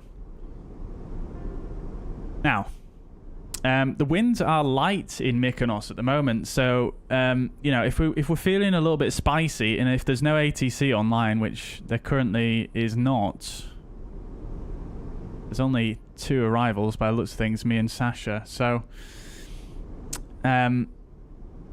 we might be able to, you know, just pick and choose what approach we want to do, really. So as you can see here on the left, there's only instrument approaches for runway 34. The instrument approach we would probably do is this RNAV approach, which is pretty straightforward for an RNAV with a 3-degree descent angle. It's fairly straightforward. Now, there isn't any instrument approaches for runway 16. I imagine because of this terrain up here, which makes it difficult to have a straight-in approach or an instrument approach.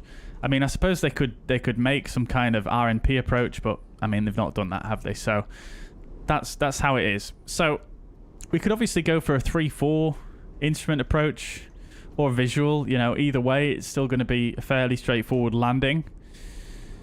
That being said, obviously, it's a short runway, narrow runway, so it's not going to be the easiest. It's going to be, you know, we're going to have to be precise still, but there is that. But the alternative is, because it's light winds, you know, we could add a bit of spice to our life here, right? And because we're coming in from the northwest here, we've got a couple of options, really. So we could set up for one of the instrument approaches, and then what we can do is we can do a circle to land approach. And the circling approach for Mykonos is like this, basically. So you're not allowed to circle to the east of the airport, so you can't circle over here. Yeah, it has to be on the west side of the airport. So essentially what you'd do is you would come in, let's just do this in pink. You would come in and break off at around 4 miles as you would normally do, and then you want to actually head out a little bit further than normal. Normally you would leave about 2.5 miles between yourself and the airport, but you want to head out to about 3 miles for this approach, from what I've read, heading out towards this peninsula here with this heliport just here. So come in like this, and then you want to do kind of a long sweeping turn to come onto base, and you want to kind of turn in. So there's actually a port here. This is the port. So basically what you want to do, you want to come in and do sort of a sweeping turn, sort of like this. Maybe a little bit wider than that, actually.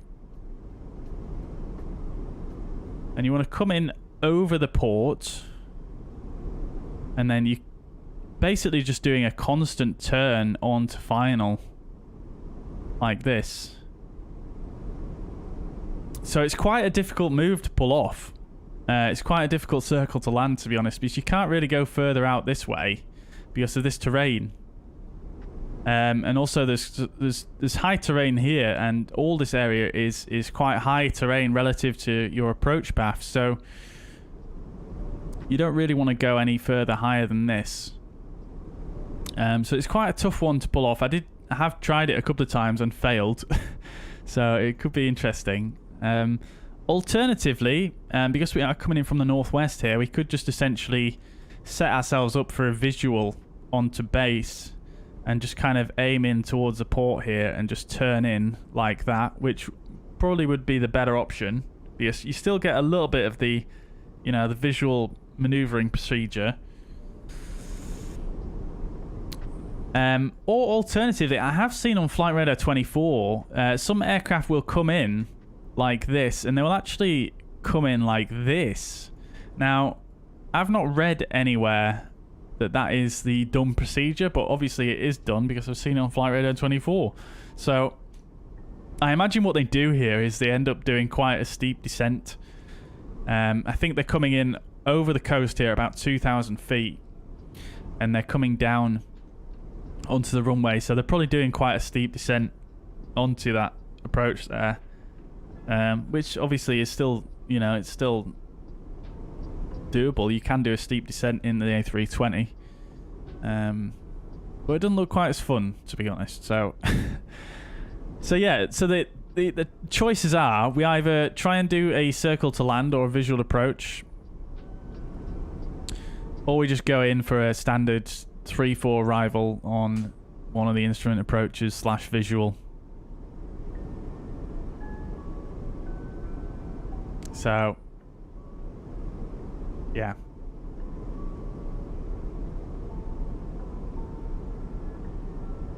I think I saw a direct the port and then 90 right by 737 driver. Maybe they do like that when there's strong headwind for 16. Yeah, I suppose. Yeah.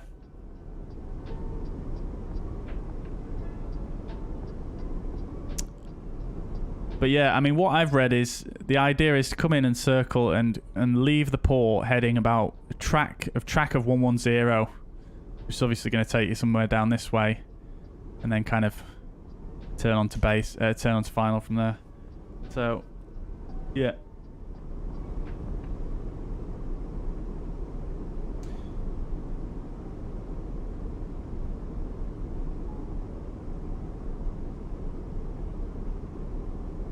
So yeah, the choice is we either do a visual approach. I think, to be honest, we probably wouldn't do the circling. There's probably not too much point in doing that because we're coming from this end anyway. Oh.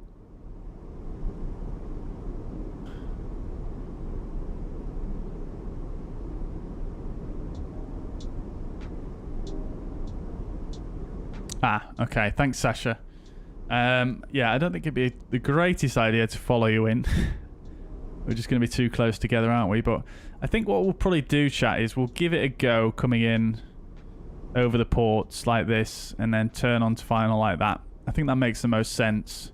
And then if we muck that up, we'll just go around and then just come in for a 3-4 approach. Because I don't want to spend, like, after a 2.5 hour flight, I don't want to spend freaking, you know, half an hour, 40 minutes trying to go around and do the circling approach many times. We'll give it a try once, doing the visual onto base. Sorry, basically just entering the base turn from our flight plan route, and failing that, we'll do a 3-4. Because that's what makes the most sense, I think. That's what we'll do.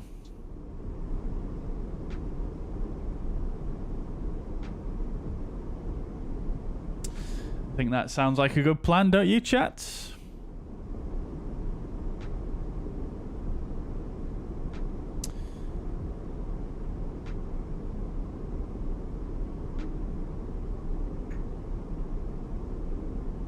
But yeah, Sasha, just to answer your question, well, I've just told you what I think we're going to plan to do.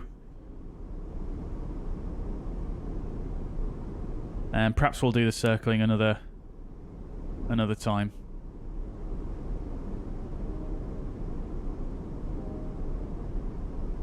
Have you ever tried the old Hong Kong airport approach with the ILS 90 degrees turned respect to the runway? Oh, you mean the Kai Tak, what was it called? A GLS approach. Yes, I have, yeah. With the checkerboard, it's called they refer to it as a checkerboard approach, don't they?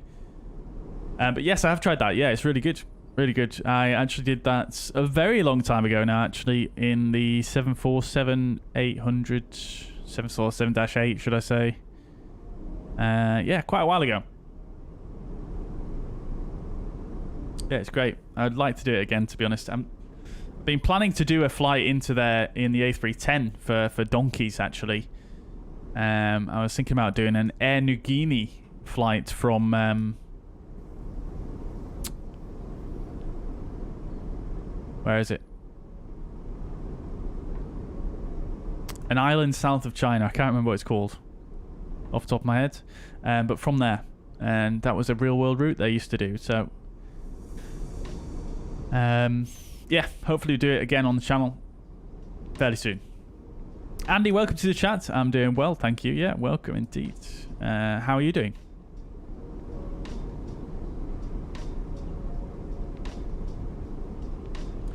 Not Macau, no. Not Macau.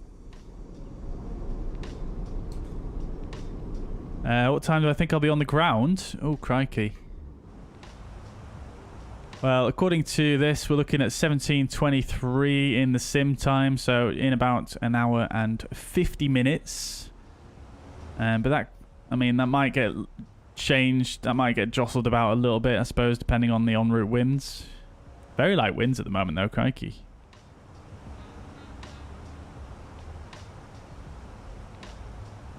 Yeah, the frame rate's really not quite as good now that I've lowered that. I've upped that setting a bit. Yeah, usually it's quite a bit smoother up in this up in cruise.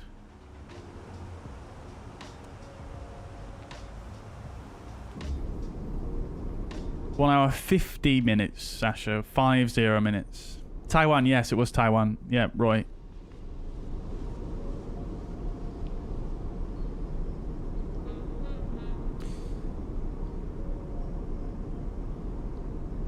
Do I use diff strip to program the FMS? Yes. I do indeed. That's the only way to do it in an Airbus, really. If you don't do it in that order, it's a little bit funky.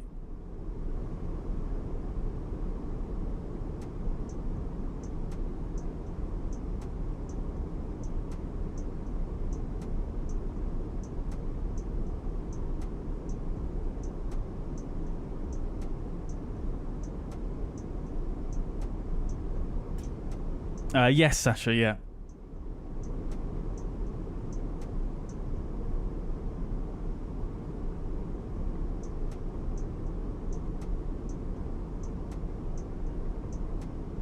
Wow, FPS is pretty low around this area, isn't it?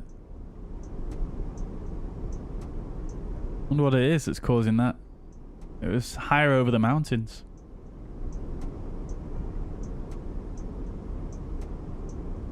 I think I'm just going to go in here and lower this just a touch. See what happens.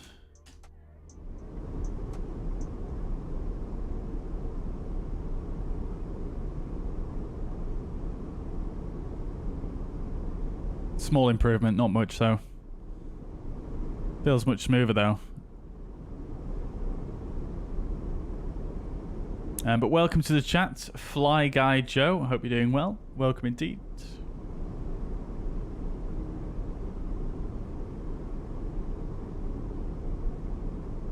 Friend of mine for a Taiwanese airline that do passenger and cargo on the same plane. He is in the logistics division. Very good.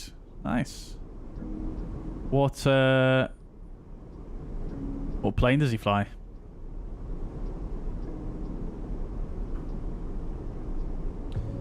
Are the description specs still updated? Yes, they are, Francesco. Yeah. Welcome to the chat, though. Hope you're doing well. I assume you mean the PC specs and things like that.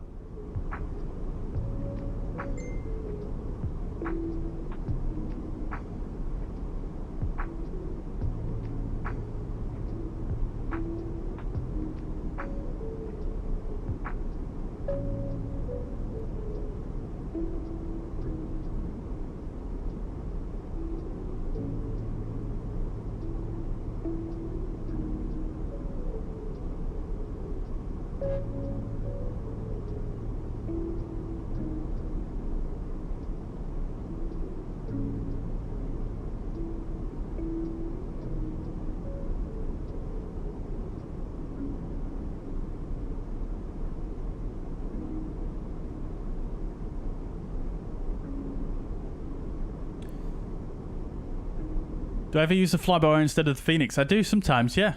Yeah. I mean, the flybywire is fantastic. But the Fenix is worth paying for, to put it. Can't put it any other way, really. It is well worth paying for.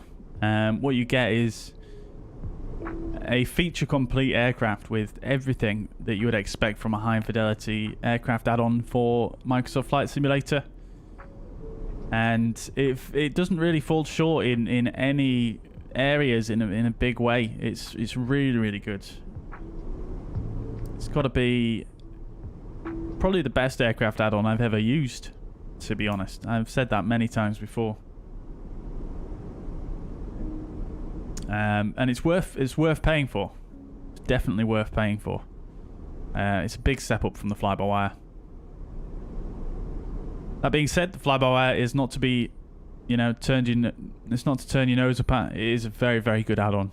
Very, very good. And to be fair, it's a different aircraft as well. So it's not a different aircraft, but it's a variety as well, isn't it?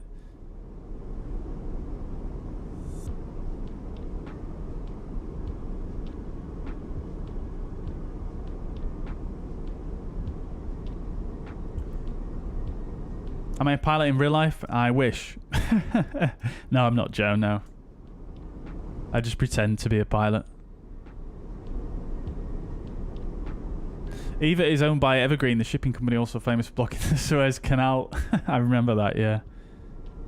Someone actually put that in Microsoft Flight Simulator on a FlightSim.to add-on when that happened.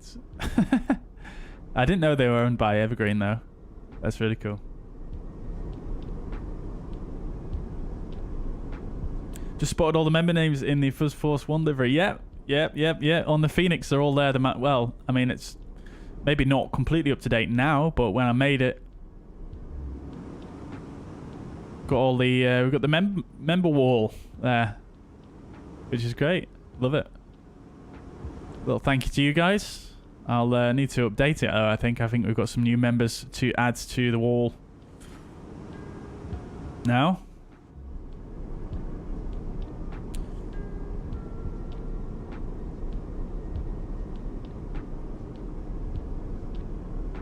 Stephen, welcome to the chat. Hope you're doing well. Welcome indeed. Welcome indeed.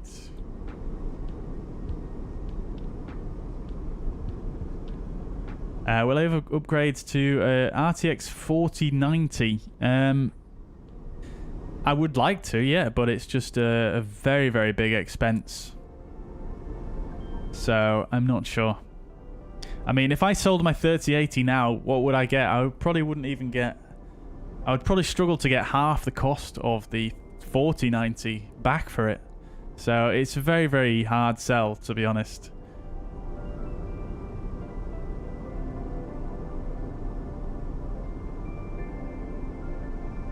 Can we do like a Zoom? What do you mean, Sasha? You mean a Zoom call?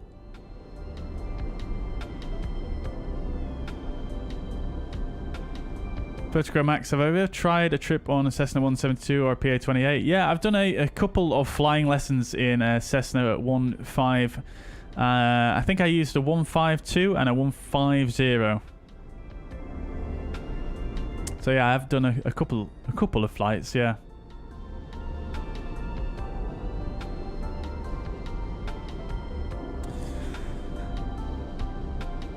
Roy sold for 600 euros. Ah, okay, yeah. See, that's not even half the cost, is it?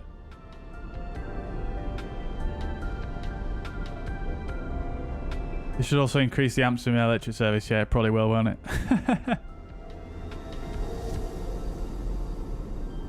Membership Zoom call and you stream it. Interesting idea.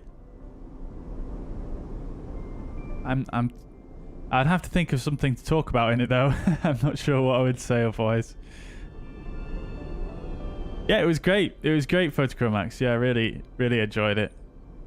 It was funny because the flight instructor I was with, I mean, I sort of explained to him I was into flight simulation, but he sort of, I mean, I suppose they've got to do this, haven't they? But He was telling me loads of stuff, and I was like, "Yep, I already know that. Yep, I already know that." But yeah, it was good. It's good. I got to fly a little bit, and yeah, it was great. I would love to try and do a takeoff, though, to be honest. But I mean, one thing that is immediately apparent, though, is, and anyone who's flown in a small aircraft can probably attest to this, is that, you know, obviously in a flight sim, you know, being a little bit aggressive on the controls, it doesn't really feel like anything to you in a flight sim. But in a real aircraft, you're definitely a lot more hesitant to try and throw in like a steep bank angle or something like that. At least on your first flights anyway. That's how I felt. I was so gentle with the controls. But yeah, it's good. It was great. Simulator guy's going to upgrade from a 3060 to a 4070 Ti. Yeah, that'd be good. That'd be good. 4070 Ti, good card for the price. I mean, they're still very expensive though, aren't they? Still very, very expensive. Yeah. I mean, it would be really good. I mean, you know, the 40 series, you can get the frame generation, which is really good. For Microsoft Flight Simulator, at least. But, yeah. They are so expensive. 40 series awful value. Yeah. Yeah, I mean, I think in the context of general gaming, they are pretty poor value, aren't they? But if you think about it in terms of the frame generation that you can use, you know, to improve your Microsoft Flight Simulator games, I think they do. I think they do come a little bit more. You know, I think they do have a little bit more value to them in that respect, because, you know, a lot of people have reported, you know, almost doubling the frame rate with frame generation, which is just insane. But in general, I think, yeah, they're not the greatest value.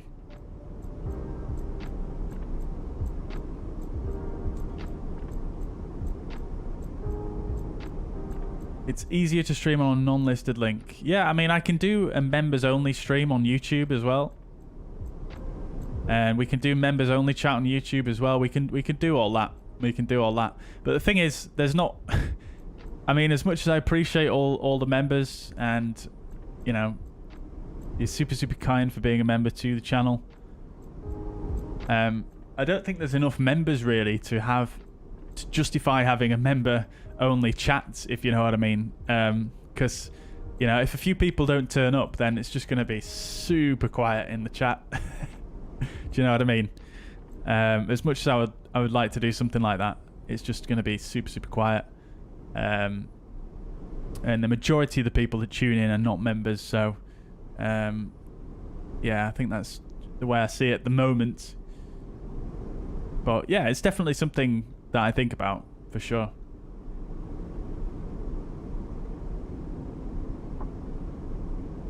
Yeah, definitely much more timid, Photochromax, 100%. When I'm using a group flight, I use TeamSpeak. Oh, interesting, Roy. I didn't know TeamSpeak existed anymore.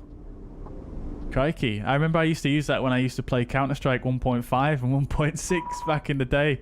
That was... Yeah, I don't think I've used it since. And Medal of Honor Allied Assault as well. I don't know if you guys ever played that.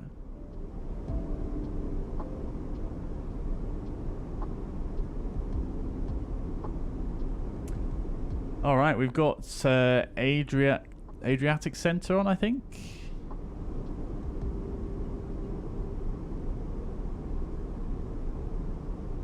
Adria Radar, sorry.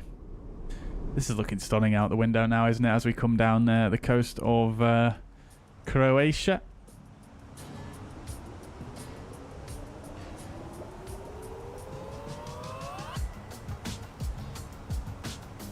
Good evening, identified.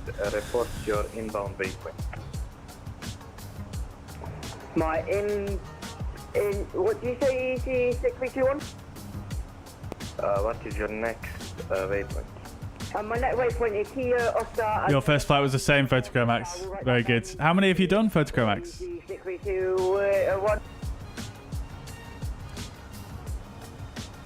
How many hours do I have on VATSIM? Good question. I don't actually know. I can check though.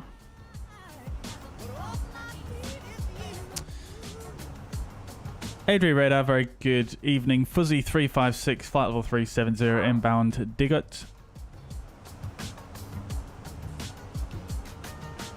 Fuzzy 356, Adria Radar, good evening, identified. Alright, lovely job.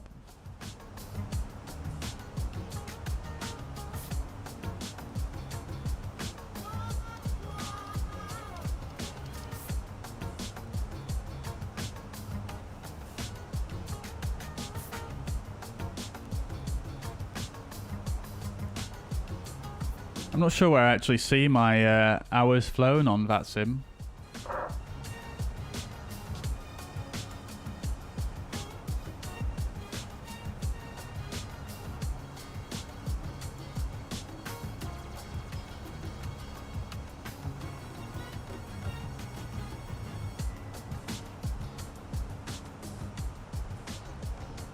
See if I can find it real quick. Oh, look at that. There's so many fuzzers on VATSIM right now. Well, there's 4, 5. That's amazing, guys. Love to see it.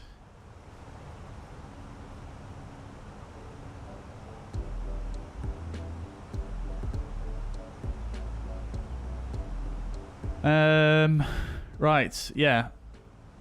I've got 621 hours and 4 minutes on VATSIM.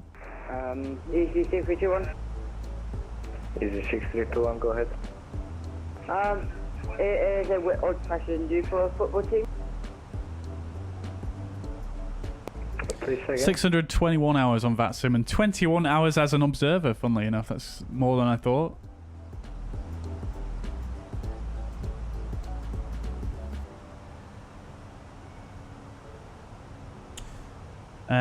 Frame generation is cool and all, says Scorgasmic. 1 second. Don't worry, I'll message it to you.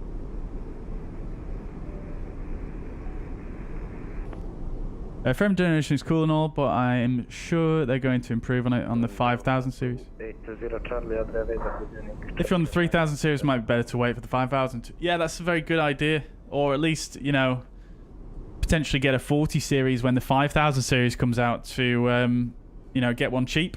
Maybe. But yeah, I fully agree with that. I think that's probably what I'll do, to be honest with you. Just like when ray tracing first came out. Yeah, exactly. 4090 is only worth for 3D rendering, virtual production, and video making in general. Yeah. Although strong processor is quite important for video making, isn't it, as well?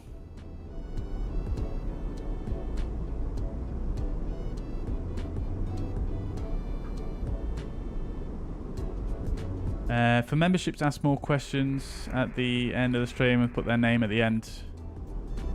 Delta 280 Charlie, still static. I'm not sure what you mean by that, Sasha. Oh, you mean like a credits thing? Yeah, definitely. Well, I do try and remember to give people shout-outs at the start of the stream. I realise I've forgotten to do that today, but... yeah, I agree. I definitely need to work on something like that. I think that's something that I'll probably get implemented at some point in the near future. TeamSpeak is what's behind VATSIM. No way, I did not realise that. That's crazy. I think the prices of 5000 series will stay high. Yeah, probably. How do you know when to descend in the A320? Sorry for popping up. Well, you can go by the top of descent marker, which you can't see right now, but 4501 Adria. You've got a top of descent Suedo waypoint here, which it does show on the ND as well, but you can't see it right now because it's too far away. That's the best way to know, or you can just do the normal calculation that you would work out your top of descent by. But yeah, generally go by the top of descent. Adria, dobra večer, option 50 Bravo level 380 inbound Livo. Photochrome Axel Wavers live on the east coast of Italy. Amazing, dude. Let's give you a wave. Oh, you're a little bit far away now, but let's Let's wave at you. Request 370. It's pretty stunning scenery coming down here. This is amazing. Roger, descent flight level 370. Oh, you got a PPL? Oh, very good, Photogrammatic. Love to see it. Very, very nice. Very, very nice.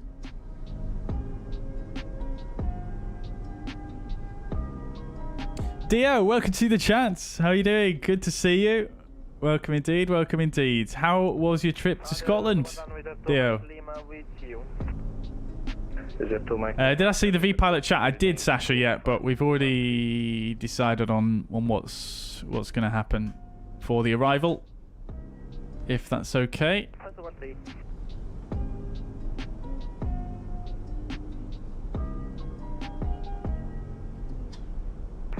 To my claim identified the report your final. Yeah, that's very true. Photogrammatic if the codex is hardware support above the GPU. Yeah, true. That's very true. To my claim, Roger, climb, continue climb flight level 370. Does flybywire 320 have a top of descent marker? It does actually, Steel, yeah. I think, I'm not sure if it's just on the experimental and the development versions at the moment. I'm not sure if it's on the stable, but you might have to use the development or the experimental versions. Bravo 1 Zulu arrival for rail reserve of right. Probably at the right latitude. Oh, very good. Well, I hope you saw us waving. Sasha's got a driving lesson on Friday and booked text 1st of June. Oh, very good. That's I like the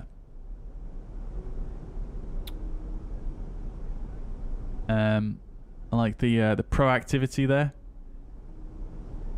Getting those tests booked in straight away. Is that your practical test, or I assume that's got to be your theory test though, 1st of June, right? But yeah, best of luck, Sasha. I hope it all goes well for you.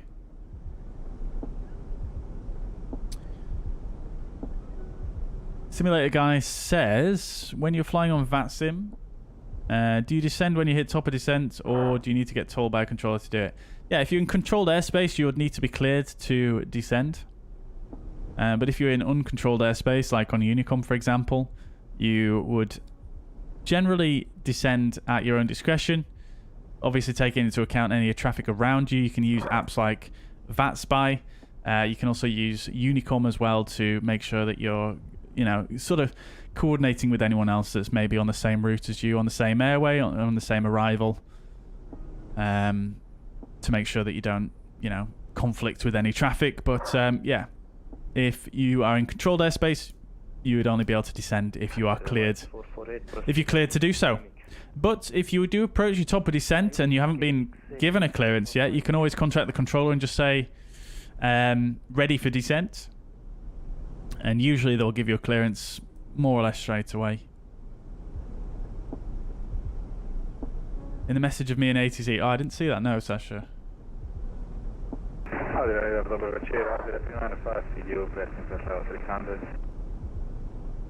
Adria 395, Adria Radar, good evening. Identified information, Bravo, Lumus, 1 November arrival. Oh, I see. So Croatia support, very good. Good team to follow, Croatia. Strong team. Adria 395, very good, very good. Flight level 120. Yeah, it doesn't have it on the stable version. Thank you very much, Ollie. Thank you, yeah.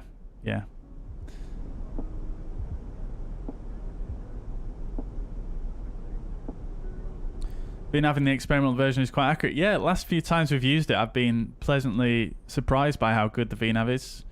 Even though it's still a work in progress, it is, yeah, it's good. It's good.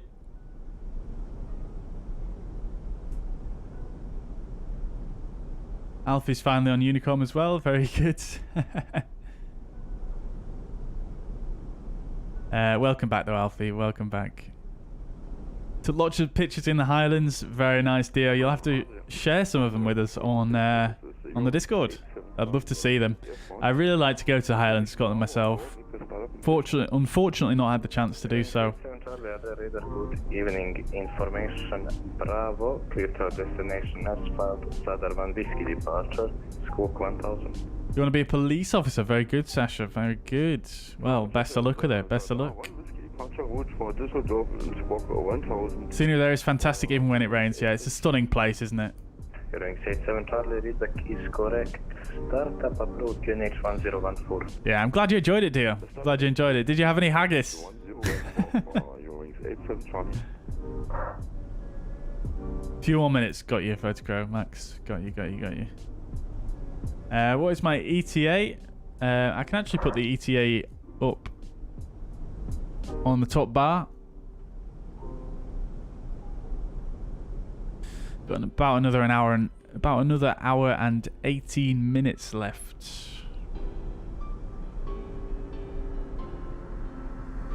This scenery is just stunning, though, isn't it?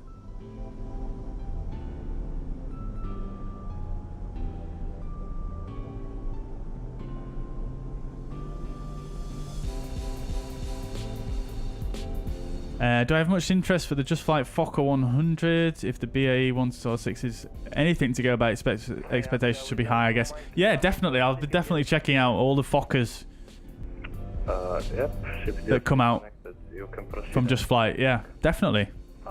Yeah, 100%. I mean, I really like everything that Just Flight have done so far for the sim.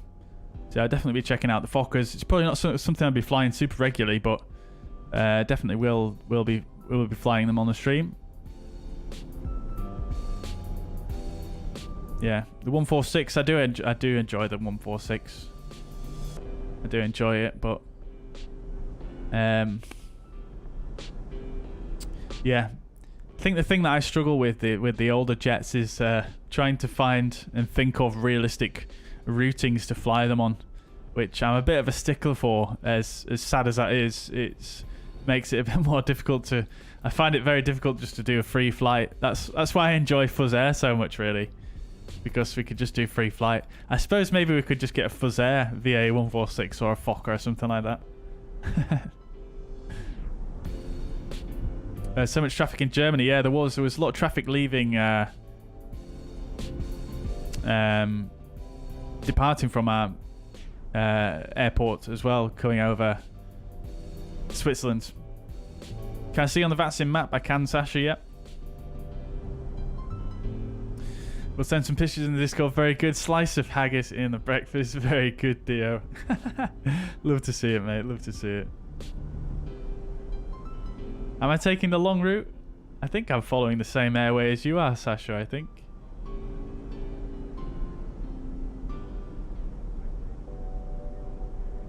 You got 30 minutes left, Alfie, so yeah, we're going to be a little bit behind you there. We're on with Adria Radar at the moment, though. So you're quite a bit ahead of us then, aren't you?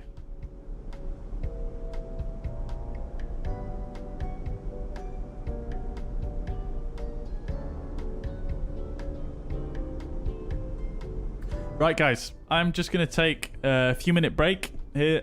Just have a bit of a stretch. And I'll be back with you in 5 minutes or so. Fuzzy 356 request 5 minutes away from the flight deck. Approved, report back. Will do, thank you. Alright, I'll be back with you in a few minutes, chat.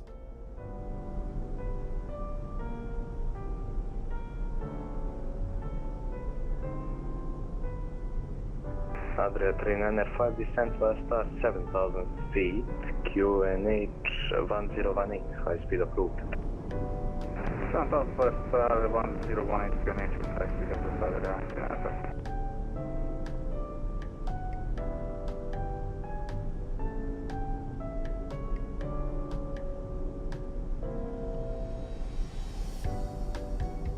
Easy 632-1, go request.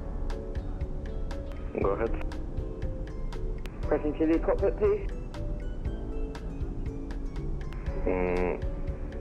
I can approve you for 30 minutes if you want. Can you repeat for us, this is EC 6321? Easy 6321, you can take your time. When you come back, you report your back. Approved, report back. Okay, would that be same as Fuzzy 356, 5 minutes for EC 6321? Roger.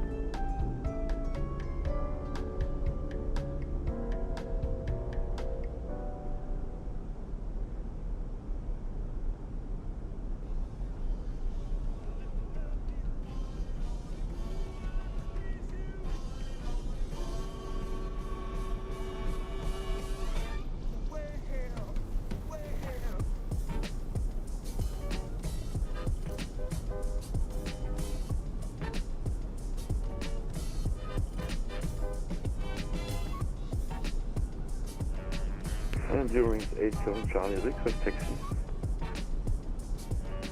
Eurowings 87 Charlie, taxi via Alpha, Gatwick, Airline, runway 05, report ready. Taxi via Alpha Airline and backtrack 05 and report when ready for Eurowings 87 Charlie.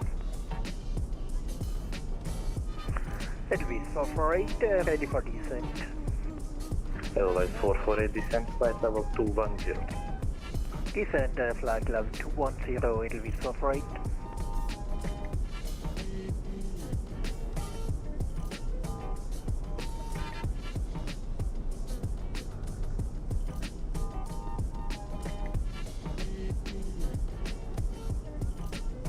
Adria 395, descent 4,000 feet, clear LS 30, report established. 4,000 clear LS 30, report Adria 395.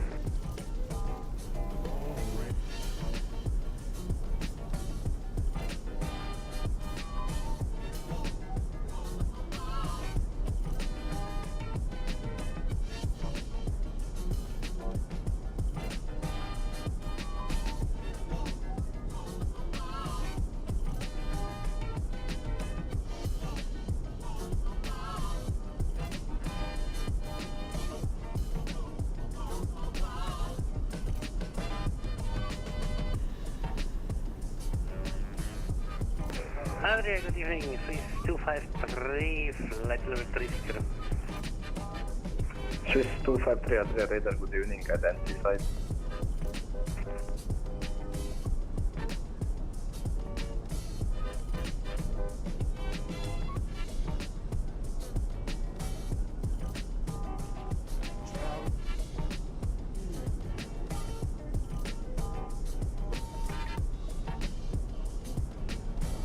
Adria with 2 Mike Lima, it's possible to get the VOR approach runway 35 via Tirana VOR.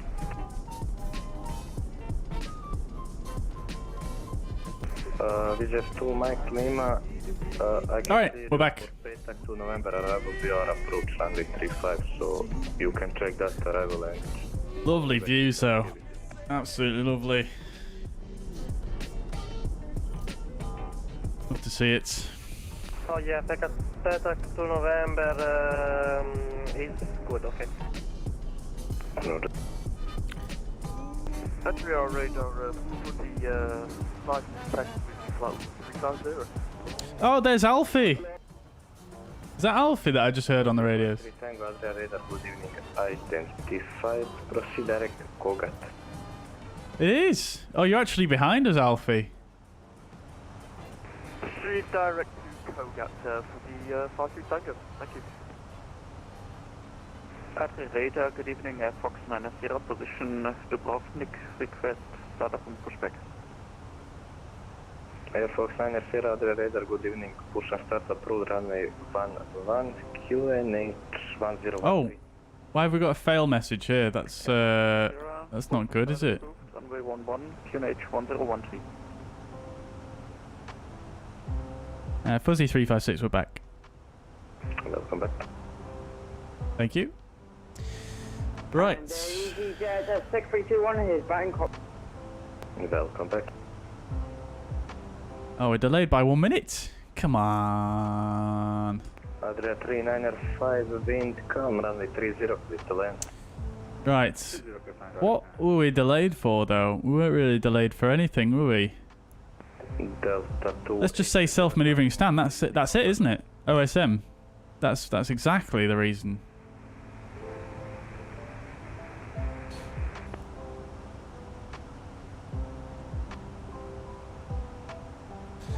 So 1 minute and OSM. Flight level 300 to be leveled at Djibouti. Down to 300, leveled at Djibouti.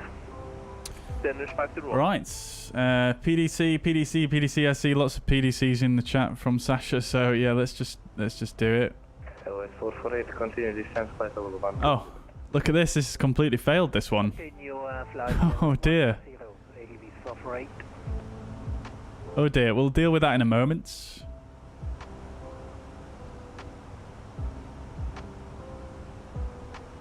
Hardware control, Danish 501, just for confirmation, flight level 300, correct? AFM 300, 300. Right, ADR8. And notify. Okay, that's interesting. So let's dig out the QRH then, and let's see if there's a procedure for a failed MCDU. Log on accepted, very good.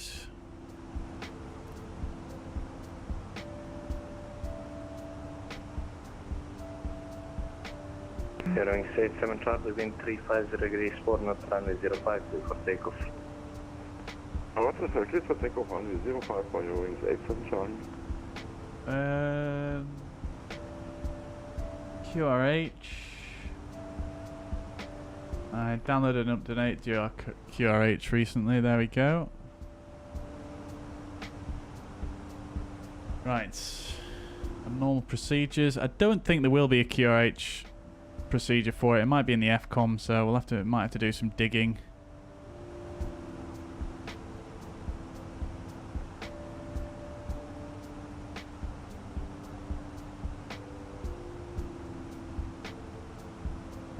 Wait, do we have an ECAM? We don't have an ECAM for it, do we?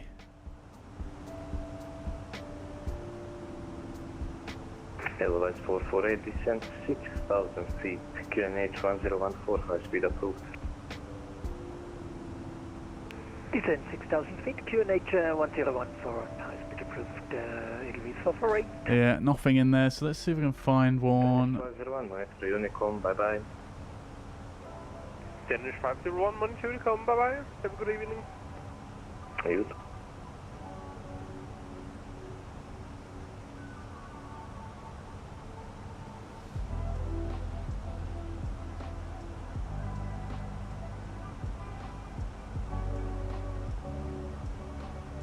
Yeah, Fox 9 Sierra, request taxi. Air Fox 9 Sierra, taxi going point Alpha, runway 11, report ready. Yeah, Fox 9 Sierra. Looks like I'm going to have to look for the FCOM. Look in the FCOM and see if I can find something in there.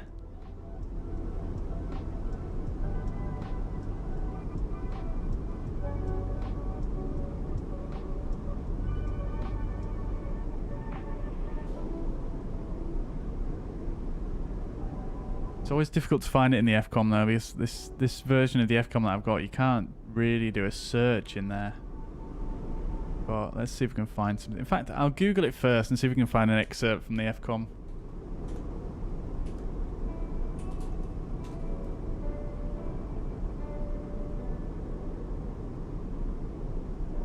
FCOM 4620. There we go. Always rely on Google. We don't have a 46, but we got a 3620. Maybe it's in there. No. Okay.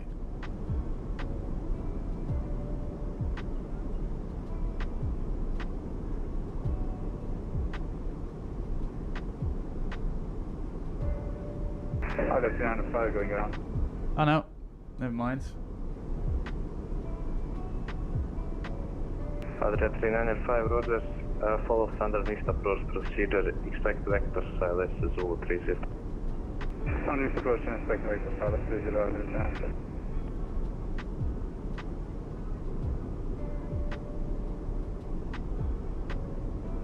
Austrian 50 Bravo, monitor Unicom, bye bye. Unicom, Austrian 50 Bravo, thank you, good night.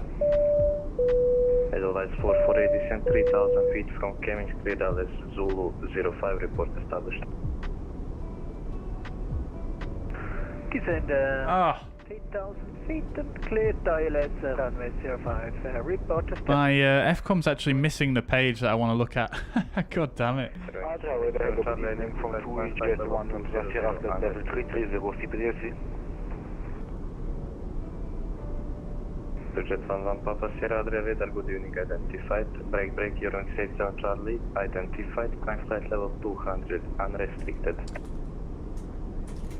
Alright, I'll have to do some digging here, chat. I'll go on smartcockpit.com and see if I can find the correct page on there, because I think it's probably going to be...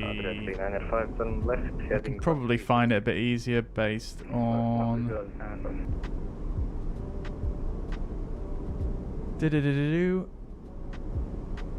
Supplementary techniques is what I want. Oh, it might be auto flights. Let's try that one. Dio, thank you very much for renewing your silver membership, or thank you very much for becoming a silver member, rather. Much appreciated. Oh, I've still got that timer on.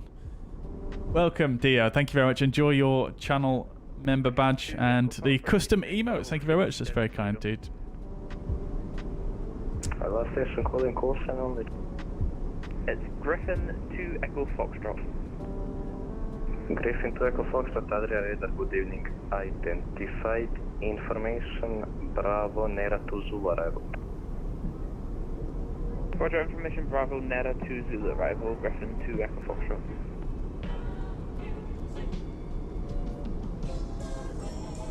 Do.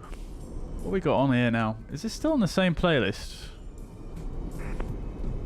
It is. Interesting. Otherwise 448, proceed direct Sierra Papa 401, still cleared.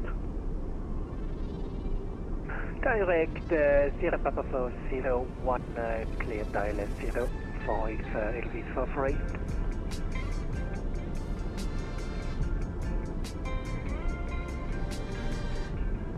Air Fox 9 Sierra is ready for departure, hold point Alpha. Air Force 9 Sierra, wind 090 degrees, 3 knots, runway 11, clear for takeoff. Air Fox 9 Sierra, clear for takeoff, runway 11. Right, I think we got it.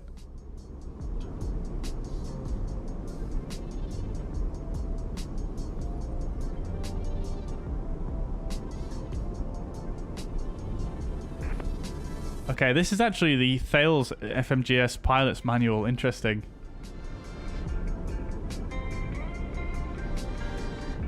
I'm surprised I can't find that section of the FCOM though. Can you get 15 minutes on the cockpit?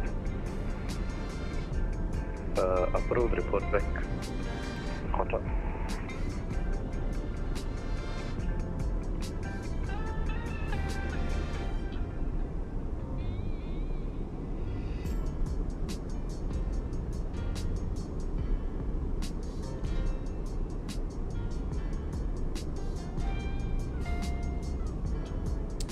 Give me 1 second, chat. Sorry about this. I won't be long. I think we've got some stuff to go out now.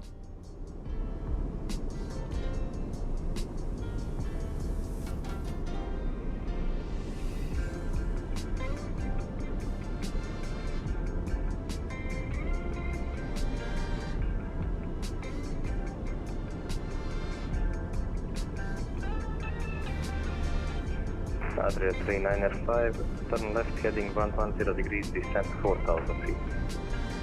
West 10 and 4,000, Adria 3905. All right.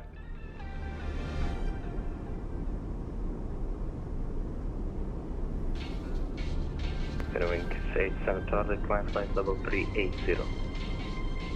Climbing flight level 380 for your wing 87 Charlie. 4620 is what I'm looking for again. Okay, so...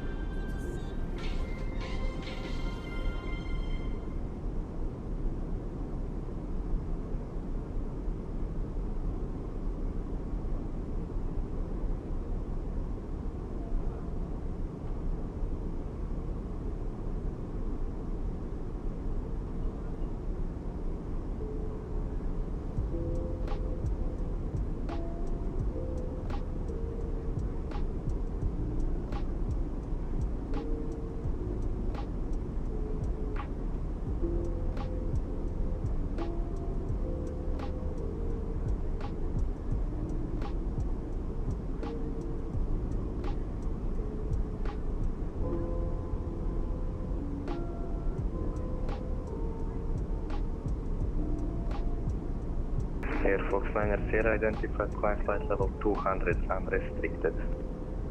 Air Fox 9 Sierra, climb level 200, unrestricted.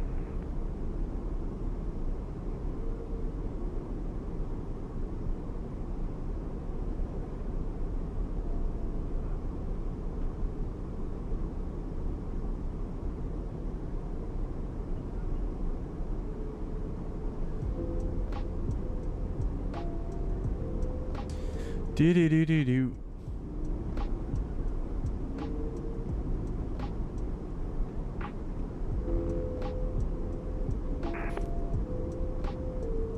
Okay, cool. So I found something. Adria 395, turn left heading 040 degrees. Alright, so MCDU locked or blank. Like this. So let's see if we can do this. So pull the circuit breaker for the locked or blank MCDU and push it back in after 10 seconds. The circuit breakers for the MCDUs are... Alright, we're going to have to come back here, chat. So, it's going to be Autofly MCDU 1H Hotel 07 on 49 VU. I'm just going to turn the music down for a minute in case the controller gets in touch. Radar, very good evening.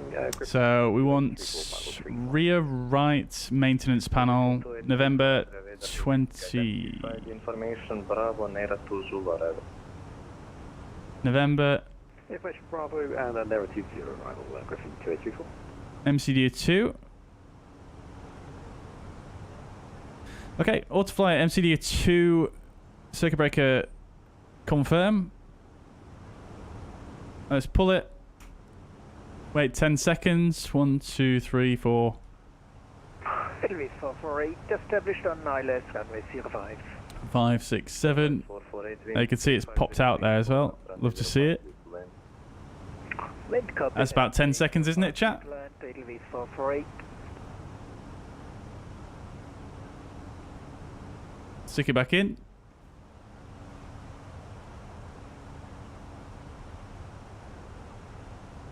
Have we fixed it? No, we have not. Okay. That's fine. Adria 395, turn left heading 330 degrees, cleared LS Zulu, correction, cleared LS 30, report established. 330, cleared LS 30, report established, Adria 395.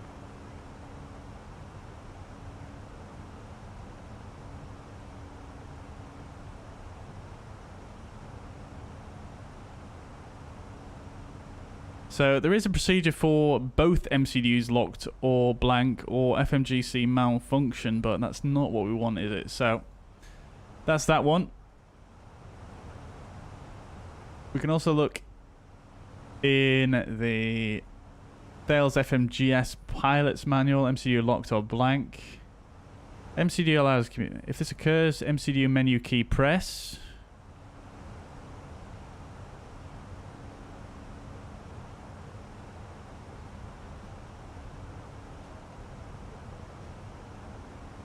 Okay, yeah, so that's fine. That's pretty much it. I can't seem to find Yeah, so I think the jobs. I think we're fucked there. I don't think we can use that MCDU anymore, chat. I think we're only going to be able to use this one. Oh, I didn't turn on the 80s. So that's that. Sorry. Roger, runway 11 then narrative. Never mind. Let's have a look through here. For your information, wind in Dubrovnik 090 degrees 3 knots, QNH 1013.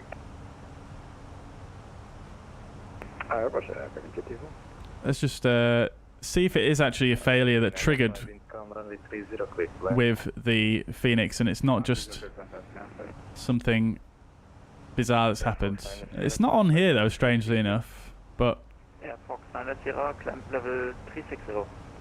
anyways, that's gone, that one. Goodbye.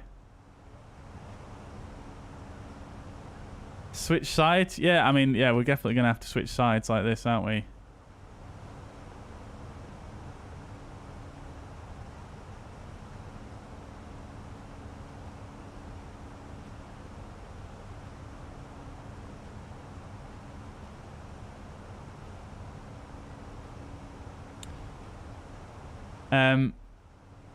No, these aren't going to affect the MCDU, Sasha.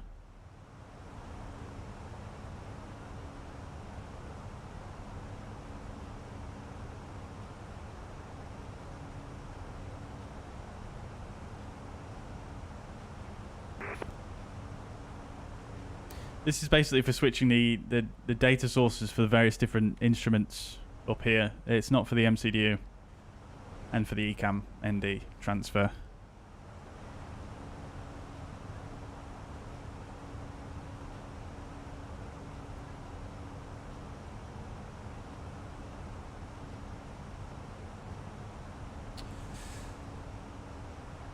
The pack, welcome to the chat. Hope you're doing well. I was watching another flight sim pilot earlier. He has an autopilot failure. He's dropped and nearly crashed. He gained control again now. Oh, crikey. That sounds like a pretty serious failure. I mean, if your autopilot fails, it shouldn't just drop the plane out the sky. Unless there's a very, very catastrophic failure happened through multiple systems. Aircraft are not quite that easy to lose control of. That sounds very unfortunate, whatever happens.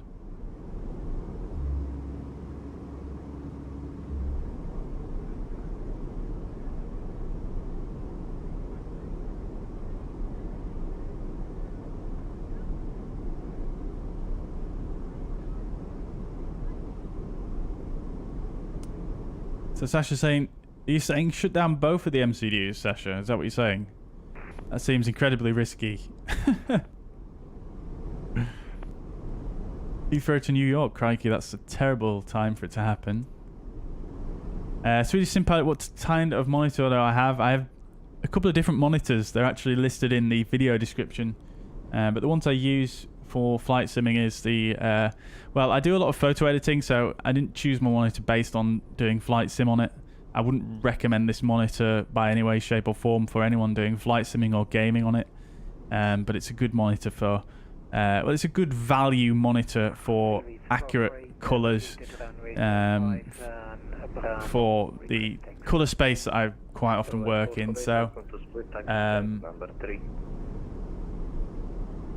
Taxi to stand number 3 so yeah, but it's a Dell U25 18D. It's listed in the description anyway. Do I have any web MCDU? No, I don't have anything like that. No, I don't really bother with that because I think the thing is with the MCDUs that are on tablets or on phones or whatever, you don't have that sort of tactile feel of the buttons. So I don't know. I just feel like when I've tried them in the past, I always end up accidentally pressing the wrong thing when I'm sort of cross-referencing my monitor as well.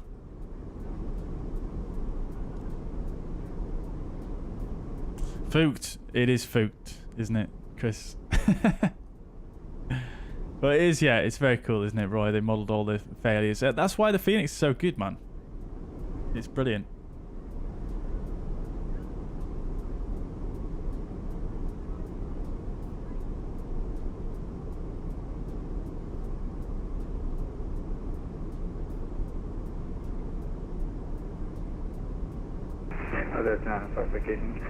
So this is when the plane shuts down. Yeah, thankfully not. I think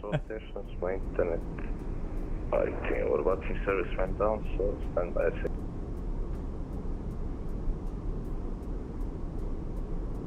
You got an anti-eyes B failure. Don't know what that was.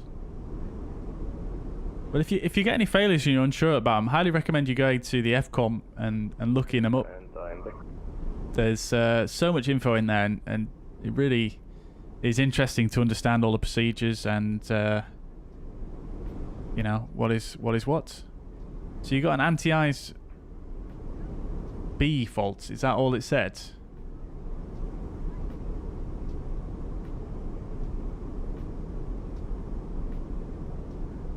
Hey Adria, Wizard to Mike Lima, if possible we request to hold over PETAC because my first officer is away from the cockpit at the moment and I am not able to start the approach.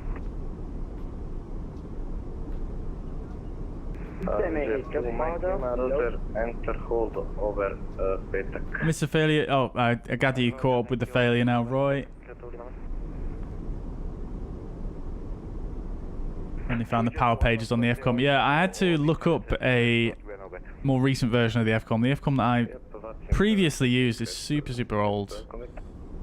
So I found a newer version, dated July 2021, which has a lot more information in it. It's even got colour in it as well.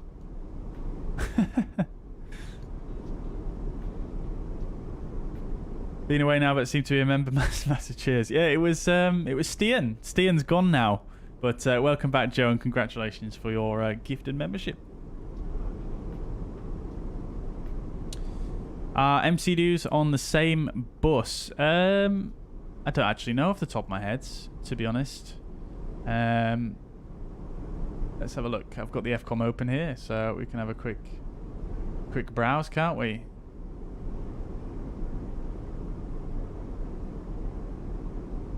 I would assume not.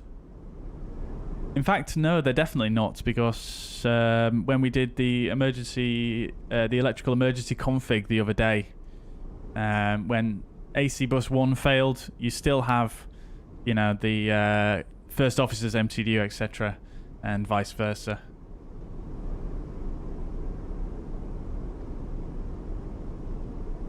Vizier 2 Mike Lima are able to descend to flight level, let's say 130. Yeah, affirmative, we are descending 130, Mike. And is it easy? Try to see if there's a list of it in the FCOM. There probably is, but there's many pages. For my destination, please. Easy 6321, I do not cover Greece, so I will need to check on the lead pilot or listen to the frequency of the 80s.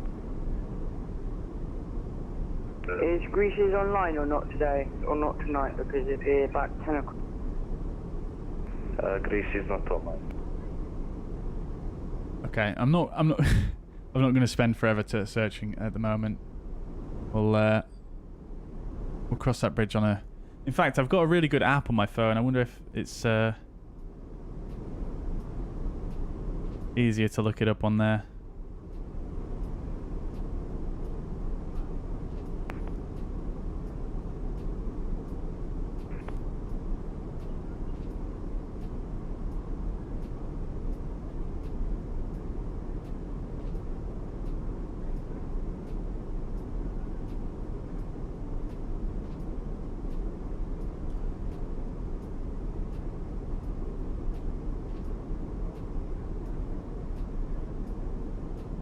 MCDU.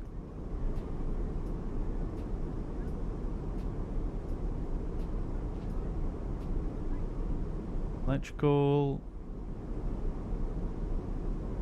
Yeah, no, that's going to take a little while to file, but yeah, I mean, they're definitely on different buses because of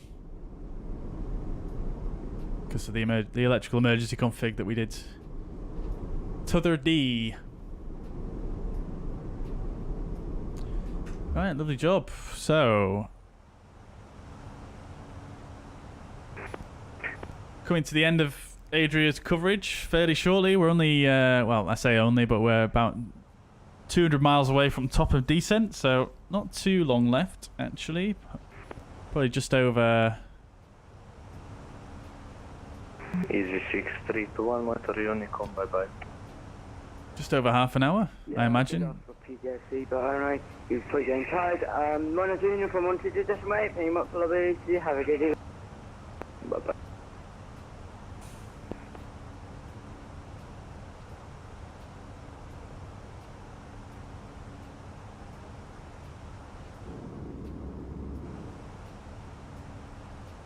Is there 2 Mike Lima, cancel CPDLC, continue on voice.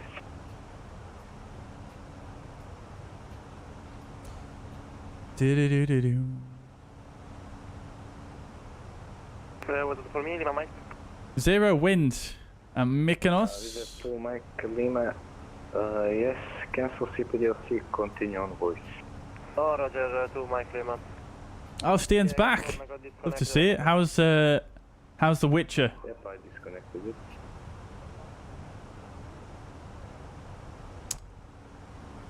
Will I try the ATR? Absolutely, yeah. I think we'll probably do a decent bit of flying at the ATR on the channel, I think. Yeah, looking forward to it.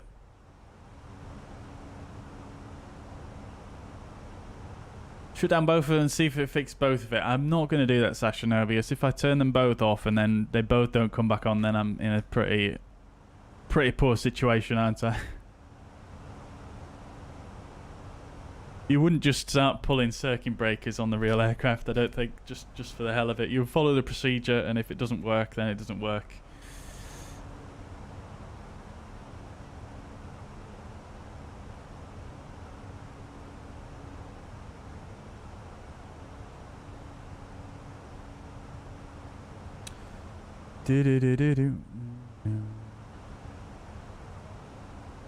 Until it is not touchable, I don't want to hear about it. Sorry, I think I've missed the context for that, Francesco.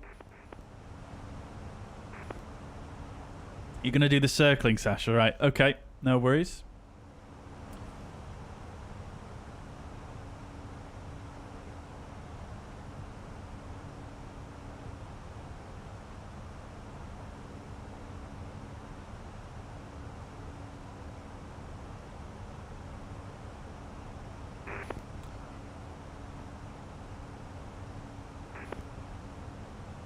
Ryan, welcome to your chat. Doing very well, thank you. Yeah, how are you doing? Welcome.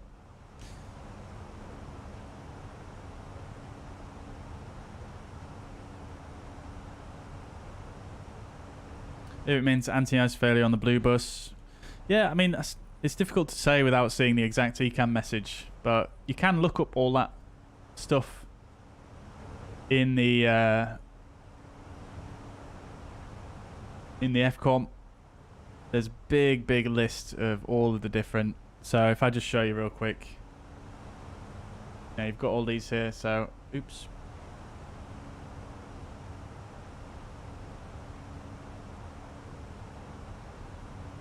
Yeah, so you've got all these anti-ice ones here. Could have been any one of these. I can't see any that's just say anti-ice B, but 356, monitor Unicom, bye-bye. There's quite a few. Launch Unicom, Fuzzy 356, thank you, bye-bye. Bye-bye. So yeah, there's many. Right, over to Unicom Cheats.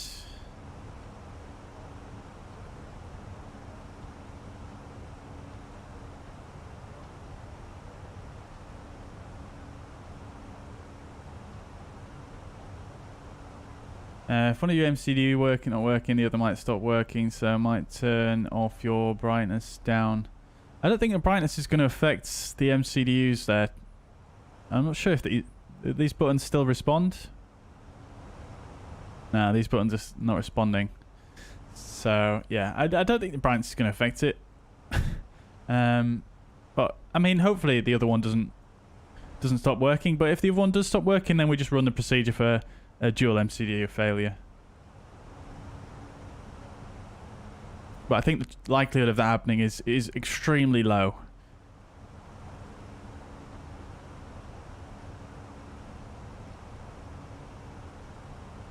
But yes, ATR showcase. I'm not sure if it's how good my showcase is going to be, but we'll definitely fly it. I've downloaded some FCOMs and QRHs for the ATR, so I'm gonna do a little bit of swatting up when I get some chance. And yeah, I'm really looking forward to the ATR. To be honest with you, it's a super cool plane, and we'll be able to do some super cool like short hops with it. I'm really looking forward to having a turboprop in the sim. It's gonna be amazing. Can't wait.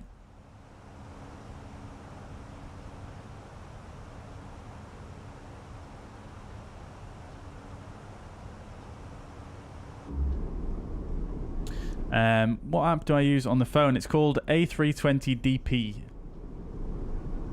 It's very good. I mean, it's not really like the FCOM. It's just more of a explanation of various different buttons and systems. It's not quite as detailed as the FCOM, but if you want to just look up something quickly, then it's good. Glad to hear everything's going well with the internship, Dio. Love to see it. Maybe you'll be hired. Maybe you'll be hired. I think you will be, dude. You got this. You got this. Do I have a sledgehammer in the cabin? I don't think we should do. I mean, we should have at least an axe somewhere, right? I'm not sure where they actually keep it in this cockpit, if they even have one, actually. I know they've got a crash axe in the old in the Boeing, but I haven't actually seen one in here.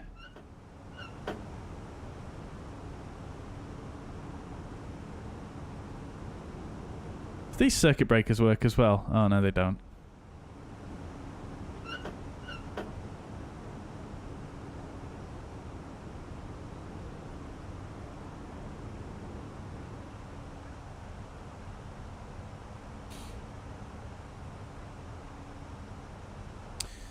Do the circle to land.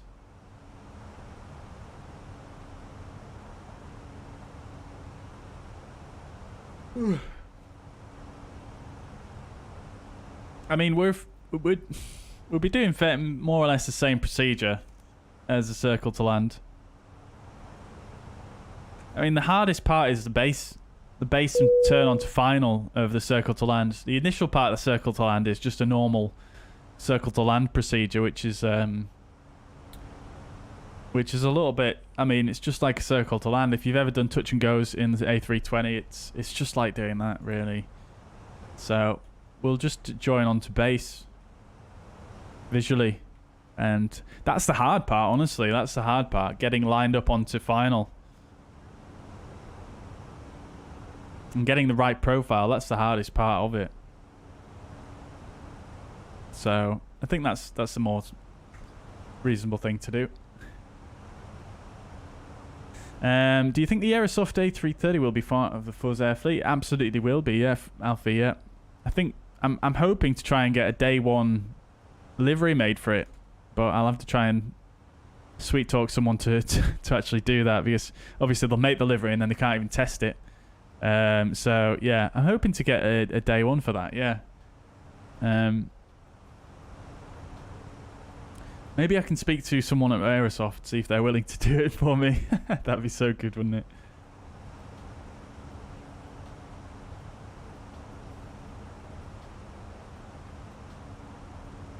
Hope the ATR is free. It's actually going to be payware, I'm afraid to say, Dio. It is going to cost money. It might not be that much because of obviously Microsoft's massive economies of scale, but it is going to be payware, Dio.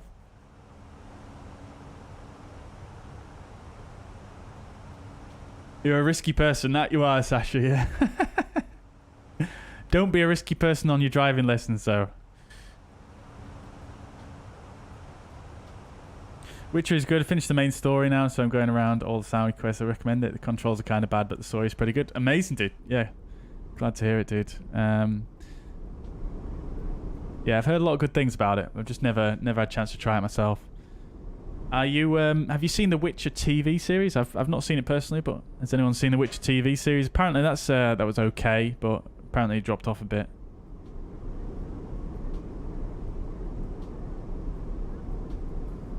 Who will land first, me or you? I imagine probably you, Sasha, yeah. Because you're quite a bit in front of me. But that being said, if you're doing the circle to land, it might be a bit awkward. Because I'll probably be coming in...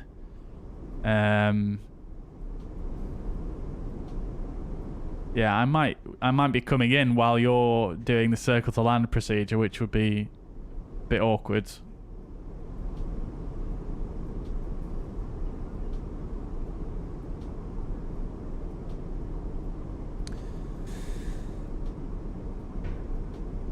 Oh, about the MCDU, Francesco.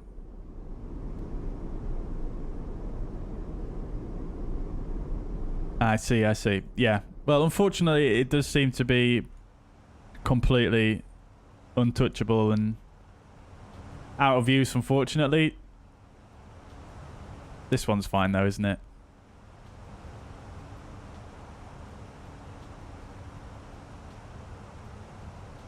Yeah, I imagine it could be quite cheap, Alfie. Yeah, definitely, because of, you know, Microsoft and their, you know, they're going to sell a lot of them, let's face it. So they'll probably be able to give some nice price on it.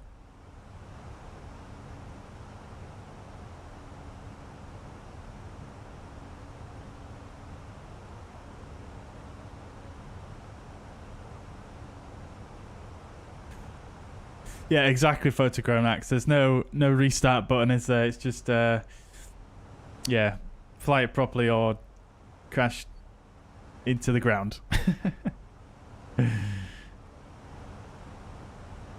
Top percent in 320 nautical miles. Very nice, very nice. Where are we? We've got about 120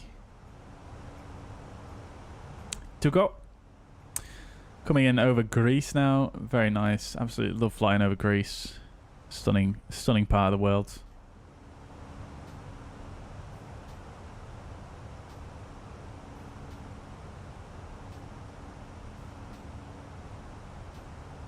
It's also indicating fail. It is, yeah. It is. Job's foot. Shall I just try it one more time with the circuit breaker just for good luck?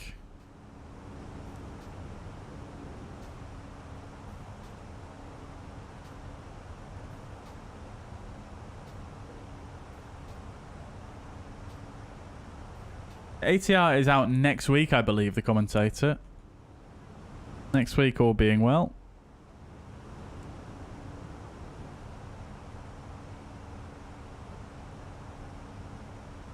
I love the delay as well, how it doesn't just come back on immediately. That's just shows what's going on underneath, really, doesn't it? Yeah, it's still foo bad.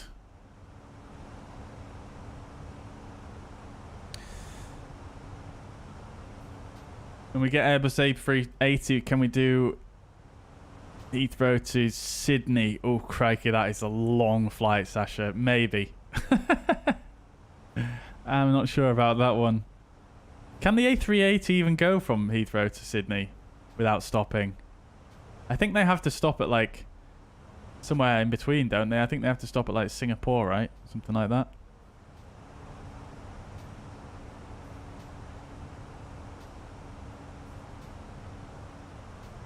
I think the longest flight that can be... the longest flight currently commercially doable is the Perth to London Heathrow in the 7879, maybe? Something like that.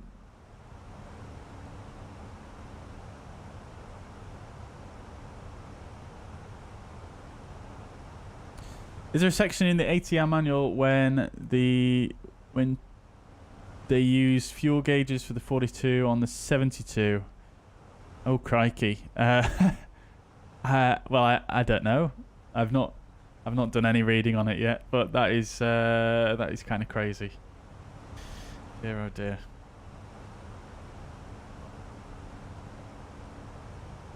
Fire extinguisher is a valid substitute for the sledgehammer. Agreed. Agreed. Yeah, they've not got a functional fire extinguisher though. What is going on, chat? What is going on? That's an uninstall right there. Look at this though. Talk about texture quality. That's brilliant. Look at the detail down here. I've never looked down here before. That is some pretty impressive detail right there. I'm really looking forward to the Fenix V2 because they've said that they've got something coming in V2 that has never been seen before in Microsoft Flight Simulator. I'm so intrigued. I'm so intrigued.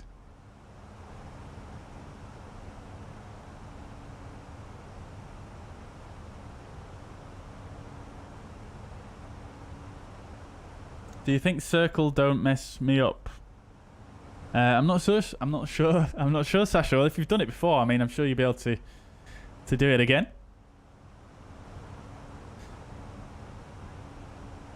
But yes, we'll both land on runway 16. But all I'm thinking is, if I'm not that far behind you, so if you're doing the circling and I'm coming in for a straight in approach, then it might be a bit awkward if you're in the middle of the circling procedure and then I'm coming straight in. That's all I'm thinking.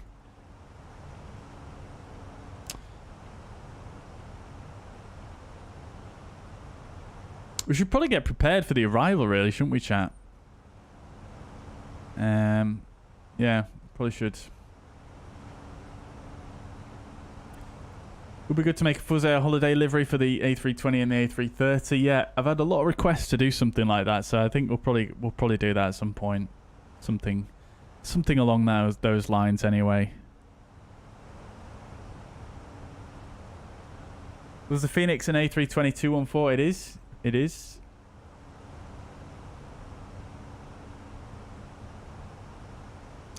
You have to pay the ATI, I will pay. Yeah, it sounds like it's going to be worth paying for, Dio, from what I've seen so far.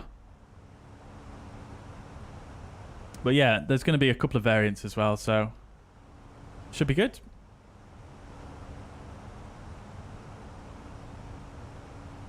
Yeah, I tried the TV series as well, Stian, but didn't really stick for me either. What I have been watching recently, though, chat, I don't know if you guys have seen this on Apple TV. It's called... I always forget the name of it. It's called Ted Lasso. I don't know if you guys have seen that. That is fantastic. Absolutely love it. Really, really good show on Apple TV. How's the flight going? Says Matt. Matt, welcome back. Doing... Yeah, good. We have a failed MCDU. But other than that, we're fine.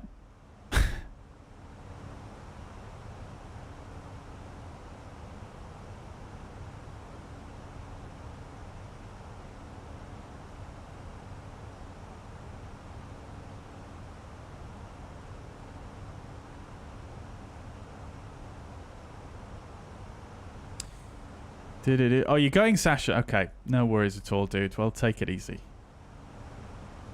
Lovely stuff indeed, Matt. Lovely stuff indeed. They stop in Dubai, do they? Yeah, I think some of them will stop in Dubai. I know Emirates obviously uses Dubai as their main hub for a lot of flights. They fly into Dubai and then carry on. IE engines better come in V2. So many people asking for that IEs. Yeah, I'm not sure if they are going to come in V2 or not. I think they might do, but it's not really... It's not confirmed jobby. I think Singapore to Newark is the longest commercial flight currently. Very good. Yeah. Well, I think the Perth to Heathrow, I don't think that's actually operational yet. But I think that will be when it comes in. And Sharklets as well. Crikey Alfie. They don't want much. But yeah, I mean, I hope so too, but I'm not holding out hope. I'm just happy with if they do some nice improvements to what we've got, to be honest.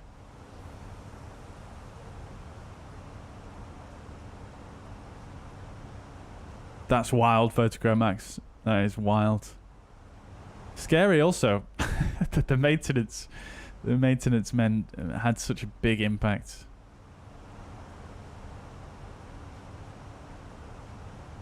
The ATR sounds are modeled correctly, you'll need earmuffs. Crikey. Or we could turn on the headphone simulation in the sim.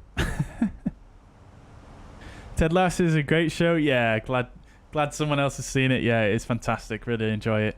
Still halfway through season 3, aren't they, at the moment? The next episode's out tomorrow, I believe. The Rookie, I haven't seen that. What's that on, Matt Resso?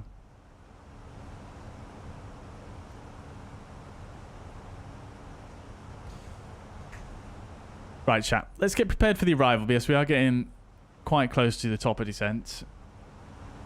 And to be honest, top of descent is probably going to be a bit closer in than what we think because we are going to attempt to do a straight into runway 16, aren't we? So what we should actually do is just set up for a runway 16. We'll use the same star.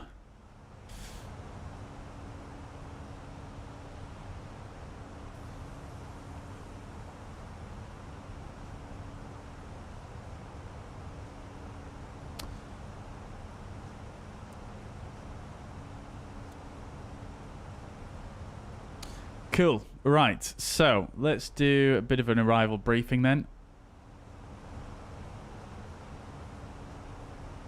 Let's just check my constraints on here first. Agapu between 250 and 210, that's in. 810 is above 190, that's in. Bismo 250 at or above 7,000.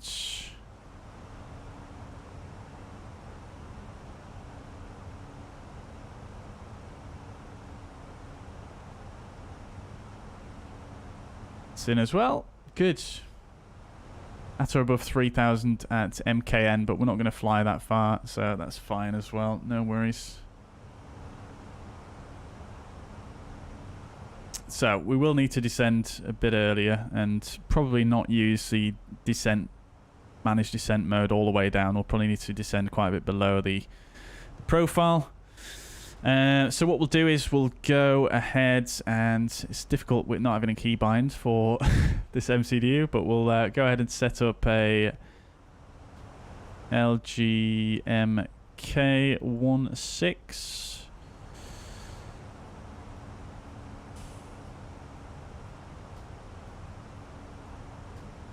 And we're going to descend from 370, so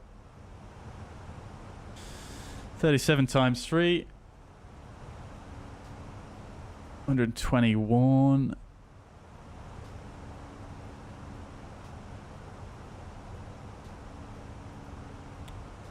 Okay, cool. No worries. And then what we'll do is we'll also go to the progress. We'll go LGMK 16.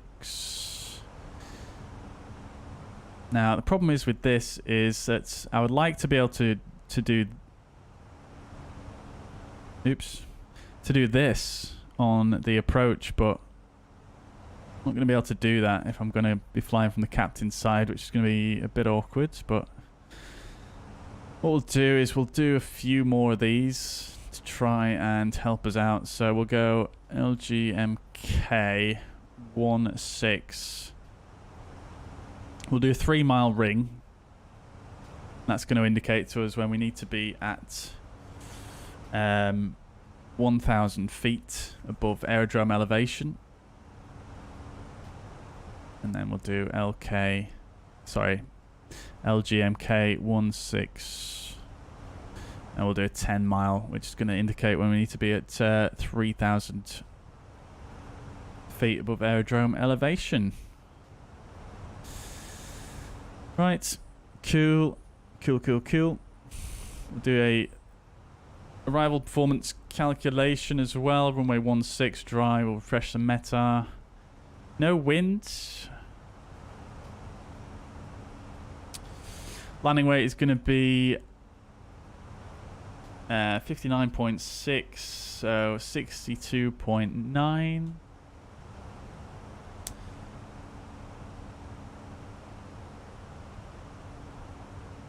So medium auto brake is actually going to do it for us, which is good. Cool. Right. Just before we start the descent, though, chat, I am just going to nip to the loo. I'll be back in a sec.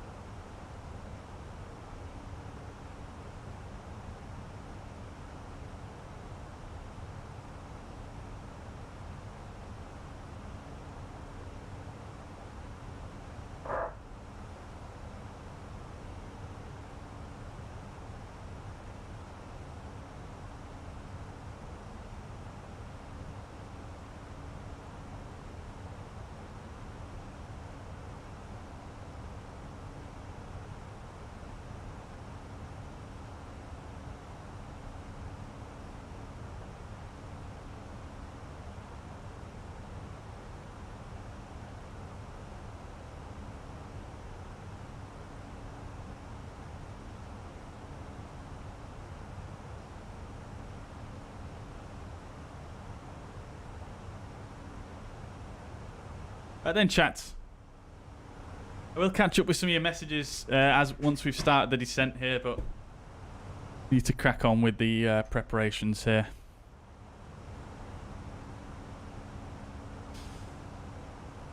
Okay. So the first restrictive fix on the arrival is flight level 210. So we'll go 210. What is going on there? It's the GSX menu, isn't it? I think. Right, we'll pull thrust idle open descent. Right, so Arrival preparations. So we're flying into Mykonos, Greece. This is the 10-2 chart. Airport elevation 405 feet. Right, so transition level by ATC. Now we can just look at the SIDS, for example. Transition altitude is 6,000, so we'll assume it's 7,000 for the purpose of this flight today. Right, so looking at the arrival, we're going to do the Agapu 1 Papa arrival. This is an RNP arrival. We don't have any ATC on, so it's not really that relevant, this. As you can see, not any ATC on at the moment. So we're going to come in at Agapu. We need to be between flight level 250 and 210. We're going to follow 1545, track down to Mike Kilo 810 at or above flight level 190, and then continuing on the same track to 800, and then the 146 track into Bismo, max 250 knots and at or above 7,000 feet there. We'll probably aim to be at that point, and then Mykonos at or above 3,500. Now that's right on the airfield, so we will probably be assuming that ATC have cleared us down below that restriction, and it might be the same at Bismo as well. An arriving flight cleared to execute either via Agapu.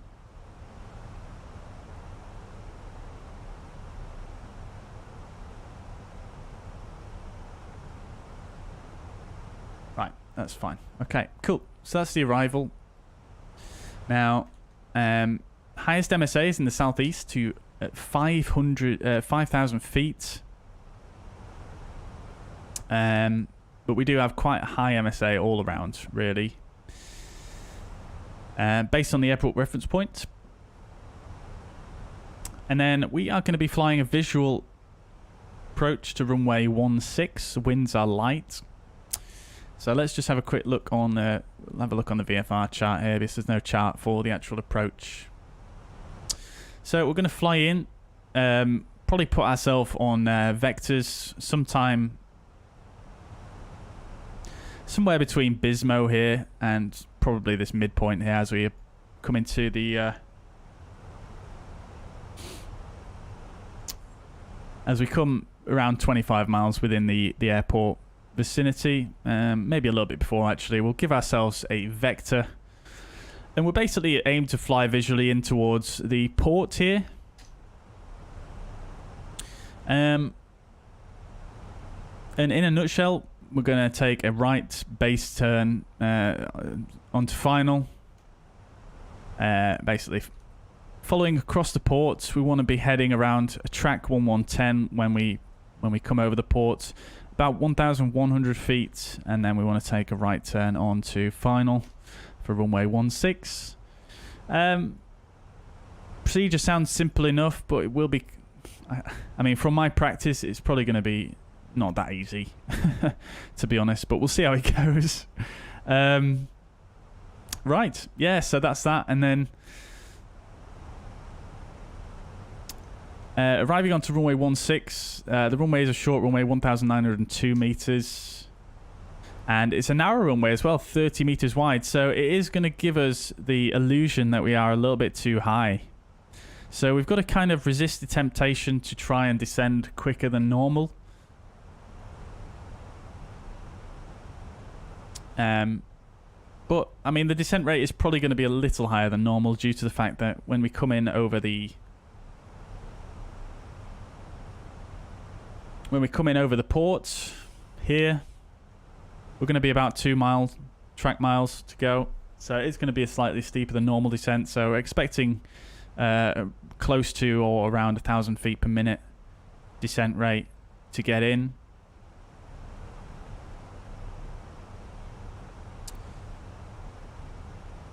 And yeah, like I say, it's a narrow runway, so it's going to give us the illusion that we are a little bit high. We don't have a PAPI for runway 16 either, so it's going to be difficult to judge whether we're on the correct profile or not. But we can use the MCD, we can use the ND here and look at how our distance from the runway threshold, which will be shown on there.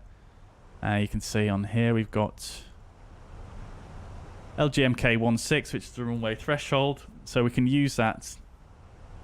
We can use that to see how far away we are from the actual runway threshold, and we can judge our profile based on that.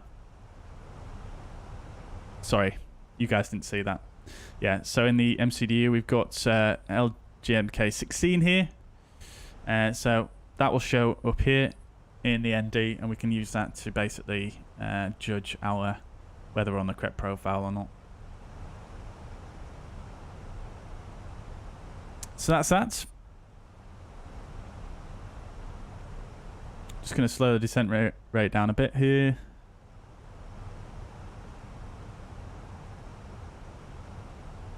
Descended maybe a little bit quick there. I wasn't paying too much attention. Is the VOR got a DME too? I believe it does, yeah. Let's see.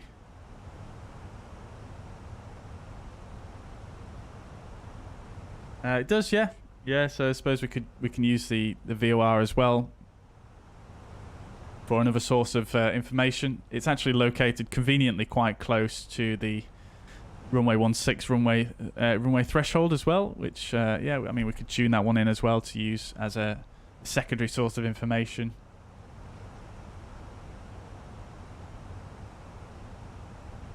And the minimums that we'll be using, we'll use the circle to land minima,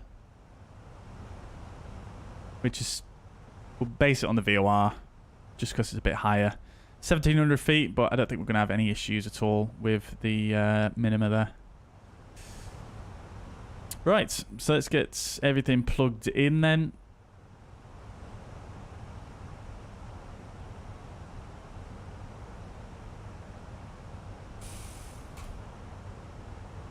This is way out of date. Oh no, sorry, I'm reading it wrong. 2020. Yeah, it's still quite far. Hang on.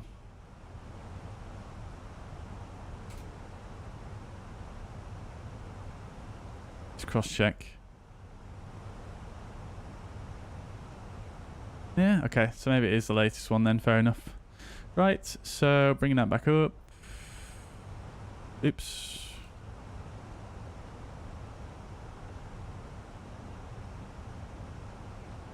Whoa, Bessie.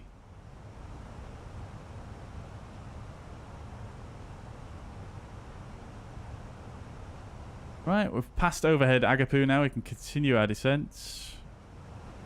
Flight level 190. Okay, QNH 1012. 14 degrees, no wind. Which is pretty incredible. Transition level 70 and 1700 for the minima.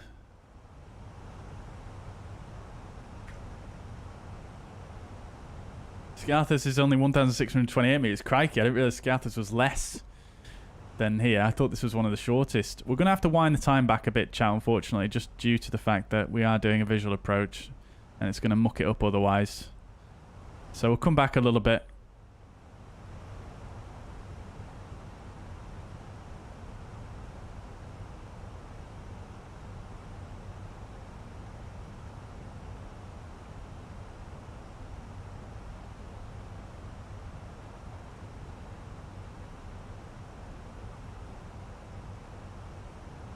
Yeah, we definitely descended a bit quick initially there. I probably should have just used the standard descent mode. But never mind. QNH is 1012 down there, so we'll just set it. Yeah, for reference, excuse me.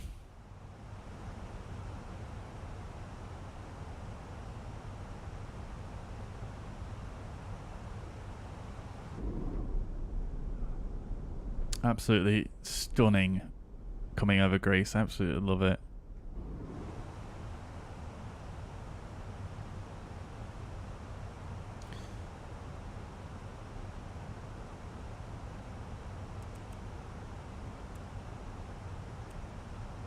To be honest, chat, I think I may just fly on this side. Even with the MCDU out, I think we're going to be okay flying on this side. Probably not the done thing, but it's going to be much easier for me to switch views if I need to. Right, level at 190, 7 miles to go. We might as well just continue our descent. Put in 7,000. Off we go. Side is much better for the right turn. Yeah, it's definitely better for the right turn on this side as well.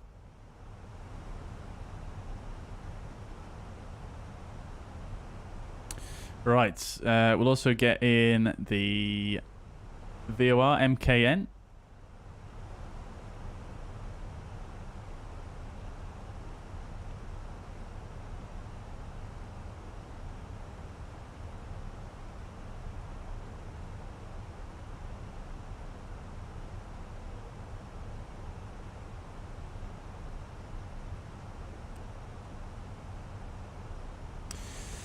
Right, let's see how far we are out. 50 miles.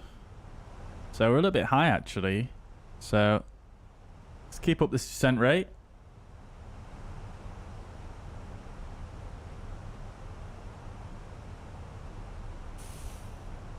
Time to butter. I'm not sure there's going to be any buttering going on here, Dio.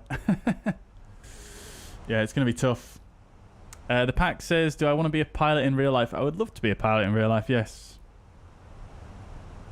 Yep. Barry's a good one on HBO. Very good. I'll have to look out for that. I don't have HBO, though, unfortunately. But I do appreciate shows with good cinematography. That's why I really enjoyed Better Call Saul. Some really good cinematography in that. Really enjoy that.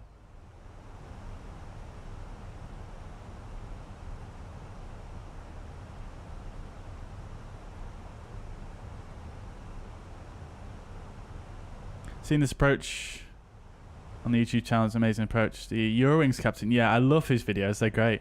Yeah, I've watched quite a few of those. Yeah, really, really cool. I don't think he's done runway 16 though, has he? I think he's did 34 on his video.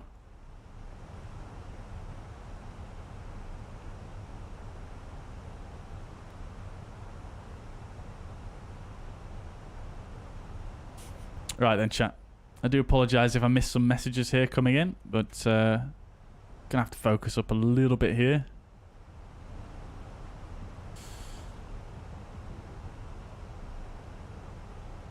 Slowing down now. That's fine. Maybe a little bit preemptive there. The decel point's here. I'm not sure why it slowed down so early, actually. That's fine. We'll roll with it. Right, where are we at? 38 miles. Let's call it 44 at 12. So still a bit high, but we're definitely gaining on the profile.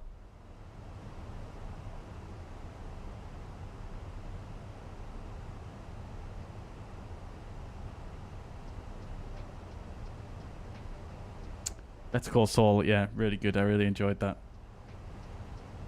Breaking Bad was brilliant as well, of course. To be honest, we can disconnect from Adria now. I completely forgot we were.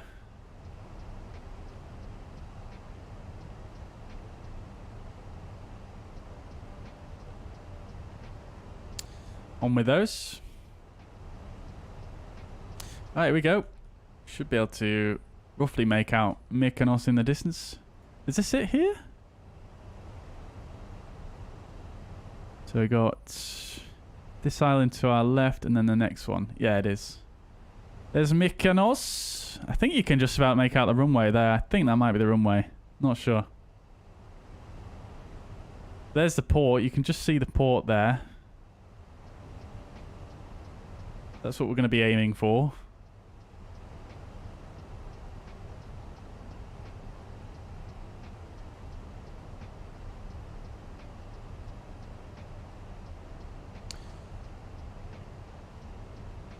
$30 miles to go. Still a bit high.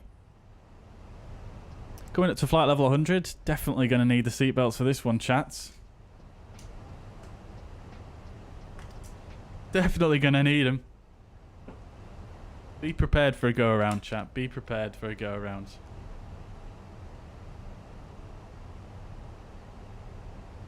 This could go poorly. I'm warning you. Right, we'll get the landing lights on. Seatbelt signs can come in as well. We can get some nice loud sounds in as well, because we don't have ATC on, do we?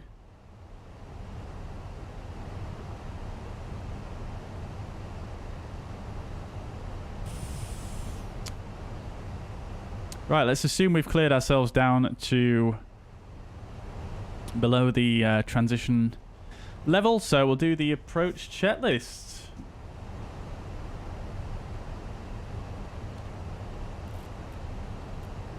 Okay, dokes. So, bar is set 1012, set on both sides. Seatbelt signs are on. Minimums are set 1,700 feet. Auto brake is medium. Engine mode selector is in normal. Approach checklist complete.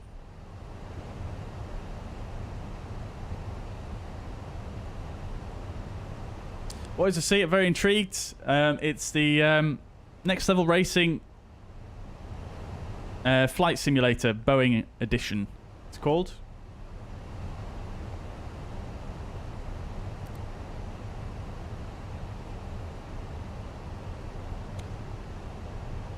$23 miles to go, so just about on profile.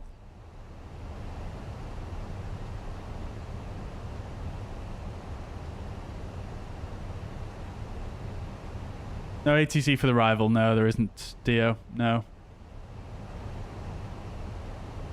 We are the only arrival into Mykonos, so I don't think we need to worry about giving any instructions on the radio. I'm feeling nervous now, chat. Feeling nervous. Good affordable price. Well, it's actually retails at £700. But it's not just a chair. That's the thing. It's a full cockpit setup, basically, with many different attachment points and things like that. And the chair even lays fully flat, which is amazing. Is it comfortable? It is comfortable, yeah. It is. I mean, like any other seat that you sit in for a long time, it does get a bit uncomfy. You know, it's not, you know, ultimate comfort, but it is comfy enough. As long as you take breaks and stand up every now and again, it's good. Yeah, I mean, we did cross the pond in this. It was nice. But if you guys thinking about buying one, I am soon to become a Next Level Racing affiliate, and I'll have an affiliate link so you guys can support the channel if you ever want to buy anything from Next Level Racing.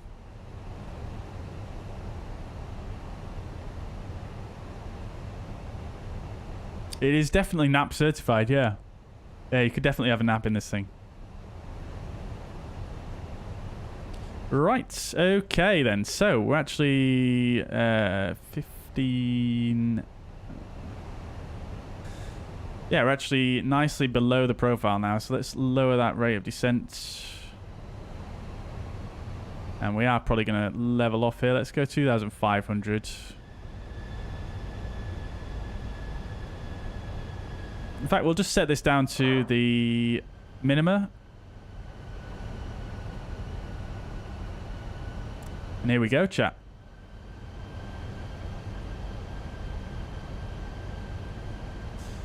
Here we go.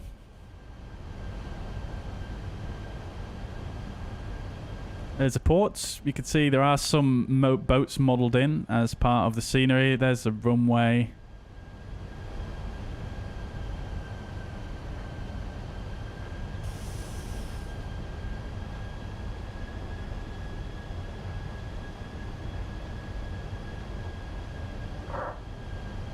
All right. Here we go.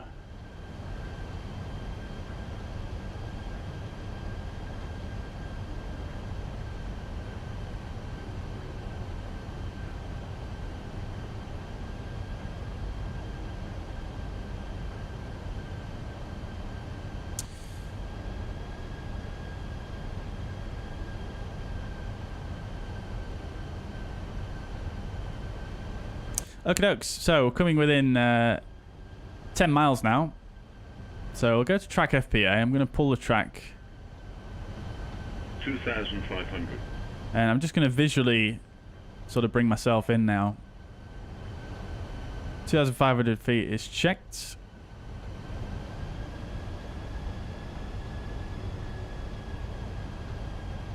And just to aid us a little bit here, we'll go direct to the center fix here.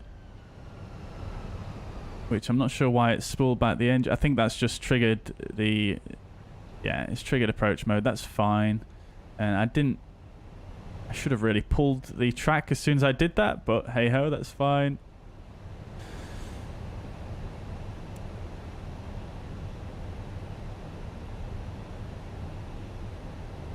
Crikey, we are getting close in now, aren't we?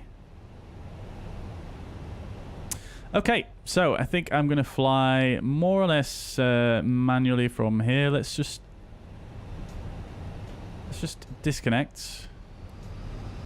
I'm going to set track 110 there. We'll go flight directors off. Bird on, it's already on. 2000. Set the go around altitude to 3,000 feet. 3,500. We'll go to flaps 1. Speed is checked.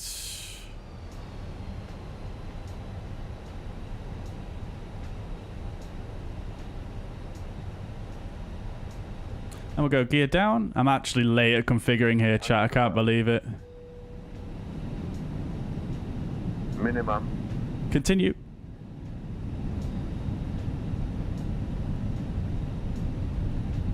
This might be a go around already, chat. Right. Flaps 2, speed is checked. I need to use a bit of speed brake here, actually, just to try and help me get configured. Oh, this is not good. Go flaps 3. And flaps full. Speed brake armed. Landing checklist DK memo. Landing no blue. Landing checklist complete. Crikey, we just managed that, chat. Auto thrust disengaged. Remember, narrow runway making us look like we are high. 500.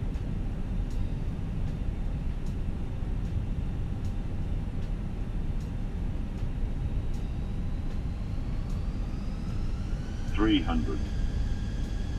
Oh, I forgot to record it, chat. No.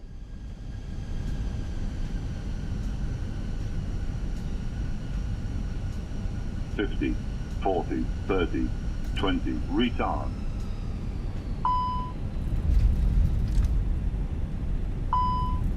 Oh, whoo, whoo, whoo.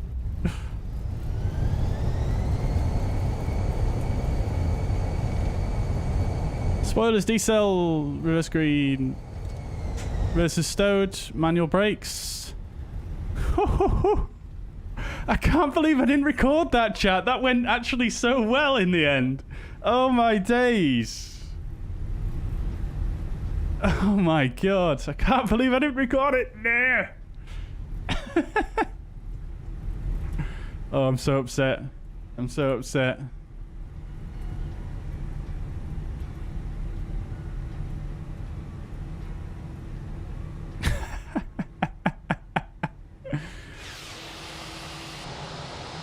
Oh no, don't mess it up now.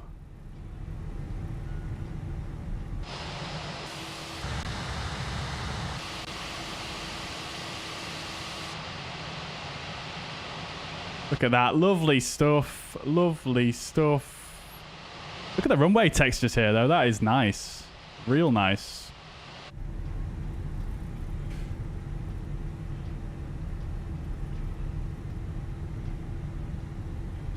Should have gone around so I could have recorded it, but I guarantee I would have never have done it that good again. Oh well, we've got it on New Sky anyway. And we've got the stream to look back on.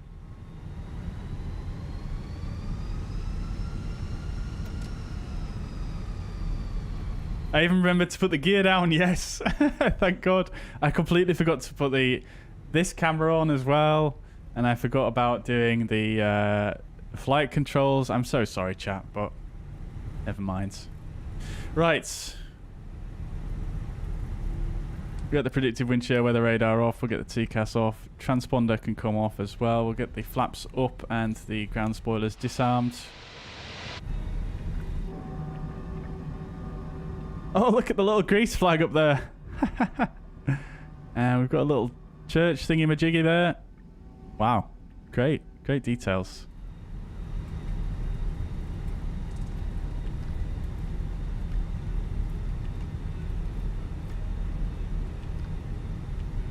This is where explain is worth its weight in gold. Yeah, exactly. Exactly. So upsetting that Microsoft Flight Simulator doesn't just record the replays.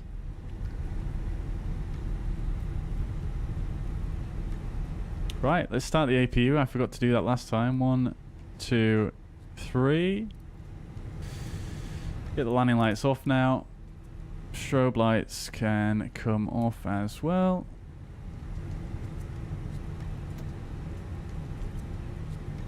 Which stand do we want, chat? I'm not sure if we've got much choice.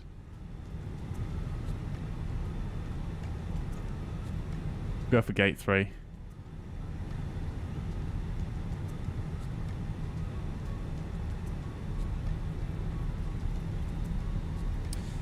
Yeah, keep the landing rate predictions coming in, chat. Keep the landing rate predictions coming in.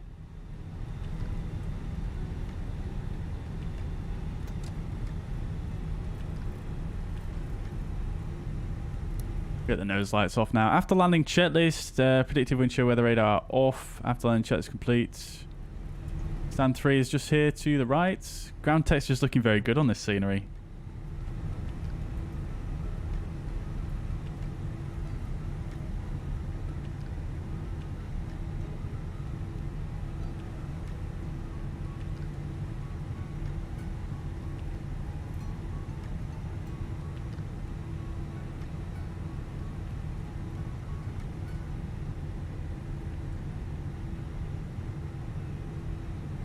Oh, what was that shadow that just went across?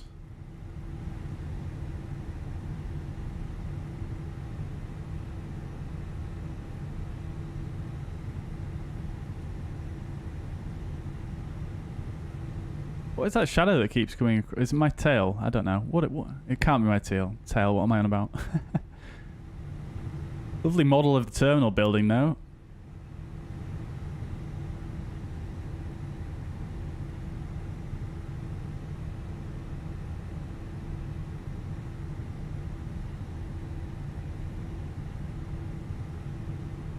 Alright, parking brake set, APU is available.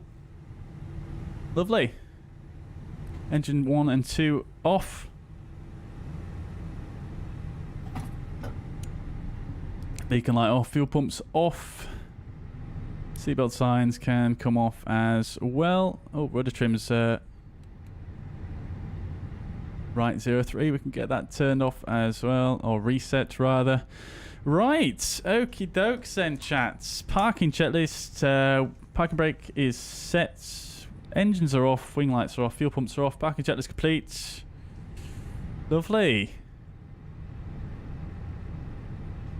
Ground crew put the chocks in. Got the external power available. Let's turn that on, and the APU master can come off as well. Welcome to Mykonos, guys. Let's see how the parking was. Parking not too bad as well. Not too bad at all.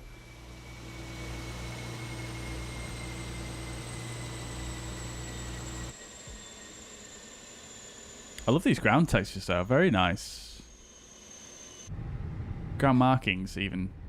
Ground textures are a similar story to, I know they're pretty good actually, look at all the staining.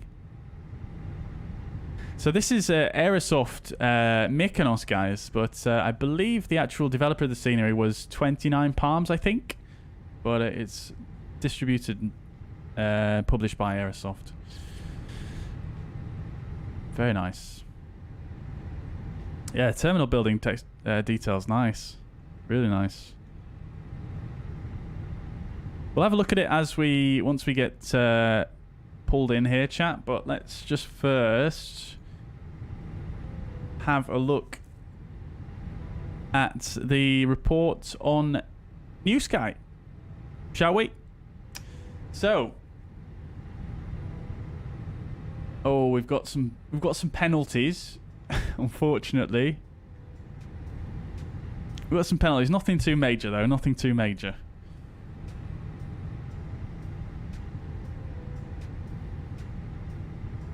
So we got 8.4. which I think is a bit harsh. Now, I'll tell you the reasons why that's a bit harsh. So, unfortunately for this airline, I have set the SOP altitude for the landing configuration as 1,000 feet, which is generally the height that airlines use for instrument flight rule conditions. But I mean, it's not a bad idea to get configured by 1,000 feet. But in visual conditions, generally speaking, the SOP is 500 feet. Now, because I've got it set at 1,000 feet, and there's no way of differentiating between IFR and VFR, that's given me a whopping 1.5 penalty. So realistically speaking, this rating would be a 9.9 if it wasn't for that. So I'm just gonna go ahead and say this doesn't apply. So we're gonna call it a 9.9. We're gonna call it a 9.9, chat. I can't cross it out. There we go. We're gonna call it a 9.9. Okay. However, we did get a long landing, 604 meters from threshold. Beyond 576 meters is the max accepted here. That being said, not too far out. I do still think we were within the touchdown zone, so I'll take it. But let's have a look at the touchdown, shall we? 1.13 G and 126 feet per minute. Let's see who got close. Let's see who got close. If I'm not missing anyone. I think Photochrome Max has smashed it there with 105.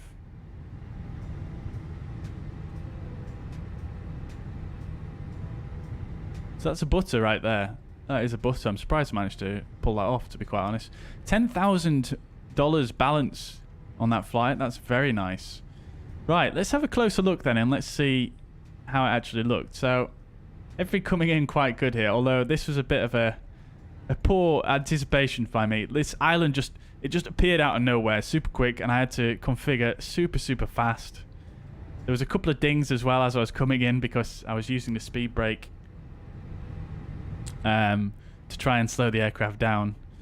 But nevertheless, we got onto final and we managed to line up pretty well with the center line.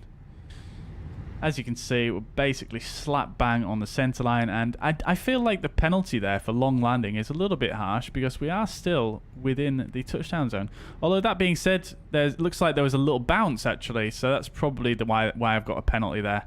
But there was a landing and a bounce, and the bounce was still within the touchdown zone just, so I think I'll take that, to be quite honest.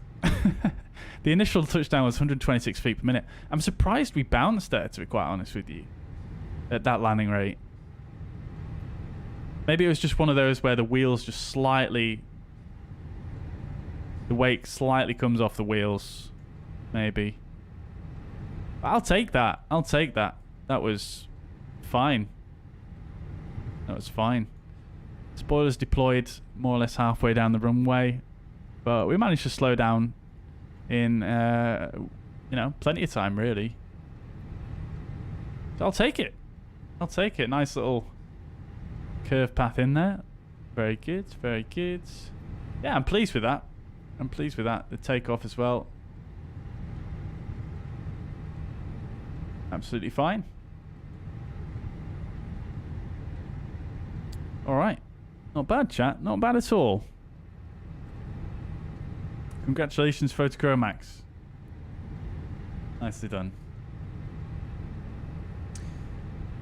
10k to repair the MCDU. Yeah, probably. Unfortunately. I'm sure that's covered under the warranty though, right? Alright, passengers deboarding.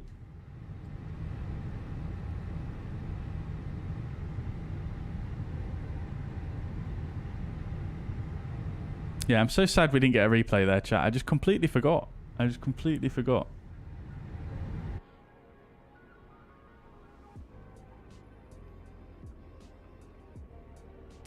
let's have a look.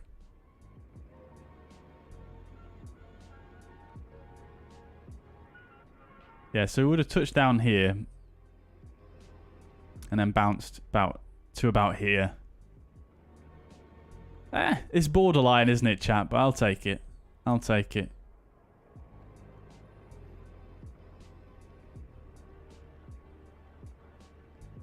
I was counting on the warranty. Exactly, exactly. There's been some decent terraforming here, I have to say. Pretty nice. We've got the fence all the way around, which you love to see.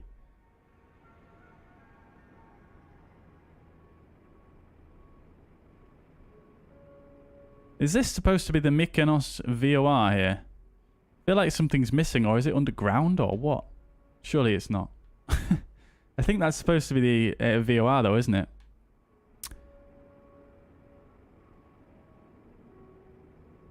Are these default buildings? Surely not with the power lines. That's really cool. Well, the power lines are not default, but the actual buildings themselves maybe? I can't really tell actually. But yeah, the airport itself obviously small, but very well formed actually. The scenery is very nice, I have to say. Very nicely done, very nicely modelled. Great ground textures, great ground markings. Taxiway signage is custom as well, which is absolutely brilliant. Really quite nice taxiway signage as well. I don't think there's any interiors or anything like that, but the detail is there. There's some very good details down here. And just general detailing all across the apron is good. On the roof as well. Texture quality is nice. It's not super crisp, but it is good enough. This is the kind of texturing that would have saved Friedrichshafen, I think. Obviously, this is more or less very blank texture, so it's difficult to say on that one. But you can see this is a flat texture down here, but it's got the PBR. And it's good resolution. Passengers coming inside here.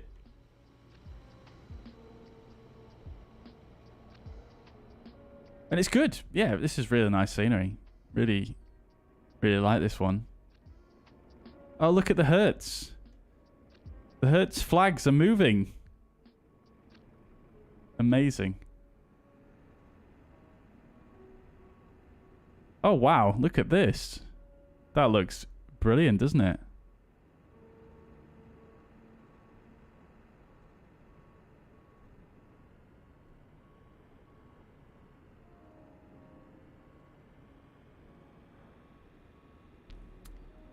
Oh yeah, Alfie, are you about to land? Let's see. I think he's already landed. Oh no. Oh, Skiathos is quite a bit further away from here than I thought it was actually. I was going to say we'll just pop over there in the drone, but I don't think we'll be able to. Oh, look at this. That is kind of nice. This looks like a well nice area just to chill out before you fly, doesn't it? Look at that.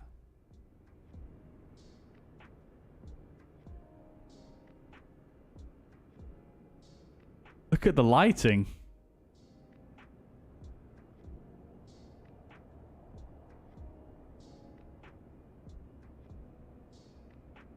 Oh no, Alfie's landing at Skiathos.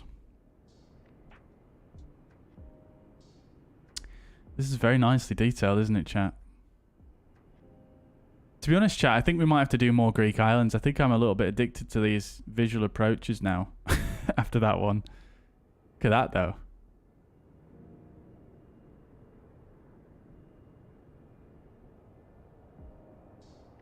Starbucks, of course. No interiors, but I'm absolutely fine with that, honestly. I can live without interiors in pretty much every scenery, I think. Got the telegraph poles as well. Lovely detail.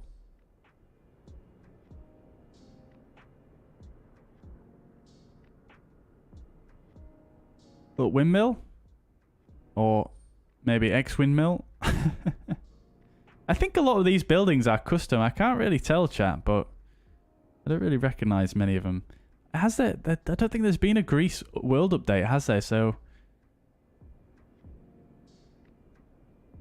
I think maybe they are custom buildings. I can't quite tell. I'm not sure if there's anything else outside of the airport, though, that's part of the scenery or not. I can't quite...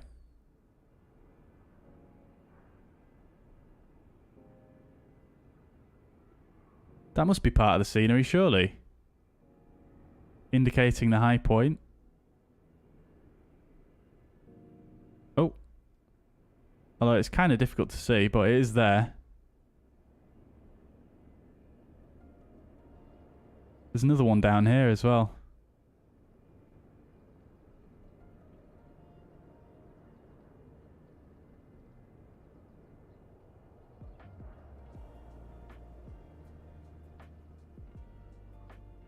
Then up here, obviously you've got the harbour, which we flew over.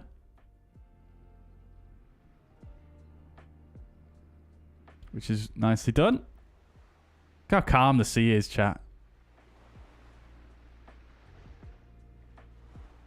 Loads of little boats down here. Very colourful. Listen to the sounds as well. Is that normal sounds? Yeah, that's normal, isn't it? That's normal sounds. They've not added that in. A few more of these lights as well. Here.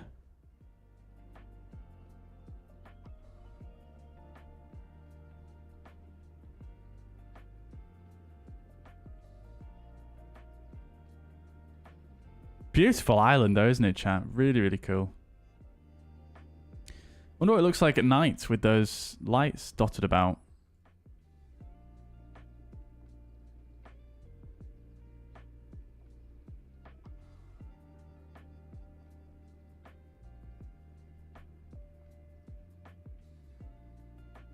There's one up there as well. Very good. Lovely. Right. Chat, well, I'm super sorry that we didn't manage to record a replay. Pilot Stud forgot to turn off his boat. Right, let's just check the Aerosoft website real quick and just see if there is anything else here for us to discover.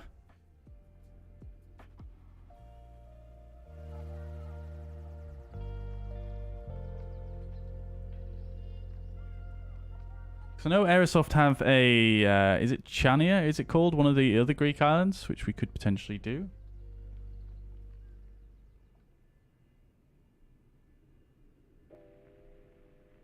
Detailed representation of the terraforming. You can definitely see the terraforming is done well. Custom animated windsocks, yeah. Love to see the custom windsocks. Custom hazard beacon lights in the airport surrounding areas, which we've seen. Custom boats and ships. 3 existing heliports are present in the scenery. So you've got Army's heliport, Marina's heliports, and Superior Air heliports. 3 characteristic landmarks have been added. The windmills at Mykonos town. Broken wheel mill at the south of the airport, which we've already seen. Must be some other windmills down here. Oh, look, there's some more boats in here as well. There's the windmills. And then a lighthouse at the north of the island.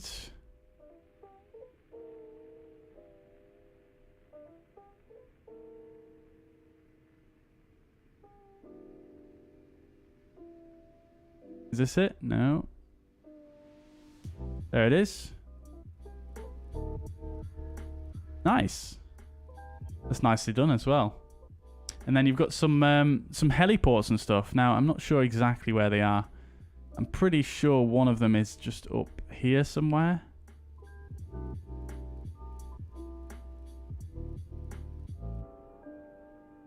Oh.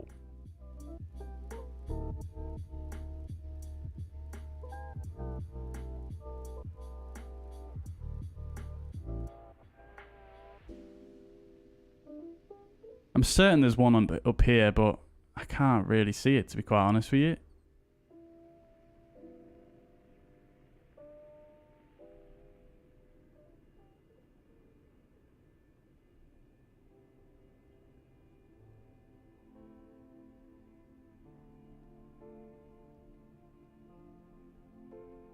It's possible I'm also being being blind. Blah, blah, blah, blind.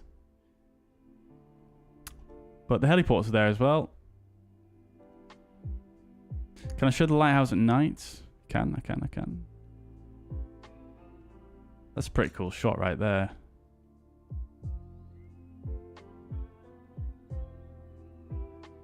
Hang on. Let's let the camera slow down. Come on, slow down camera, please. Thank you. There we go.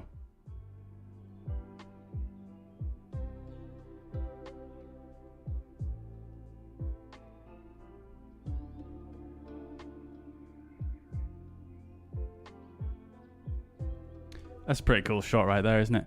Lighthouse by night, though.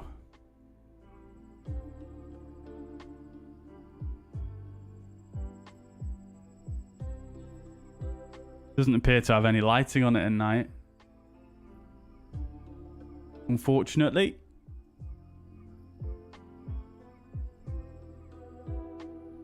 Tell you what we can do, though, is we can try and change the day.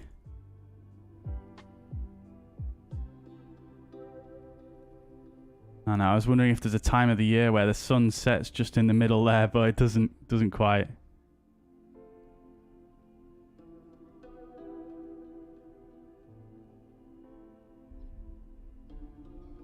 Boom.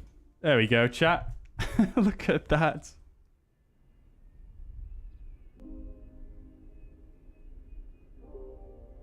We lower the exposure a bit more as well.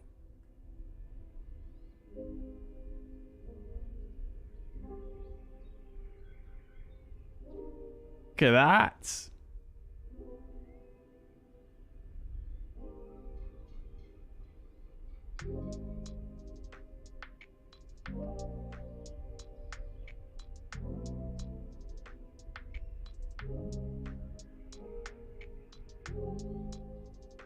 Nice. Right then, guys. I think I'm going to leave it there because, well, we've done the parking checklist, etc. All the passengers should have deboarded by now. If they haven't, then they're too slow. But nevertheless, like I say, I think I'm going to leave it there. How come I'm getting 75 FPS when I'm sure I've got it capped? I do. That's very strange. Anyways, chat.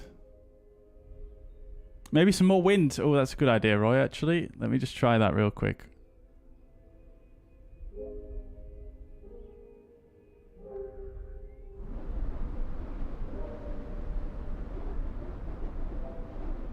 Oh. Oh. Oh. How much more wind, though? More than that, maybe. Get them white horses going. Oh, look at how fast the clouds are moving.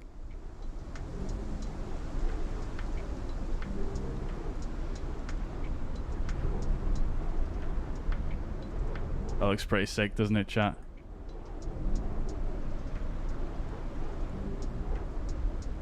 Although you kind of lose the silhouette of the lighthouse now because you don't have the reflection on the water.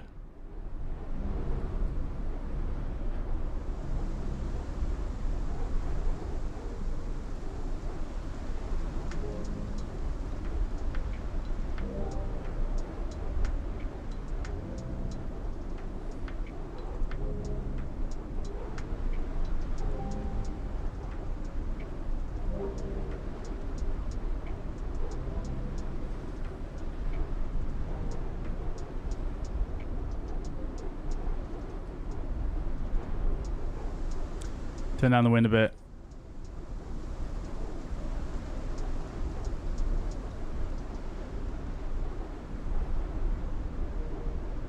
That's some pretty heavy winds, isn't it? That's better compromise, isn't it? Nice.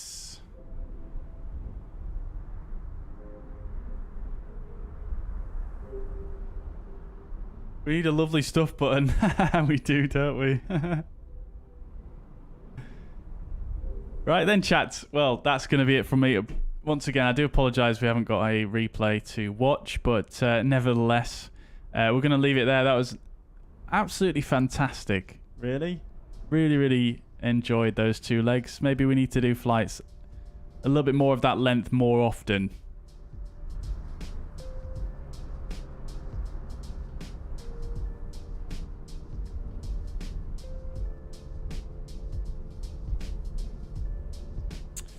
Yeah, we could do that actually, couldn't we? Let's see.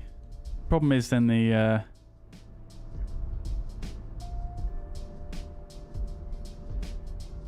that works pretty well as well, doesn't it?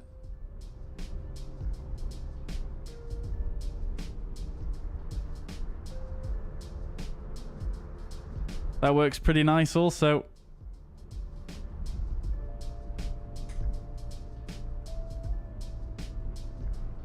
Right then, guys, I do apologise if I've missed any messages over the last half an hour or so.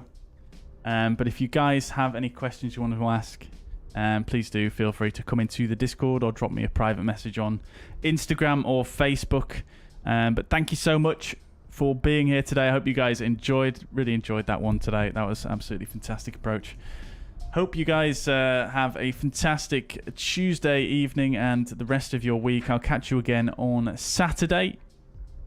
We're going to be flying from Frankfurt to Vilnius as requested by Quizzy. But once again, guys, thank you so much for watching.